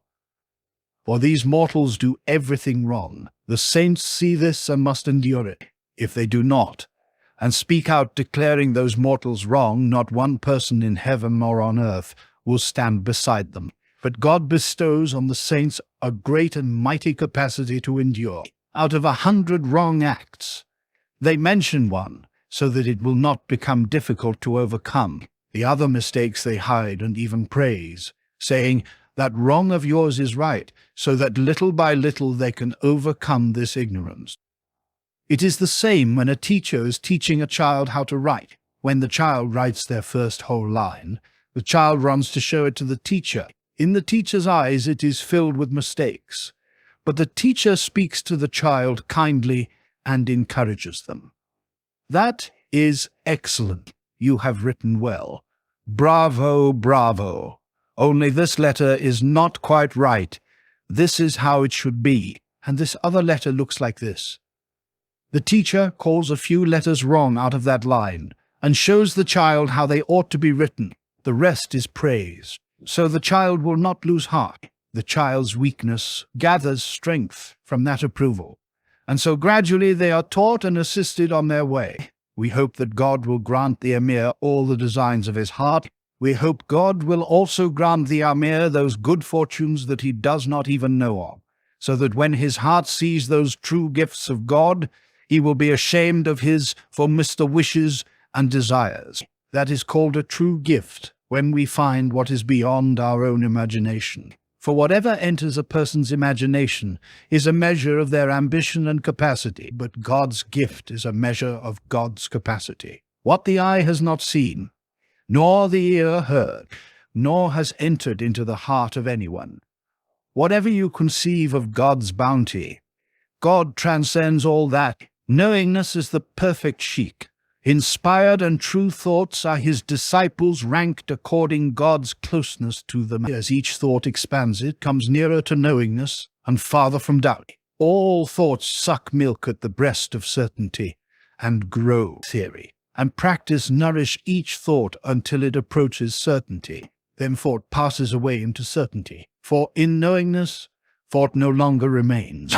The sheikhs and their disciples in the world today are reflections of that sheikh of knowingness. The disciples are proof that although the form of teaching changes from age to age, generation after generation, that sheikh of certainty and the lovers of truth are eternal and never change. Errant and doubtful thoughts are the outcast disciples of the sheikh of knowingness. Every day they wander further from the truth and fall deeper into darkness. In their hearts is a sickness, and God increases their sickness. The masters eat dates, hot prisoners eat thorns, save those who return to truth and do righteous deeds. God will change their evil into good. Every experience leads us to certainty, even acts of corruption, like the cunning thief who repents and joins the police force. All their thieving tricks now become a power for justice. They are more certain than all the other policemen who were never thieves, since having stolen they know the ways of thieves. If they should then become a sheikh, they would be perfect, the elder of the world and the Mahdi of the age. Everyone is in the midst of their own need. No living creature can be separated from its need. Their need cleaves to them closer than their father and mother. That need is their leash, drawing them this way and that, just like a nose. Ring and chain now. Who would make a leash for themselves? That is absurd. So someone else must have made it for them. If we are in the midst of our own need, we are also in the midst of the one who gives us that need. If we are constantly attached to our own leash, we are always connected to the one who draws that leash. But if our eyes are fixed upon our chain, we lose strength and hope. Rather, our eyes should be fixed on the one who draws that chain. Then we gladly surrender and accept our limitations, for that leash is around our neck only to reveal the one who holds it. Stay away, they said. Do not approach. How can I keep away when you are my need? God gives elders a youthful passion that young people have no knowledge of. Great is old age, when the grey hairs appear and playfulness runs amok. Such an elder sees the world with a freshness as if it were new. They laugh and play. They ask when someone passes 80, will they play? Will they play before 80? I say. So the glory of old age is greater than God's display. In spring, God shows its grace, frail and smiling. In autumn, old age prevails. The worldly garden is ruined. The apparent bounty is God. God is beyond Krithav, that the forces of destruction can sling. Rumi said, I saw our friend in a dream in the form of a wild animal with the skin of a fox upon him. He was on a small balcony, looking down the stairs. I moved as if to grab him, and he raised his hands, leaping about like this and that. Then I saw Jalal al-Tabrizi with him in the form of a weasel. Weasel! Our friend shied away, but I caught him when he tried to bite me. I put his head under my foot and squeezed it hard until all its contents came out. I looked at the fineness of his skin and said, this deserves to be filled with gold and precious stones, pearls and rubies, and things even more excellent than that. Then I said, I have taken what I wanted. Shy away, shy one. Go where you will and leap whatever direction you walk. He leapt about because he feared being mastered. Yet in being mastered, his true happiness resides. No doubt he was formed of meteor fragments. His heart was drenched, and he wanted to know all things. He started out upon this road with great desires, and he struggled hard to keep to the path and take refuge in it. But that is not enough, for the sheik of divine grace is not snared with such nets, nor can such game be captured this way. If the sheik of God is honest and true, he is completely free to determine who will have him. He cannot be trapped without his free consent. Our friend sat covertly watching for his prey, but that prey was watching him in his hidey-hole, and his cunning. That prey is a free agent whose ways have no limit. He does not pass by everyone's hole, he only passes the ways he himself has charted. God's earth is wide, but none comprehend its knowledge, except as it wills. Even when such subtleties as these fell upon our friend's tongue and understanding, they were ruined and lost their fine essence and sign, just as everything, whether corrupt or true, when it falls into a lover of God's mouth and comprehension, is also changed, becoming swathed and wrapped up in graces and miracles. Do you not see how the rod held in Moses' hand did not remain as it was? So too, with the moaning pillar and the stick in the hand of the prophet, and prayer in the mouth of Moses, and iron in David's hand. They did not remain in their original form, but were changed. So too, with subtleties and sacred words, when they fall into the hand of darkness and brute intellect, they are changed as well. The Kaaba is a tavern for your prayers. So long as it comes from you, your essence shares. The unbeliever eats in 7 stomachs, and Jalal al-Tibrizi eats in 70 stomachs. Even if he has only 1 stomach, still he eats in 70 stomachs, because everything that is hateful, just as everything from the beloved is beloved. If our friend had returned, I would have sat with him and counseled him, and not left until he drove Jalal far away. Your Jalal is a corrupter of our friend's faith, heart, spirit, and reason. If only Jalal had induced our friend to corrupt practices other than regimes such as drinking wine and singing girls. For those can be put right when treated by a sheik of divine grace. But Jalal filled our friend's house with prayer rugs. Would that Jalal were rolled up in them and burned, so that our friend might escape from such misleading. But Jalal has poisoned our friend's trust in the sheik of God, ridiculing the sheik to his face, while our friend says nothing and destroys himself. Jalal has snared our friend with rosaries, litanies, and prayer carpets. Perhaps one day God will open the eyes of our friend, and he will see what ruined him and drove him far away from the compassion of the sheik of God. Then he will strike himself with his own hand, saying, "You destroyed me. Now I have committed these heavy crimes and evil acts." It is exactly the way they saw it in their revelations. The foulness of my deeds and my vile and sinful beliefs were hidden behind my own back in the corner of my house. I myself was concealing them from the sheik of God and burying them, while he saw everything and said, "What are you hiding?" By God's will, if I had summoned those foul forms, they would have marched out before me one by one, visibly uncovering themselves, telling their true nature, and what they concealed within them.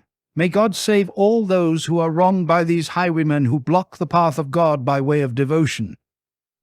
Aye, of devotion. Kings play polo to show the people of their city an example of the warrior's skill. The lopping off of the enemy's heads, rolling them around just as the balls roll in the field, the warrior's frontal charge, attack, and retreat. This play in the park is only a symbol for that serious business of war. In the same way, the people of God perform spiritu, our prayers and dances, to show something of their inmost heart, how they follow their discipline and their path. The singer who leads them is like the imam at a ritual Muslim prayer. The people follow his lead. If he sings slowly, they dance slowly. If he sings fast, they dance fast.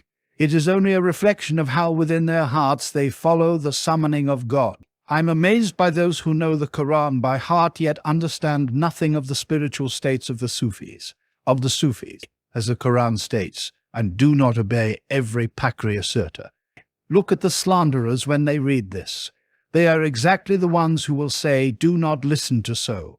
And so no matter what they say, for they will act the same way against you.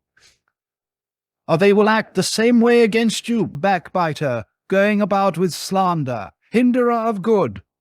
The Quran is a marvelous magician. It speaks clearly to the ears of the hinderers so that they understand, but are not one wiser. They don't even catch an inkling of the Quran's true delights. God has set a seal. How wonderfully gracious God is. It sets a seal on those who listen and do not understand, argue, and yet learn nothing. God is gracious.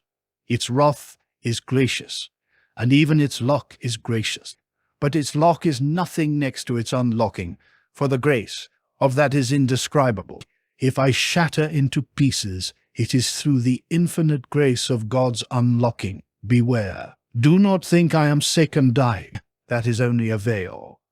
My slayer is this grace of God's, and its incomparableness. The dagger of illness flashes forth to distract the eyes of strangers, so that no profane and defiled eyes can perceive its secret slaying. All forms spring from love, as branches spring forth from their root. No branch can exist without its root. Therefore God is not called a form. Since form is the branch, how can God be called a branch? Ye called a branch, someone said. Love, too, cannot be expressed or experienced without form. Hence, it is the branch of form. Why cannot love be a form without form? On the contrary, love is the sculptor of form. 100,000 forms are raised up on love's pot, tarry wheel. Although a painter cannot exist without paintings, still painting is the branch, and the painter is the root. As the finger moves, so moves the ring. Until someone has love for a house, no architect will draw up designs. In the same way, corn is at the price of gold 1 year, another year it is at the price of dust. The form of the corn is the same. Therefore, its value comes from love. The sciences you study with such love. In your eyes, they are valuable. But when no one pursues them, and no one wants to learn from them, then who will teach those sciences? Someone said, love is the want and need for a certain thing. Hence the need is the root, and that thing needed is its branch. These words of yours are also spoken out of need. First you had the desire for these words, then they were born. So the need existed first, and then your words were born from it. This means your need existed in the beginning, without any words. Therefore, love and need are not the branches of words. Someone said, but after all, the goal of that need was these words. So how can the goal be the branch? The branch is always the goal. The tree's roots exist for the sake of its branches.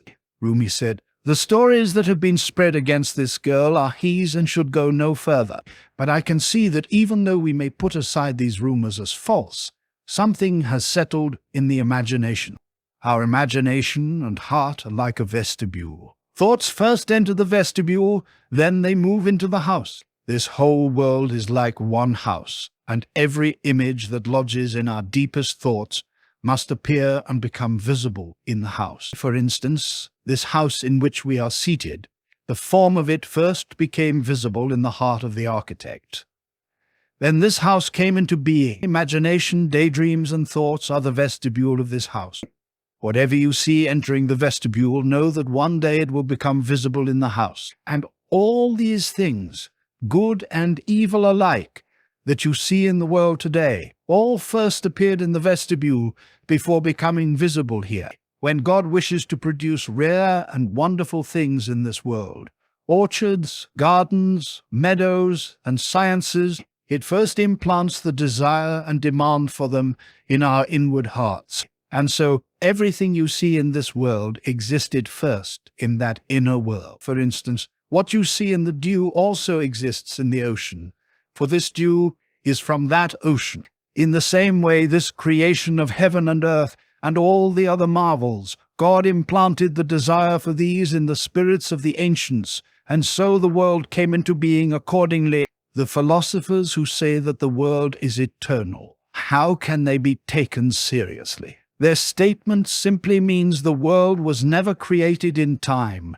And this claim is impossible to prove. For those who say it is created in time, they are the saints and the prophets who are more ancient than the world. God implanted desire for the world within their spirits, and only then did the world appear. So they know for a fact and report out of their own experience that the world was created in time. For instance, those of us who watched when this house was built know it did not exist until a few years ago. If living creatures were born in this house, such as scorpions, mice, snakes, and other creatures, to them this house was already standing. If they should say, "This house is eternal," that is no proof to us. For we saw when this house was created, termites and ants that have grown up in the walls and woodwork know nothing else, just as the people who have grown up within the house of this world. Here they sprout up, and here they will die, knowing nothing else. If they say that the world is eternal, that is no proof to the prophets and saints who existed millions of years before the world. Here I speak of years. This is no place for numbers of years. They are infinite and beyond counting. They saw this world come into existence. Just as you have seen when this house was first raised, the prophet was seated with his companions. Some unbelievers began to denounce and lecture him. He said, "Well, you all agree there is one person in the world who receives revelation. Revelation descends upon him. It does not descend on everyone. That person has certain marks and signs in his actions and words, and in his mien, and in every part of him. The token and mark can be seen. Since you have seen those tokens, turn your faces towards him and hold to him firmly, so he can be your protector." They were all confounded by his argument and were left with nothing more to say. So they put their hands on their swords and began to threaten, torment, and insult his companions. The prophet said, "Be patient, so they cannot say they have prevailed over us. They want to make the religion manifest by force. God will manifest this religion." For some time the companions prayed and pronounced the name of Muhammad secretly. Then after a while the revelation came. "You too unsheathe the sword and make war." Muhammad is not called unlettered because he was incapable of writing or reading. He is called unlettered because with him writing and wisdom were innate, not taught. He who inscribes characters on the face of the moon is such a man not able to write. And what is there in all the world that he does not know, seeing that all people learn from him?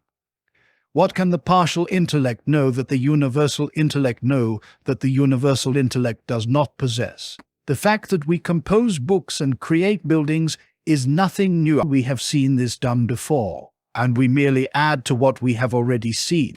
But those who bring into this world something new of their own account, they are the universal intellect. Are the universal intellect. We are capable of learning and need to be taught. The universal intellect is the teacher and is not in need. So if we investigate all trades, at the root and origin of them all is revelation. We have learned everything from the prophets and the universal intellect. When Cain slew Abel and did not know what to do next, he saw a raven kill another raven, dig the earth, and bury the body, scattering dust on its head. Cain learned from the raven how to make a grave and how to bury the dead. So it is with all the professions. Everyone who possesses a partial intellect is in need of learning, and the universal intellect is the source they are seeking. The prophets and saints have united the partial intellect and universal intellect. So the two have become one. For instance, the foot learns from the mind how to walk. The hand learns from the heart how to embrace. The eye and ear learn how to see and hear. If the heart and mind did not exist, how could the body function? This body is coarse and gross compared to both mind and heart. Without their subtlety and freshness, the body remains useless and crude. So the partial intellect is like a tool for the universal intellect, and we learn and find our purpose from there. Someone said, "Remember us in your intention." Intention is the root of the matter. If there are no words, let there be no words. Let there be no words. Words are the branch, Rumi said. Well, intention first exists in the inner world before entering this world of form. So if form does not matter, what is the purpose of this world? If you plant only the kernel of an apricot stone, nothing will grow. If you plant it with its husk, then it becomes a tree. From this we know that form also has a function. Yes, prayer is an inward matter. There is no prayer without the heart being present. But it is still necessary to bring the prayer into form. With outward words, genuflection, and prostration, you gain benefit and attain your desire. The outer form of prayer is temporary. The inner spirit never ends. For the spirit of the world is an infinite ocean, the body but a limited shore. Therefore, continual prayer belongs only to the spirit, but that inward prayer must manifest. Until intention and form are wedded, there are no children born. When you say that words are the branch, this is only a relative term. Until the branch exists, how can the term root gain its meaning? So, the meaning of root came out of this branch. If the branch had not existed, it could never have had a name. When you speak of woman, there must also be man. When you speak of a master, there must be a student. When you speak of the ruler, there must be one rule. Husamao Din Azanjani, before entering the Sir, vice and society of dervishes, was a great debater. Wherever he went, he engaged vigorously in argument and controversy. He used to debate well and spoke excellently, but once he took up the company of dervishes, his heart turned completely against debate. Against debate. Whoever desires to sit next to God, let them sit with lovers of God. These intellectual sciences are a game and a waste of life compared to the spiritual experiences of the dervishes.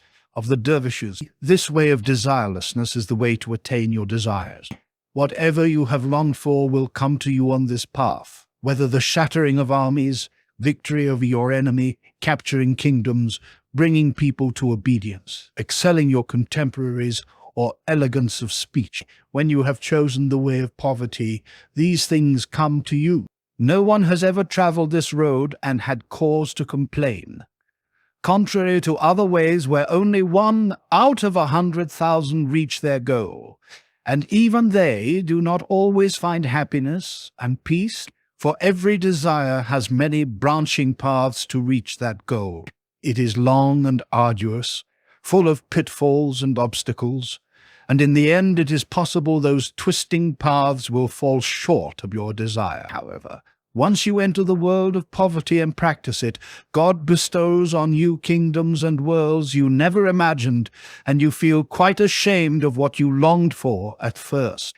Ah, you cry, with such reality in existence, how could I have sought after such foolishness? But God says, if only you had risen above such desires, becoming detached from them and seeing them for what they were, all would have been well. Yet now, when they enter your thoughts and you avoid them for my sake, my grace is infinite. So of course I make them attainable to you.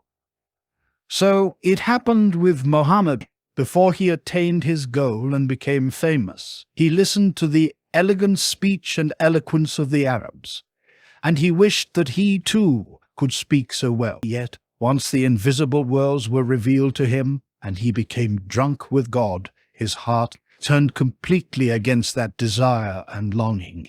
God declared, I have given you the elegance and eloquence that you sought. The prophet answered, Lord, of what use are they to me? I am indifferent to them. And have no desire for them. God replied, do not worry. Your original desire shall come to pass, and yet your indifference will remain so that desire cannot harm you. God bestowed on him such speech that the entire world from his time until today has composed and still composes volumes expounding it, and yet people fall short of comprehending all that it contains. God also declared, your companions, out of weakness and fear for their lives, whisper your name only in secret. But I will publish your greatness abroad so that men and women will shout it aloud in sweet intonations, 5 times daily on the high minarets in all regions of the world. Your name will be famous in the East and the West. It is the same with anyone who gambles their life upon this way. To them, all objectives, whether religious or mundane, become attainable. None have ever had cause to complain. The words of the saints are the true coin. The words of others are but imitation. Imitation is a branch of the true coin. Imitation is a wooden carving in the shape of a foot. That wooden foot was filched from a real foot and shaped to its measure. If no foot existed, how could there be a copy? Therefore some speech is true coin and some imitation. They resemble each other. Only discrimination can recognize the difference. This critical perception is real faith. Do you not see how Moses threw down his rod and it became a serpent, and the staffs and ropes of the magicians also became serpents? But Pharaoh, who lacked insight, saw no difference between them, while Moses, who possessed discernment, could see truth from sorcery. Through discrimination, Moses became a believer. So we realize that faith is discrimination. The root of our judgment is divine revelation, but after mingling with the thoughts, senses, and desires of mortal creatures, that original grace has vanished. How does our judgment resemble the delicacy of revelation now? This is like the water that flows in turret towards the city. There, at its fountainhead, see how pure and fine it is? But once it enters the city and passes through the gardens, quarters, and houses of the inhabitants, so many people wash their hands, faces, feet, and others' parts in it, and their clothes and carpets, and the urine of all the people, and the dung of horses and mules is poured into it. Look at this water when it passes out the other side of the city. It is still the same water, able to turn dust into clay, quench the thirsty, make the field green, yet discrimination can see the water is polluted and has lost its original clarity. Water that never grows stale. That is what we need. Water that can cleanse the impurities of the world, and yet they leave no trace in it. It retains its limpid and clear state and is never tainted. This is the water of truth. So faith is discrimination, distinguishing truth from falsehood and the true coin from the fake. These words are valuable to everyone possessing that critical perception, but are wasted on those who cannot see the difference. If these words fall into the hands of those who cannot discern, it is like giving precious pearls to children who do not know their value.